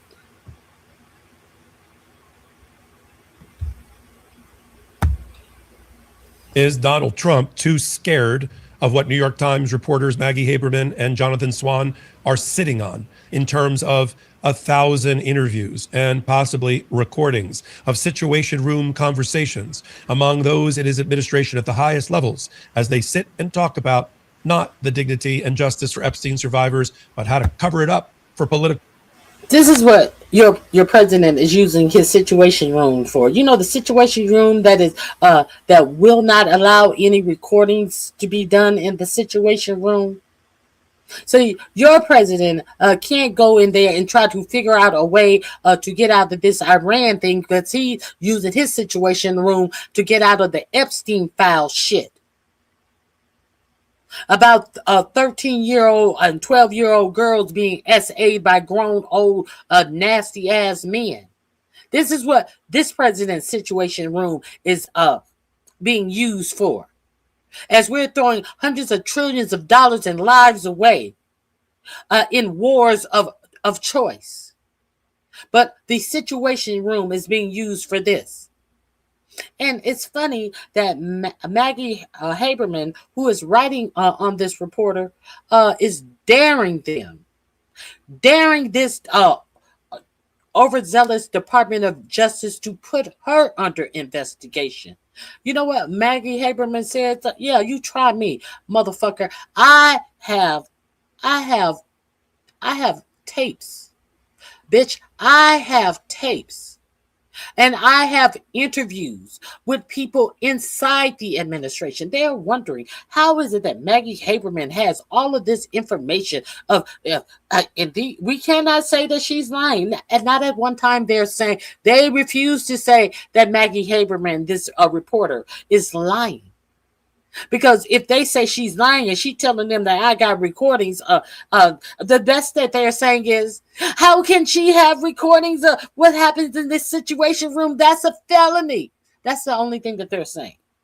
She says that she has recordings of what happens in the situation room. That if that's true, that's a felony. But who committed a felony? She wouldn't be the one who was recording in the situation room. Now, the other strange thing about this is, you know, who joined the meeting, who wasn't in the situation room itself? Pam Bimbo and Kakai Patel. They were not physically in the situation room. Do you not believe that Pam Bimbo did not know that she was a sacrificial lamb? And do you think that Pam Bimbo is not a dirty bitch who probably tried to make sure she had one extra bullet in the chamber just in case they tried to do her? Do you think that she may not be the one who recorded this situation? Do you not think that Kakai Patel has not been known that his job is on the line? Do you think that Kakai Patel may not have been the one who recorded this situation? Now, Michael Popa brought forth a real interesting interesting point. You have Susie Wiles. All of a sudden, you notice that Susie Wiles is retiring from the Trump administration. She has been with him. She is his chief of staff. She is retiring all of the sudden. She has breast cancer. But she's been at work every day. But now all of a sudden, she's retiring. And they're trying to say that it's JD Vance. Every time something drops in the White House, JD Vance come out looking good. JD Vance ain't never came out looking good. If you watch JD Vance on The View, him sitting up there with all of these long answers to simple ass questions. Well, let me tell you, it's funny how that started with that stupid ass smile on his face, recreating lies. JD Vance is trash. JD Vance is pure trash, sitting up there with that whip big smile on his face. Well, Trump, he didn't say that. What he meant was, yes, he did say that. You can try to recreate what he meant, but everybody heard what he said. Well, Trump didn't say he doesn't care about people and their finances. No, you can try to recreate what he meant, but we heard what he said, you stupid motherfucker. So they say that JD Vance comes out looking like a rose. So could it be JD Vance, or could it be Cockeye Patel, or could it be Pam Bimbo? But Michael Popok brought a strong point forward. He says that, usually when I'm doing depositions and I have to do them by Zoom or something, I make the person put their camera all the way around the room, even on the floor, and go in a circle to make sure no one else in the room. He said, I doubt if this administration has the brain power to make Cockeye Patel and Pam Bondi prove that they were the only people in the room. And I concur 100% because we are dealing with a bunch of idiots in this administration. So let's get into this. JD Vance's shocking admission that he's worried. And PR purposes, including JD Vance, including Susie Wiles. Is Donald Trump too scared of what New York Times reporters Maggie Haberman and Jonathan Swan are sitting on in terms of 1,000 interviews and possibly recordings of situation room conversations among those in his administration at the highest levels as they sit and talk about not the dignity and justice for Epstein survivors, but how to cover it up for political and PR purposes, including JD Vance, including Susie Wiles, including Todd Blanche, including Stephen Chung, Carolyn Levitt, Pam Bondi, and Kash Patel. And now JD Vance has said out loud in an interview with Megyn Kelly on Sirius Radio that he really is worried, and he should be, that those recordings happened about what transpired. I mean, frankly, there's been speculation that he is at the heart of the leak, because every time there's a leak, it's in a way that tries to make JD Vance look better. Right? Everybody in the room running around like a chicken with their head cut off about the Epstein scandal, and him saying, we should get all the documents out. The person who looks the best in a leak, and of course, we're talking about the one-eyed man in the land of the blind, is often sometimes the leaker. I'm Michael Popok. You're here on Midas Touch and Legal AF. And people are scratching their head at two things. One, how did Maggie Haberman and Jonathan Swan obtain what appears to be recordings from conversations in what we thought was a secure situation room? I'll give you an idea in a moment. The names are Pam Bondi, Kash Patel, and maybe Dan Bongino. Let me hold a pin in that for just one moment. But the second head scratcher is, we're several days after that bombshell. And yes, Donald Trump already looks like something the cat dragged in after his G7 visit. But why hasn't there been any fist shaking or saber rattling or threats of investigation or prosecution against Maggie Haberman and Jonathan Swan for recordings? Maybe it's because she's sitting on 1,000 interviews. I don't think it was coincidence that she and her fellow author wrote a footnote at the bottom of that article and said out loud, I've interviewed 1,000 people, including many inside the House, inside the government, right? The call is coming from inside the House. This is like two horror movies put together back to back, because it happened in July of 2025. It's what we know what you did last summer, and it's coming from within the House. She said, I have 1,000 witnesses, including many inside the government and current administration, and I have recordings. I mean, she's not a kidnapper, but she did demonstrate proof of life, if you know what I mean. I had Don Lemon on, the intrepid reporter and journalist and fellow independent commentator, for an interview the last couple of days, and we talked specifically about why does he think that Trump is going to go after Maggie Haberman and Jonathan Swan. And he had a very interesting take that I agree with. Play the clip. Before I go into this, can I say this, Michael? There is a part of me as well where he said that they're going to probably try to do something. Look out, Jonathan Swan. Look out, Maggie Haberman. And there's another part of me that says maybe not, because can you imagine if this is litigated in court? The what do you call it? The discovery that will come from this. Can you imagine the phone records, the chat records, the signal chats? Can you imagine the emails, all of the shit that they will be trying to hide that will be discovered in the discovery from all of these fucking liars in this administration? They don't want that discovery heat. They're going to leave these reporters alone because they don't know what she has in these interviews, in these recordings. You think they're going to fuck with her? Oh, excuse me. I don't think that they are going to fuck with her at all. People whose devices would have to, that the defense would have to get their information from their devices. 1,000 people. All those things. 1,000 people, and all of this information will be made known to Maggie Haberman and Jonathan Swan's attorneys, and then eventually some of it will come to light publicly. I don't think the administration wants it, so there will be a lot of bluster about this and that, but they will never get to the point where there is discovery because they stand to lose too much. How many times has Donald Trump threatened to sue someone and the case has gone kaput? He threatened to sue the Washington Journal, I think it was, about coming out with that birthday card paper, the Epstein birthday card thing that had the scantily the nude flat chest drawing of a flat chest person with the pube hair Donald Trump's signature. He said that he was going to sue, I think it was the Wall Street Journal or whichever one is owned by Rupert Murdoch. He was going to sue them for $10 billion if they didn't retract it. They didn't retract it, and the suit was dropped, or he never followed up on the lawsuit. He did file the suit, but the lawsuit went absolutely nowhere. There was no discovery, no follow up on that suit. I forget how it ended, but there was no discovery on that lawsuit. And now you got JD Vance, right? Busy making his tour to look human. He wrote a book. God love him. That's all he ever does is write books. He has no other body of work except writing books. Hillbilly Elegy. And now it's, what's this one called?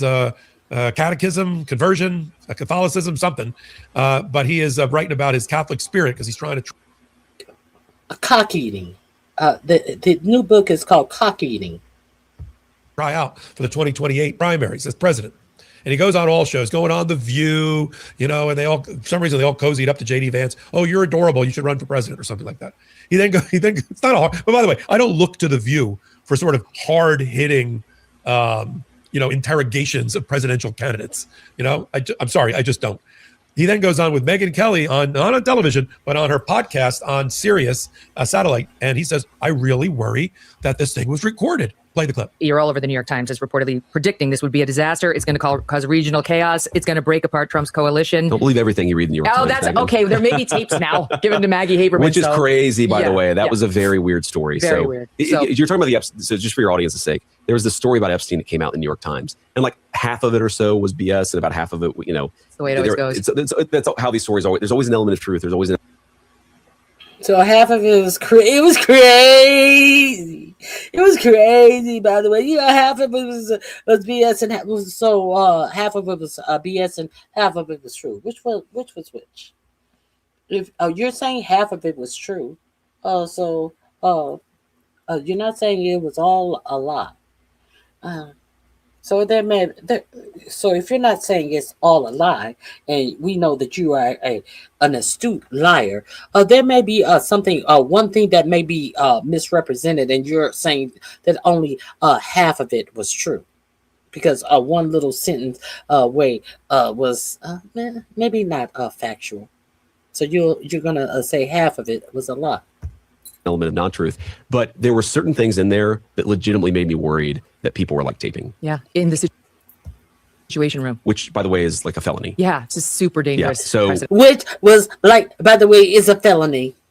But you weren't worried about the content of what they were taping. You're more worried about which, by the way, is a felony.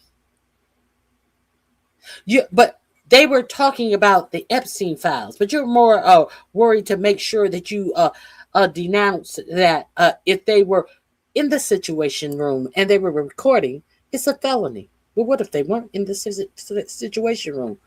You numbnuts. That was weird. That story was very bizarre. It was sort of a nothing burger story in the sense that everybody sort of knew all those details anyway. But the fact that somebody had taped. You should be really worried that things were recorded because. Well, if it was something, if it was a nothing burger and everybody kind of already knew those stories anyway, why were you concerned that it was recorded? I was kind of concerned. Why? If it was a nothing burger and everybody, I'm just these people make me want to retch. They are just so disgusting. And everybody just walk around and think that it's okay. The apologists are for people who are self-serving and self-dealing and enriching themselves off of government money. The greed.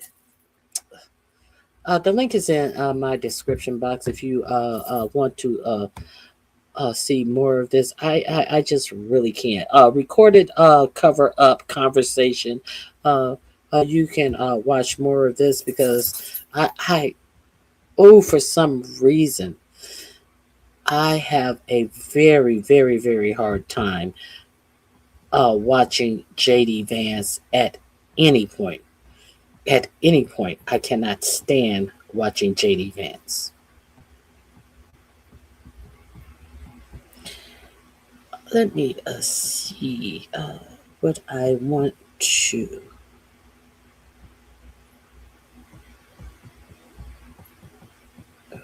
What do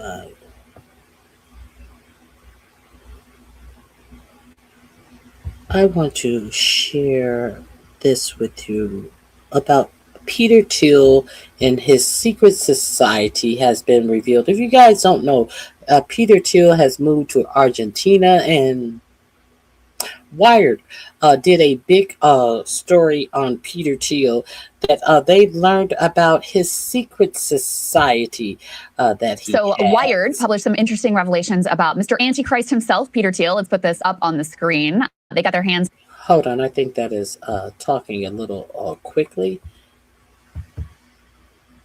That is the this is the person who believes in transhumanism, and he does not think that the human race should continue simply as On a human leak, beings. which exposed members of Peter Thiel's secretive. They should definitely have some type of computer element implanted into them. He also has this place that was in Honduras that was shut down, where they followed no laws. No, they created their own laws, their own rules, and they had a bunch of rich people who was implanting different types of technology and doing all of these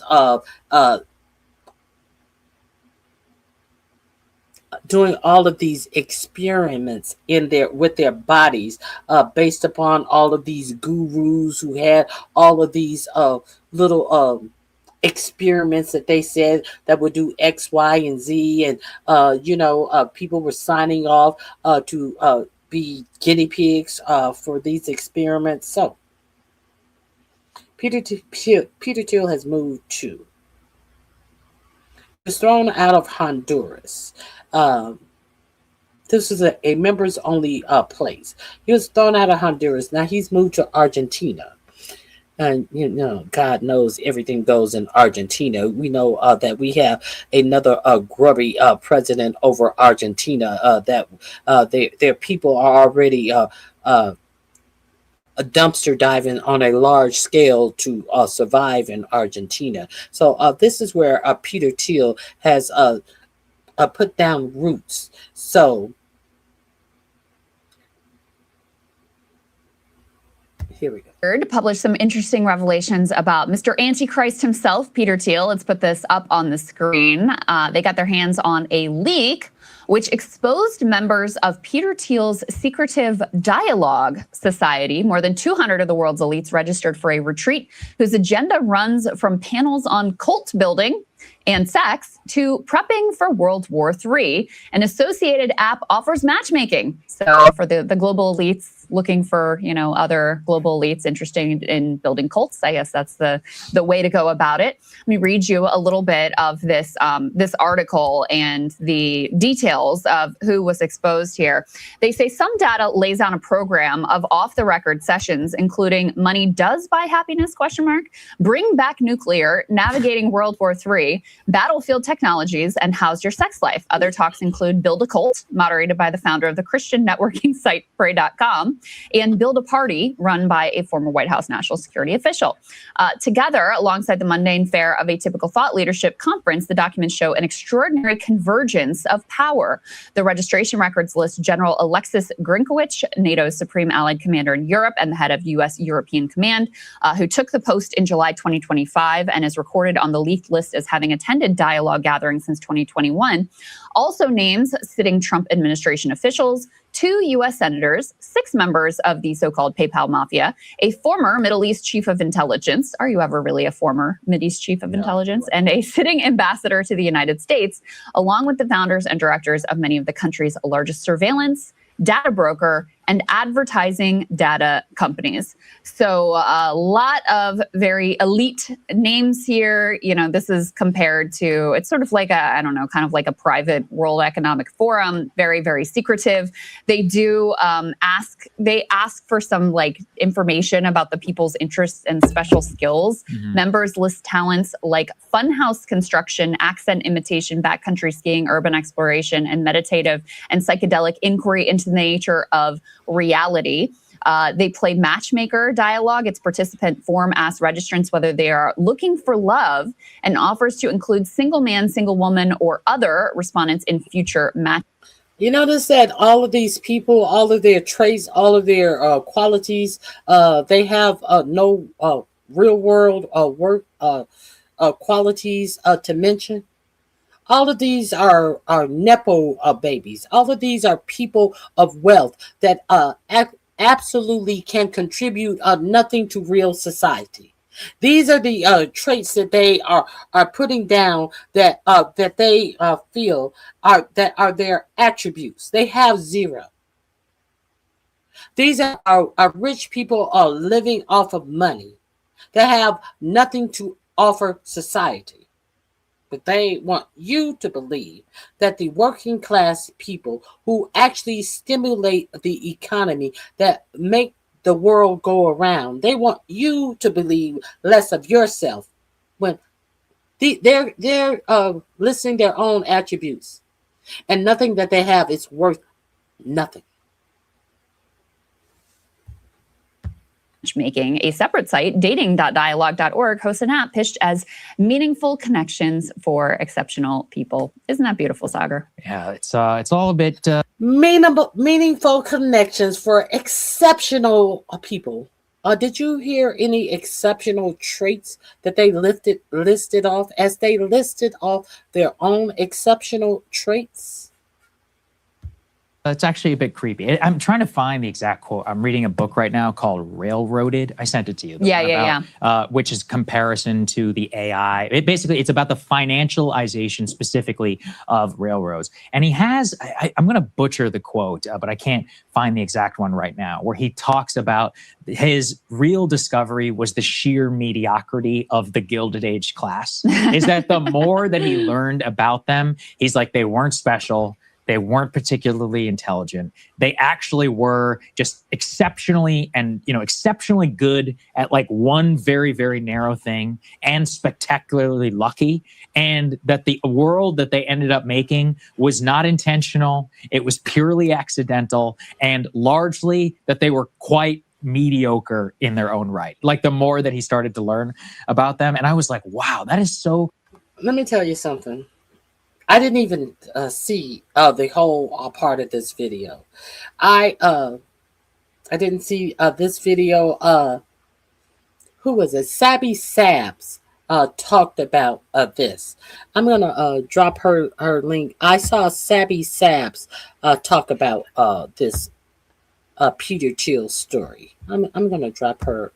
I'm gonna share her as well. I didn't hear this viewpoint of them describing themselves, and just hearing them describe themselves, I found it to be. Are you kidding me? What are we talking about here?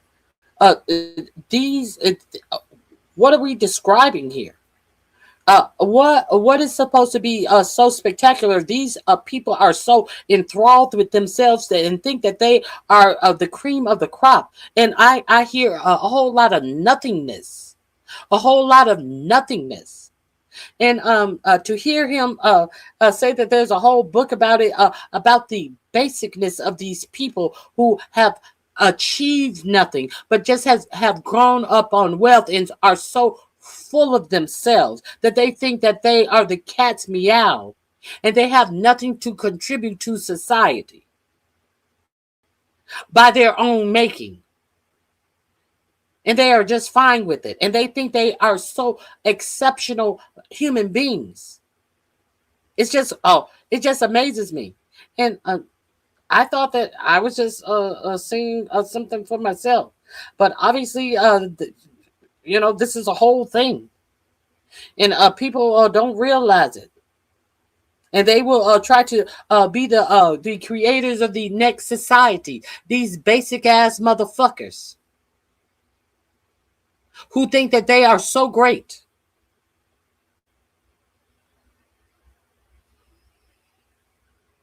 These the same basic ass motherfuckers who want to come in my chat and ask me what have black people invented. Because these are basic ass motherfuckers who don't know how to invent anything of themselves, but they think that they are the great I ams in societies. When the major parts of their society in the United States of America has been invented by black people. Period.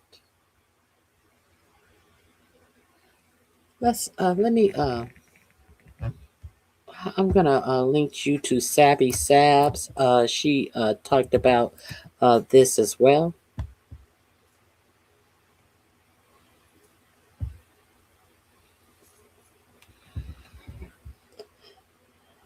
We got goddamn police officers chasing down women in Walmart because they are stealing diapers, while billionaires are getting a tax cut and shooting women that they see is carrying a child, but they decide to still shoot at a woman carrying a child because the woman is stealing a box of fucking diapers, and they kill a 1-year-old child behind stealing diapers from the largest retailer in the United States that doesn't have to pay taxes in the fucking poor ass state of Mississippi. But y'all want to talk about the black people are your problem. Okay.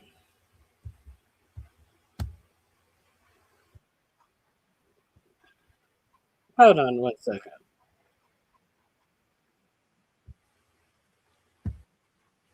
Let me share this with you. So let me share a little of Sabby Sab. If you're not familiar with her, I'm going to drop her link in the chat as well.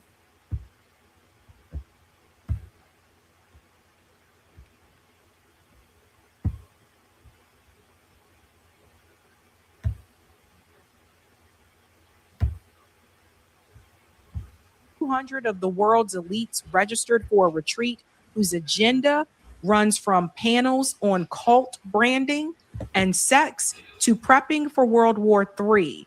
Let's get into this, guys.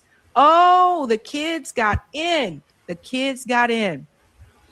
The group called Dialogue is a private invitation-only organization. It is co-founded by Peter Thiel, billionaire, and he's a tech investor. It convenes U.S. officials, foreign government figures, Silicon Valley executives at off-the-record annual retreats. Dialogue has spent 2 decades declining to disclose its members, but somebody got in. A directory in the website code was first revealed by the Swiss hacktivist Maya Arsene Cremieux, known for exposing the U.S. government's no-fly list and breaching the surveillance camera company Verkada. Cremieux tells Wired the directory surfaced via an anonymous tip. Wired independently verified its contents. Now, I want to remind you, it was Wired that also leaked that chorus group that was taking dark money and was paying podcasters like David Pakman and, of course, Too Raw, Too Real, and Brian, whatever the hell Brian's last name is. I always forget about that guy. It's like I can see his face, but I forget his name. Anyway, you guys get the point. This was the same rag that broke that story. So it goes on to say here, a source separately provided Wired with the registration list for Dialogue's 2026 retreat, which names 222 people and records what the list describes as each registrant's membership status and attendee type, including active member and guest. The retreat is scheduled for August 12th through the 16th near Dublin, Ireland. I bet you they won't be having that retreat now. Anyway, the same data lays out a program of off-the-record sessions, including Money Does Buy Happiness, Bring Back Nuclear, Navigating World War III, Battlefield Technologies, and How Is Your Sex Life? Other talks include Build a Cult, moderated by the founder of the Christian networking site and writes the rules on financial data. Senator Ted Cruz, chairman of Commerce, Science, and Tragedy resolution firm LiveRamp, two of the most important suppliers in the consumer data economy. He appears in the directory alongside Treasury Secretary Scott Bessent, whose department writes the rules on financial data. So your Treasury Secretary, Scott Bessent, who department writes the rules on financial data, and Senator Ted Cruz, chairman of the Commerce, Science and Transportation Committee, oversees the Federal Trade Commission and is a data privacy authority. These are those executives appear side by side with senior U.S. officials overseeing their industries. Aaron Hoffman, Dialogue chairman, founded the location data broker SafeGraph and the identity resolution firm LiveRamp, two of the most important suppliers of the consumer data economy. He appears in the directory alongside Treasury Secretary Scott Bessent. Do you know that this is what your Treasury Secretary is doing? But he don't have time to keep Doge out of the Treasury because he is so busy kissing up under Peter Thiel and this obscure group who is trying to prepare for World War III with 222 attendees. What do you think they planned for you? What do you? It just kills me that these Trump voters actually think that Trump gives one fuck about them. This is what these people are preparing for, and it does not have anything to do with the population of the United States. It has to do with only the rich. Senator Ted Cruz, chairman of Commerce, Science, and Transportation Committee, which oversees the Federal Trade Commission and its data privacy authority. So you have Ted Cruz and Scott Bessent, who was just at the G7 summit with Donald Trump. I mean, Secretary of Treasury, a part of this secret society of Peter Thiel's. Now, I also need to remind you that Peter Thiel apparently relocated to Australia, which is really... So now with Scott Bessent being a part of the G7 with all of the information he is privy to at being at the G7 as the Treasury Secretary of the United States. And then he takes his ass over to this private little get together for the ultra rich with Peter Thiel. What do you think that Scott Bessent is actually his hands are clean? Do you think that Scott Bessent is not giving these rich people something worthwhile? Why do you think that Peter Thiel has Scott Bessent as part of his little rich organization? Huh? What do you think Scott Bessent is there for? And look at what Scott Bessent has access to. Interesting considering the fact that Australia is struggling economically now. So it seems like to me he might be trying to put something together there. This could be phase 2. I think she's mistaken. I read he is it's not Australia, it's not Honduras. He just left. Not Honduras. It's not Australia. What did I just tell you? Where Milei is the president, not Australia. What is it?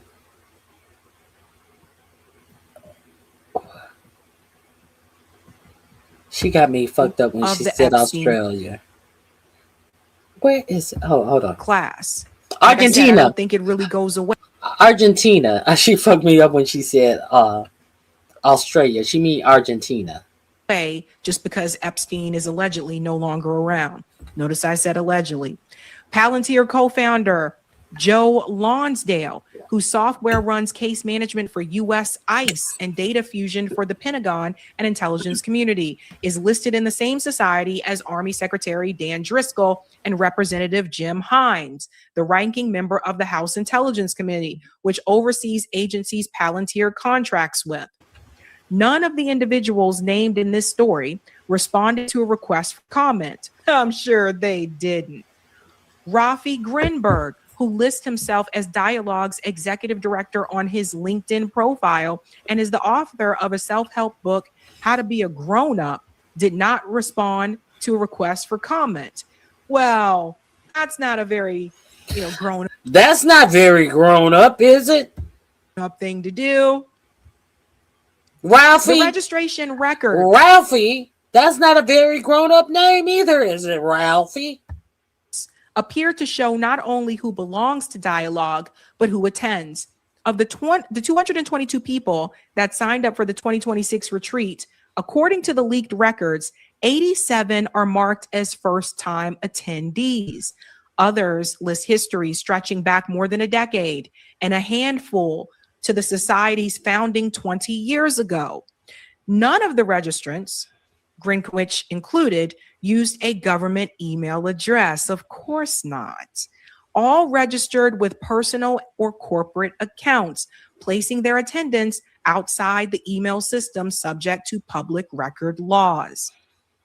What ties the roster together more than any title or office is a shared preoccupation with artificial intelligence, longevity, and the near future. Let's pause here for a second.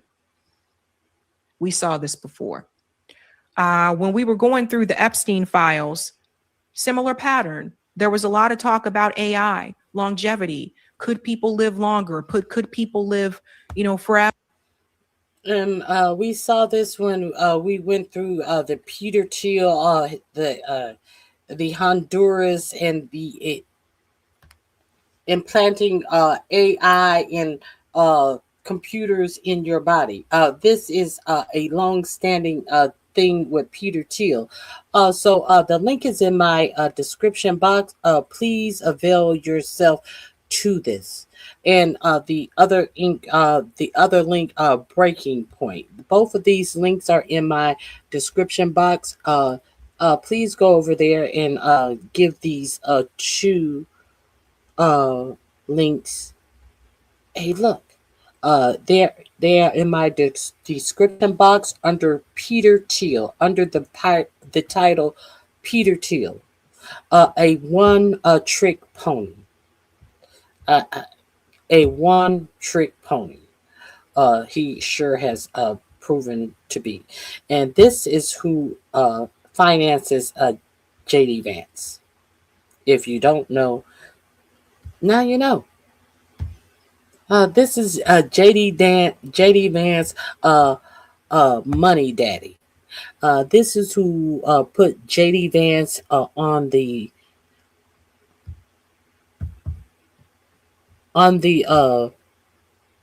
road to his Senate campaign. Finance his whole Senate campaign. They're fighting. Who's fighting? Uh-oh. They're fighting. Breaking news. Breaking news. The other's a country. Albania. No, I was talking about Argentina. She said what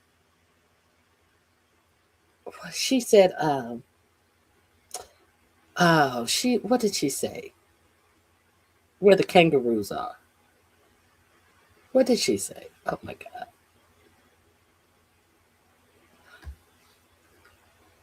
She said,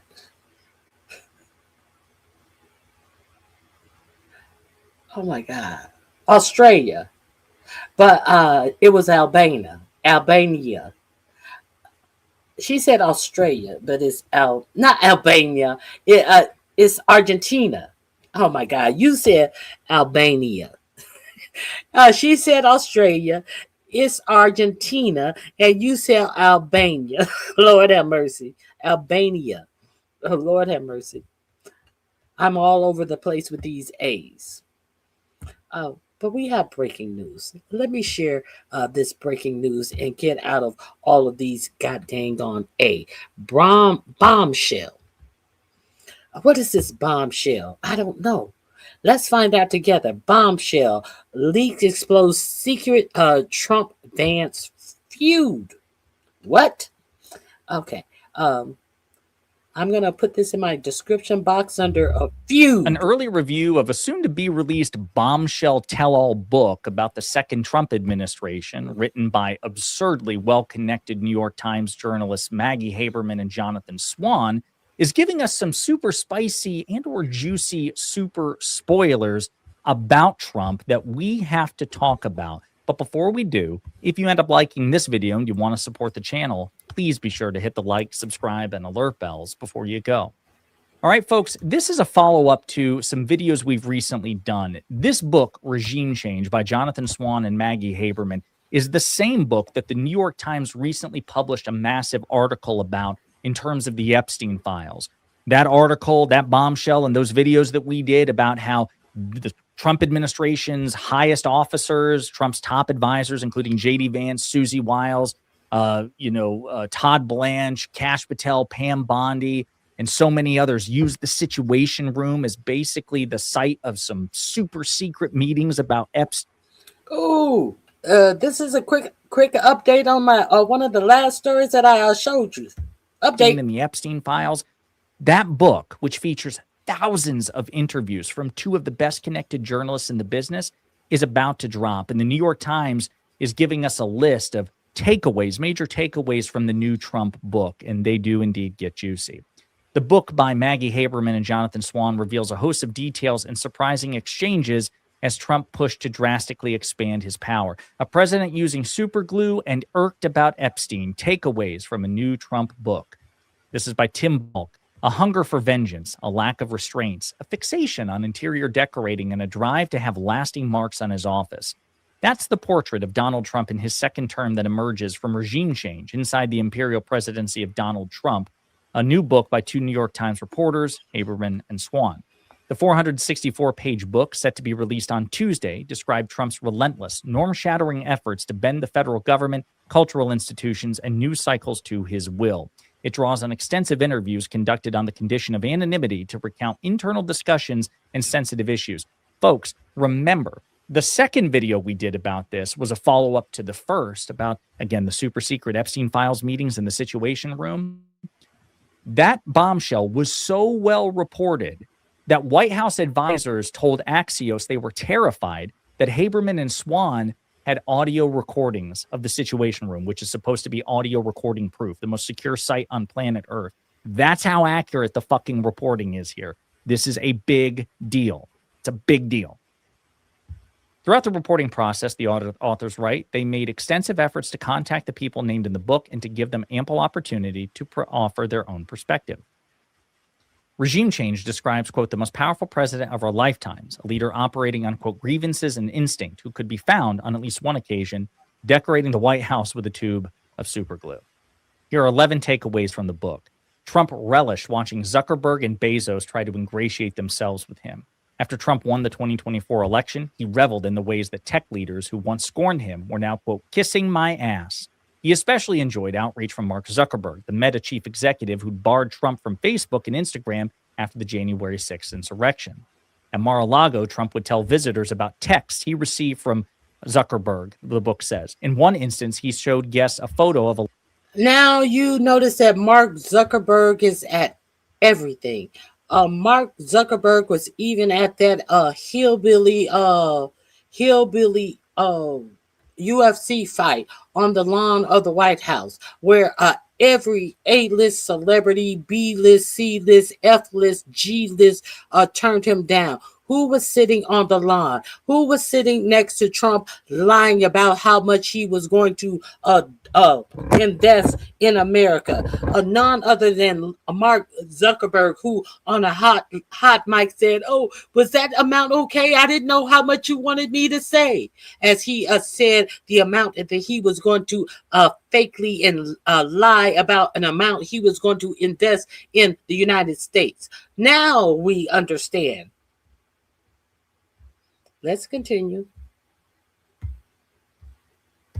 Letter from one of Zuckerberg's children, who had written that they eagerly awaited, quote, the golden age of America arriving with Trump's return. In another, he showed a text from Jeff Bezos with a smiling selfie of Amazon founder and Lauren Sanchez, now his wife. At a dinner after the 2024 election, Trump and Bezos commiserated, according to the book, over a source of shared frustration, the Washington Post, which Bezos owns. Bezos complained that the newspaper was his worst investment. Quote, these people are terrible. They don't listen. My other companies, they listen. Of course, they're not supposed to listen. They're supposed to be journalists, right? But this just goes to show what the Washington Post has become. Still does good reporting on occasion, but they have certainly swung to the right in line with Bezos's ambitions. In another point, Trump seemed to marvel at his new reception in the tech world. Quote, they hated me. And look at them now, he told Elon Musk. Quote, first class groveling, Musk said, according to the book. And he was showing texts to Elon Musk about Zuckerberg and Bezos kissing Trump's ass. The top echelon of the White House officials was fixated on the Jeffrey Epstein scandal. Again, we talked about that in subsequent videos. No need to repeat them, other than that they turned the White House Situation Room into just a total, Epstein HQ to try to spin this. The room where President Obama ordered the raid on Osama bin Laden's compound, they turned into an Epstein Files, intervention area, right? Like a secret AA meeting, but for Epstein Files conspiracy theorists. Number 3, Trump asked Rupert Murdoch to size up Vance and Rubio. Trump likes to poll allies on whether they prefer JD Vance or Secretary of State Marco Rubio for 2028. So at one meeting with Rupert Murdoch, who owns the New York Post and the Wall Street Journal and Fox News, Trump asked Murdoch, quote, I think JD has the potential to be great, said Murdoch. Quote, and what do you think of Marco? Trump pressed. This time, Murdoch was very clear, very forceful. Marco is brilliant, so here clearly he prefers the more neocon, Marco Rubio. Trump wanted revenge on those he felt had wronged him, even when he couldn't remember their names. When Trump returned to the White House, he was consumed by a sometimes distracting desire for retribution. One afternoon in the spring of 2025, Trump was straining to recall, quote, this lawyer in the first Trump administration who he thought had said the 2020 election was, quote, fair and there was no fraud. A top advisor, Stephen Miller, who gained a reputation as Trump's keeper of grievances, suggested that Trump might be referring to a Homeland Security official. Boris Epstein did a quick search on his phone, the book says, and offered an answer. Quote, Chris Krebs, who had led a division of the Homeland Security Department during Trump's first term. Quote, yeah, Chris Krebs, whatever happened to him? He was a bad one. Take a look at him. Days later, the White House has issued an executive order directing the Justice Department to investigate Krebs. Shameless, despicable, staggering, unprecedented corruption, demonstrating the fact that Donald Trump and the Trump administration are more corrupt and morally inferior compared to any Democratic administration. Number 5, the Trumps have eagerly profited from the presidency. Concerned about corruption, have trailed Trump's second term, including his cryptocurrency, his family's real estate deals, and his acceptance of a luxury jet from Qatar. Foreign investors, the book says, have seen, quote, a more straightforward path to influence, putting money directly into the pockets of Trump family through their crypto ventures. Again, shameless, staggering, unprecedented corruption, and MAGA doesn't give a fuck because it's a cult of personality. The Trump family didn't cash in only through cryptocurrency, though.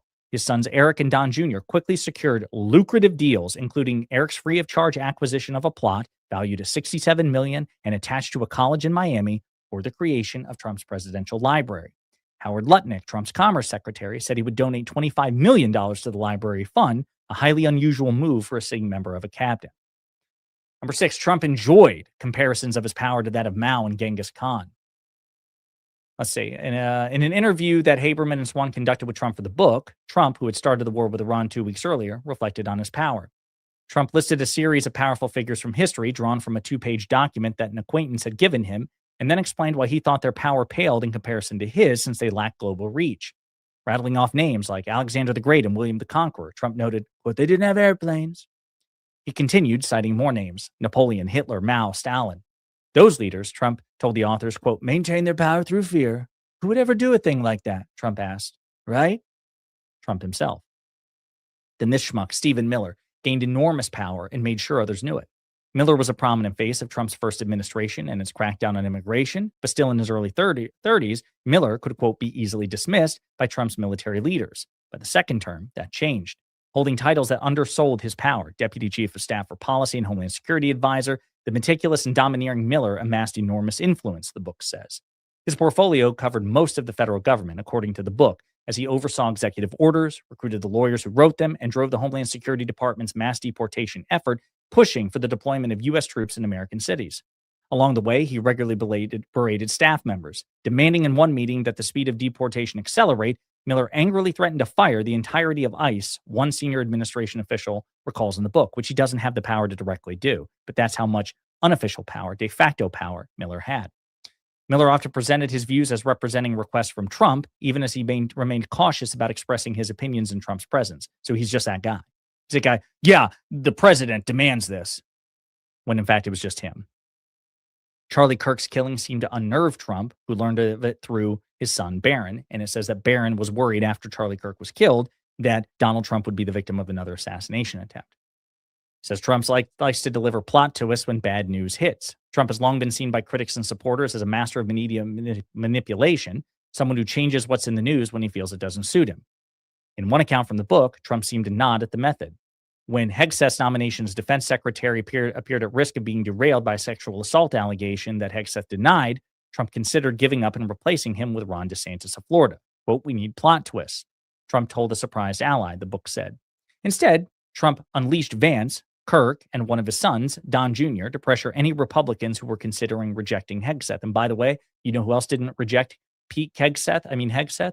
Susan Collins of Maine. So anytime somebody tells you, though, she's just a moderate bipartisan and she's willing to check Trump, bullshit. She bent the knee and helped confirm the least qualified and most embarrassingly corrupt and stupid defense secretary this nation has ever seen. Trump grew annoyed at Vance after a 2025 strike on Iran. After the U.S. bombed a deeply buried nuclear enrichment site in June 2025, Trump delivered a celebratory speech declaring falsely. Exactly. Susan Collins is trash. Susan Collins has always been a piece of trash with her "I am concerned" bullshit, her theatrics about anything, trying to pretend like she cares about any women's issues. She's trash. That the nation had, quote, completely and totally, or excuse me, declaring that the operation had, quote, completely and totally obliterated Iran's nuclear capabilities.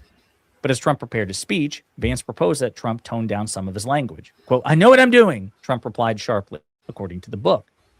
The next morning, Vance appeared in an interview on ABC News. He did not repeat the words, quote, "totally obliterated." Trump was not happy, according to the book. Quote, "Everyone needs to say the word obliterated. That's the word. Everyone just needs to copy what I say. Obliterated, obliterated." And of course, what's funny about that is their nuclear capability wasn't totally obliterated. We had intelligence to indicate as much at the time. It was simply set back. It was simply delayed. But Trump, who is a liar, and he is objectively a liar, more dishonest than any Democratic president that preceded him, had to lie and say, "We're totally obliterated." And then 6 to 8 months later, he started a second war with Iran over their nuclear capability.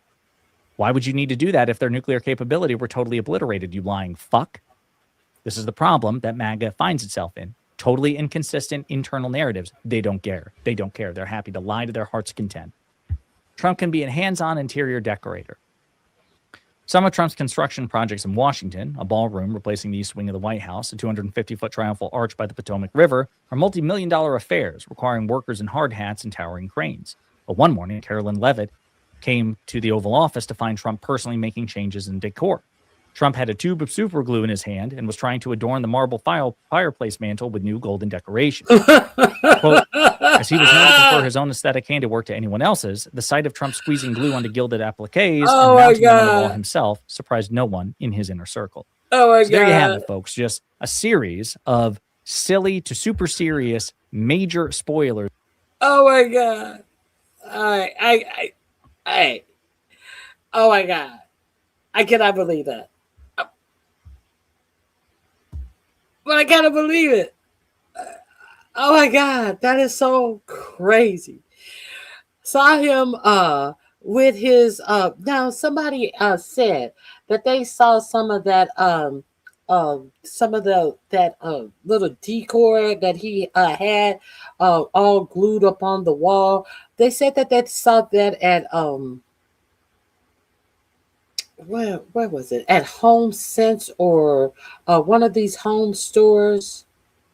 And they said, I saw that right at Home Sense. That shit that he got all gold leafed and put up on the walls. And the White House is trying to deny.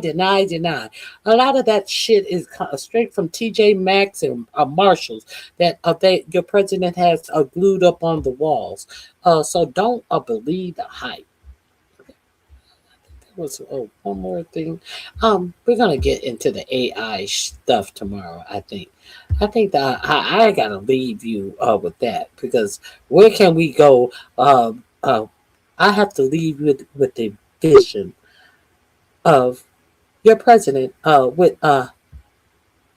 some super glue gluing that tacky ass shit to the White House walls. Where do you go from there? Wait a minute. I want to show you this one.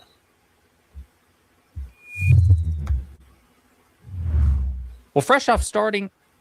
How did some of this shit? This one right here, as a matter of fact. This gold thing right here. They said that is found at Home Sense. Now, how did he get the Italian prime minister mad at him? And losing a war against Iran.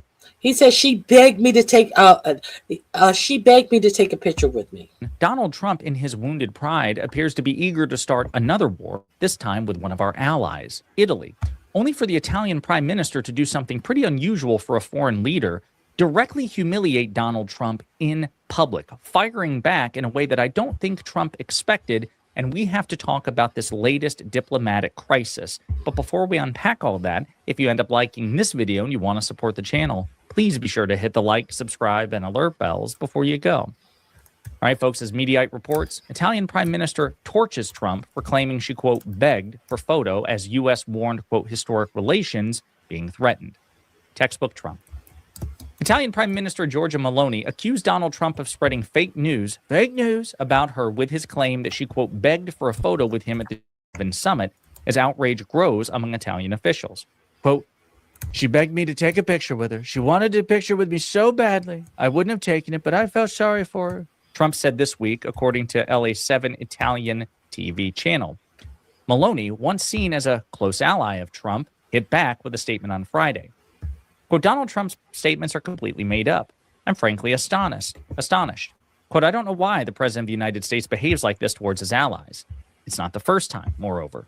She then chided Trump for not showing the same, quote, determination in going after, quote, enemies of the West. Quote, I can only say it's disappointing that he doesn't show the same determination with the enemies of the West and of the United States, whose leaders he instead treats with far greater indulgence. Meloni declared, quote, there's one thing he should remember. Neither I nor Italy ever beg. So this is Prime Minister Meloni on X issuing the statement. And of course, she's saying this in Italian, right? So I'm not going to sit here and presume to be able to translate it in real time, but we just read the English translation. So let's hear the Italian version. Dunque, certe cose meritano una risposta immediata. Le dichiarazioni di Donald Trump sono dichiarazioni totalmente inventate. Sono francamente allibita. Non so perché il presidente degli Stati Uniti si comporti così con i propri alleati. Non è del resto la prima volta che accade. Posso solo dire che dispiace che non abbia la stessa determinazione con i nemici dell'Occidente, con i nemici degli Stati Uniti, con leadership con le quali invece si dimostra molto più accondiscendente. Però una cosa se la deve ricordare: io e l'Italia non imploriamo mai. Now that part you heard loud and clear. Neither I nor Italy ever beg. Now listen, a couple of things. I'm not a big fan of. Oh, see now, man, still pretending like women are begging him for something. I guess he thought that E. Jean Carroll was begging him for something until he got that found guilty for or whatever type of SAing he did and have to pay her a settlement that he is trying to get the Supreme Court to wipe out. I guess he thinks that all women are trying to beg his old funky ass for something, even as he is rotting in his own skin. But I hope you guys have a fabulous weekend. I just wanted to leave you guys with that. All of these links are in my description box. So that is the last link in my description, guys. Go check out some of these channels. Great commentary. I appreciate you all for being here. Hit the like button on your way out, and I will see you guys tomorrow. Melissa, it is always good to see you, and I hope you guys have a fabulous weekend. We're gonna. Do you know that Microsoft? Is it Microsoft? I think it is Microsoft is now selling some of their AI to China. Yes, I think it is Microsoft. All of this, what do you want us to do? What if China gets it first? What if China gets it first? Now, did you know that they are now selling AI to China? Did you know? Did you know? Did you know? Because of this big AI bubble that they were trying to hide from you, trying to tell you that the stock market was going so well. Let me. I gotta show this to you. I would be remiss if I leave and not give this to you because your for-profit media is going to leave you in the lurch as they have opened up your pension and your 401k plans to be gutted by AI and all of these billionaires who are losing money, who don't want to invest in their own product. So, and now that they actually need some liquid funds, now that their loans are about to come due, what are they doing? They're selling their products to China. Microsoft. Let's get into this. And now, so I'm guided by what he wants. He suggests that even Trump understands, he accepts that inflation is a real problem that just can't be wished away through positive tweets. So you remember all of that hoopla about Jerome Powell, and he needs to drop the the interest rates and all of this. Now the new guy that he has over the Feds, he let the interest rate remain, but now he's okay with it. He has a good guy in there, and whatever you do. I have some fake ass interest rate and create more dollars. It's not going to get America out of the bind that you put America in. Trumps. Unusual, but And it looks like they might even raise them later this year. It's not clear. Do you have any it comment? could happen. I mean, it's hard to believe. It looked like they may need to raise them at the end of the year. It could happen. It's hard to believe. Everything else has risen. It could happen. It's hard to believe. Does it sound like your president is going to bring prices down for you when they're about to raise interest rates? I think they said 2%. Is your for-profit media helping you pay attention to this, or are they helping you pay attention to other things?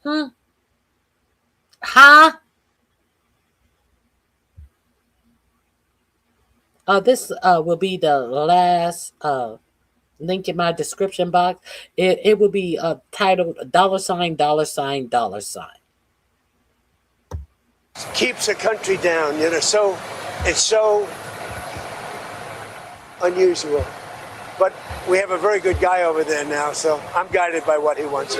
He suggests that even Trump understands, he accepts that inflation is a real problem that just can't be wished away through positive tweets. So big tech companies are now facing a desperate situation. Revenue needs to increase, and one hyperscaler just made a move that perfectly illustrates that desperation. Microsoft is actively selling AI solutions to Chinese companies, despite the ongoing US-China AI war.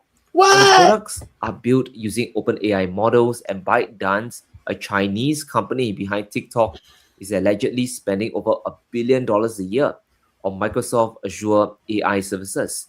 And let it sink in for a moment. The US government. But doesn't Ellison own TikTok? Is this a big scam? Is this more of the circle jerk? The same Ellison who teamed up with Ivanka and Jared Kushner to have his son be able to do that big merge?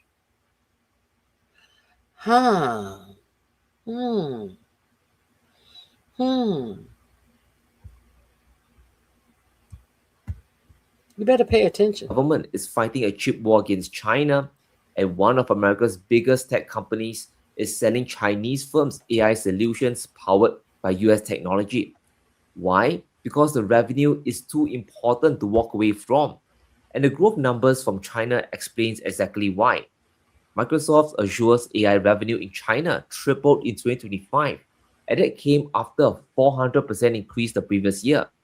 China's hunger for compute and AI solutions is enormous, and hyperscalers cannot afford to ignore that demand, while their own domestic borrowing costs are rising fast. Necessity is the mother of invention here. Microsoft found a way to keep serving Chinese customers despite the restrictions, and they operate through local providers within mainland China. They run data centers there, and they sell AI solutions remotely using facilities in other countries to really navigate all this maze of regulations. So whatever it takes to access Chinese revenue, they're going to find a way, because the alternative is leaving an enormous and fast-growing market entirely to Chinese competitors. Now, Jensen at NVIDIA has been warning about this for years. Export controls don't stop China. They force China to become self-sufficient faster, and self-sufficiency in China happens at a scale and speed that really exceeds Western expectations. And export control is a powerful tool that if used precisely and specifically, could be quite effective. You just got to be careful not to over-exercise export control so that it doesn't create unintended consequences to a lot of other things that we don't intend it to do. That's why Microsoft and every other AI service provider wants to keep selling to China right here, right now. The window of opportunity is really closing. And once China's domestic AI infrastructure reaches sufficient scale, the need for foreign compute disappears entirely. And given the investment China is making, that day is coming faster and faster than most analysts in Washington are really willing to admit. China is preparing to spend $300 billion on a nationwide AI build-out. That is not a proposal or wish list. That is a commitment program backed by the full resources of the Chinese state. China will expand their total AI computing capacity by 50% before 2030, and 80% of the core technology for that build-out will come from domestic suppliers.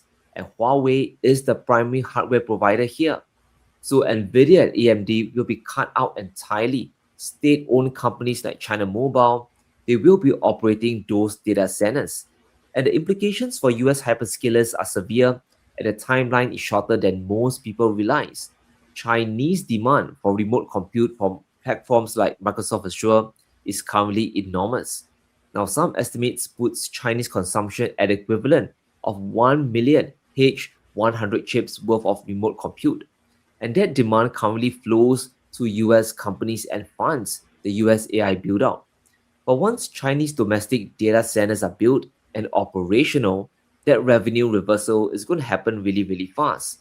And it won't just trickle away gradually, it will just switch off because Chinese companies will use domestic compute. Chinese regulators, they're going to encourage it or they're going to enforce it. And the price advantage of domestic supply will make the switch really, really obvious. Now, US hyperscalers borrowed $250 billion partially on the assumption that global AI demand, including Chinese demand, is going to keep growing. And that assumption is really breaking down in real time. Now, if hyperscaler revenue drops while interest rates remains high or they go up, there is a serious chance the entire sector halts or dramatically scales back all this AI build-out. And the energy situation is making the economics even more brutal. Technology investment, including software, now accounts for more than 5% of total US GDP. The AI build-out is not a side story for the US economy. This is the main story. This is the primary and this is the only story for the US economy. Understand? Of the growth narrative that's holding everything together. And energy costs are becoming a genuinely existential problem for this build-out. Now, US electricity prices rose by 7.1% in 2025. But that national average hides the true pain in Pacific states. Certain regions saw electricity costs increase by 20% in a single year. So if your power bill was $200 a month, it's now $240, and it keeps going up. And by 2028, US data centers are projected to consume 12% of all electricity in the country. That is not a trivial number. That's an enormous structural shift in how American power gets distributed across the economy. Now, power demand from data centers was around 80 gigawatts last year. And by 2028, it could exceed 150 gigawatts quite easily.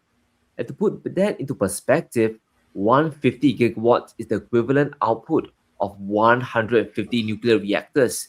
It's the power consumption of 150 million American homes. The US power grid simply wasn't built to handle this, and it cannot be upgraded fast enough.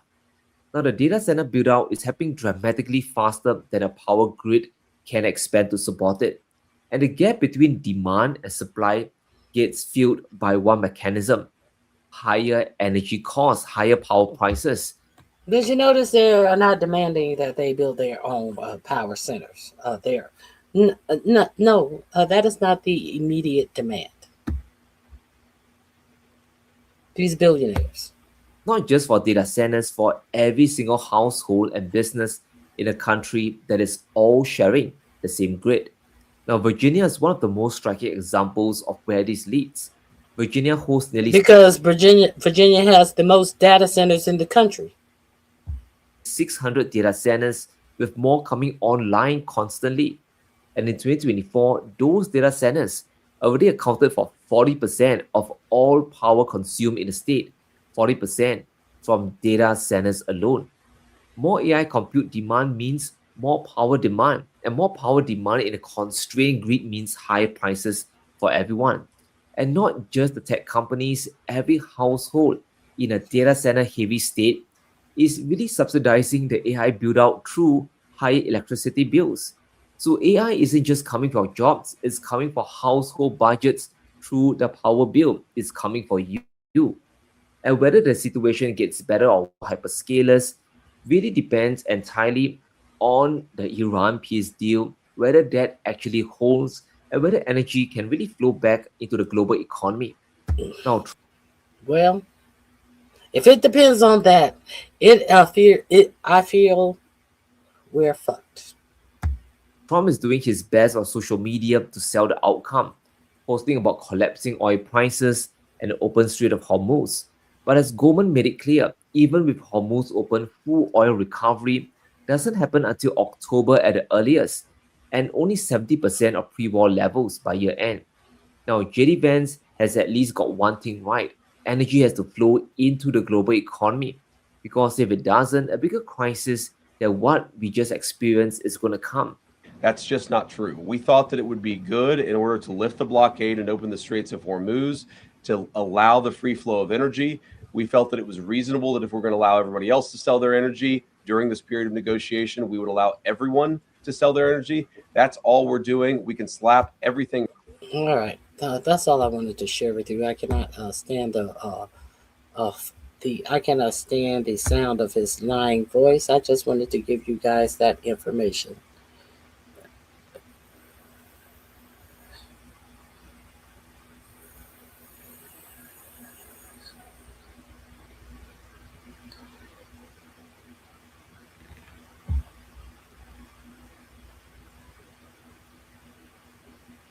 What is happy Juneteenth?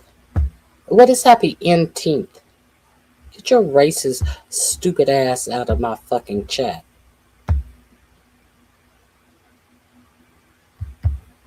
Okay. Okay, I hope you guys have a fabulous remainder of your weekend. And check out the links in my description box. All of the links that I shared with you today are in my description box. Go over there and check out some of those people. Subscribe to some of their channels. I share great people on my in my news, and go over there and check them out. You will find some great stories, especially that a more perfect union, a breaking point. Kyle Kalinske, secular talk. Sabby. What is that? What's Sabby? Sabby. Sabby. What is her name or her channel? What is her name? Sabby Sabs. Go over there and check out these channels. They're all in my description box. Oh, fabulous channels. Adam Mockler, of course, the Midas Touch. All of these are great, informative channels. Mike Dolomore. All of these are fabulous channels that give you information that your for-profit media just don't cover. Information that you may not hear about in the for-profit arena, because they want to keep you dummied down. They want to keep you like the Maga voter. So I hope you guys have a fabulous weekend. Hit the like button on your way out. Subscribe if you're not subscribed. If you are a new subscriber, I appreciate your support. And have a great, fabulous weekend. I'm out of here. Bye-bye.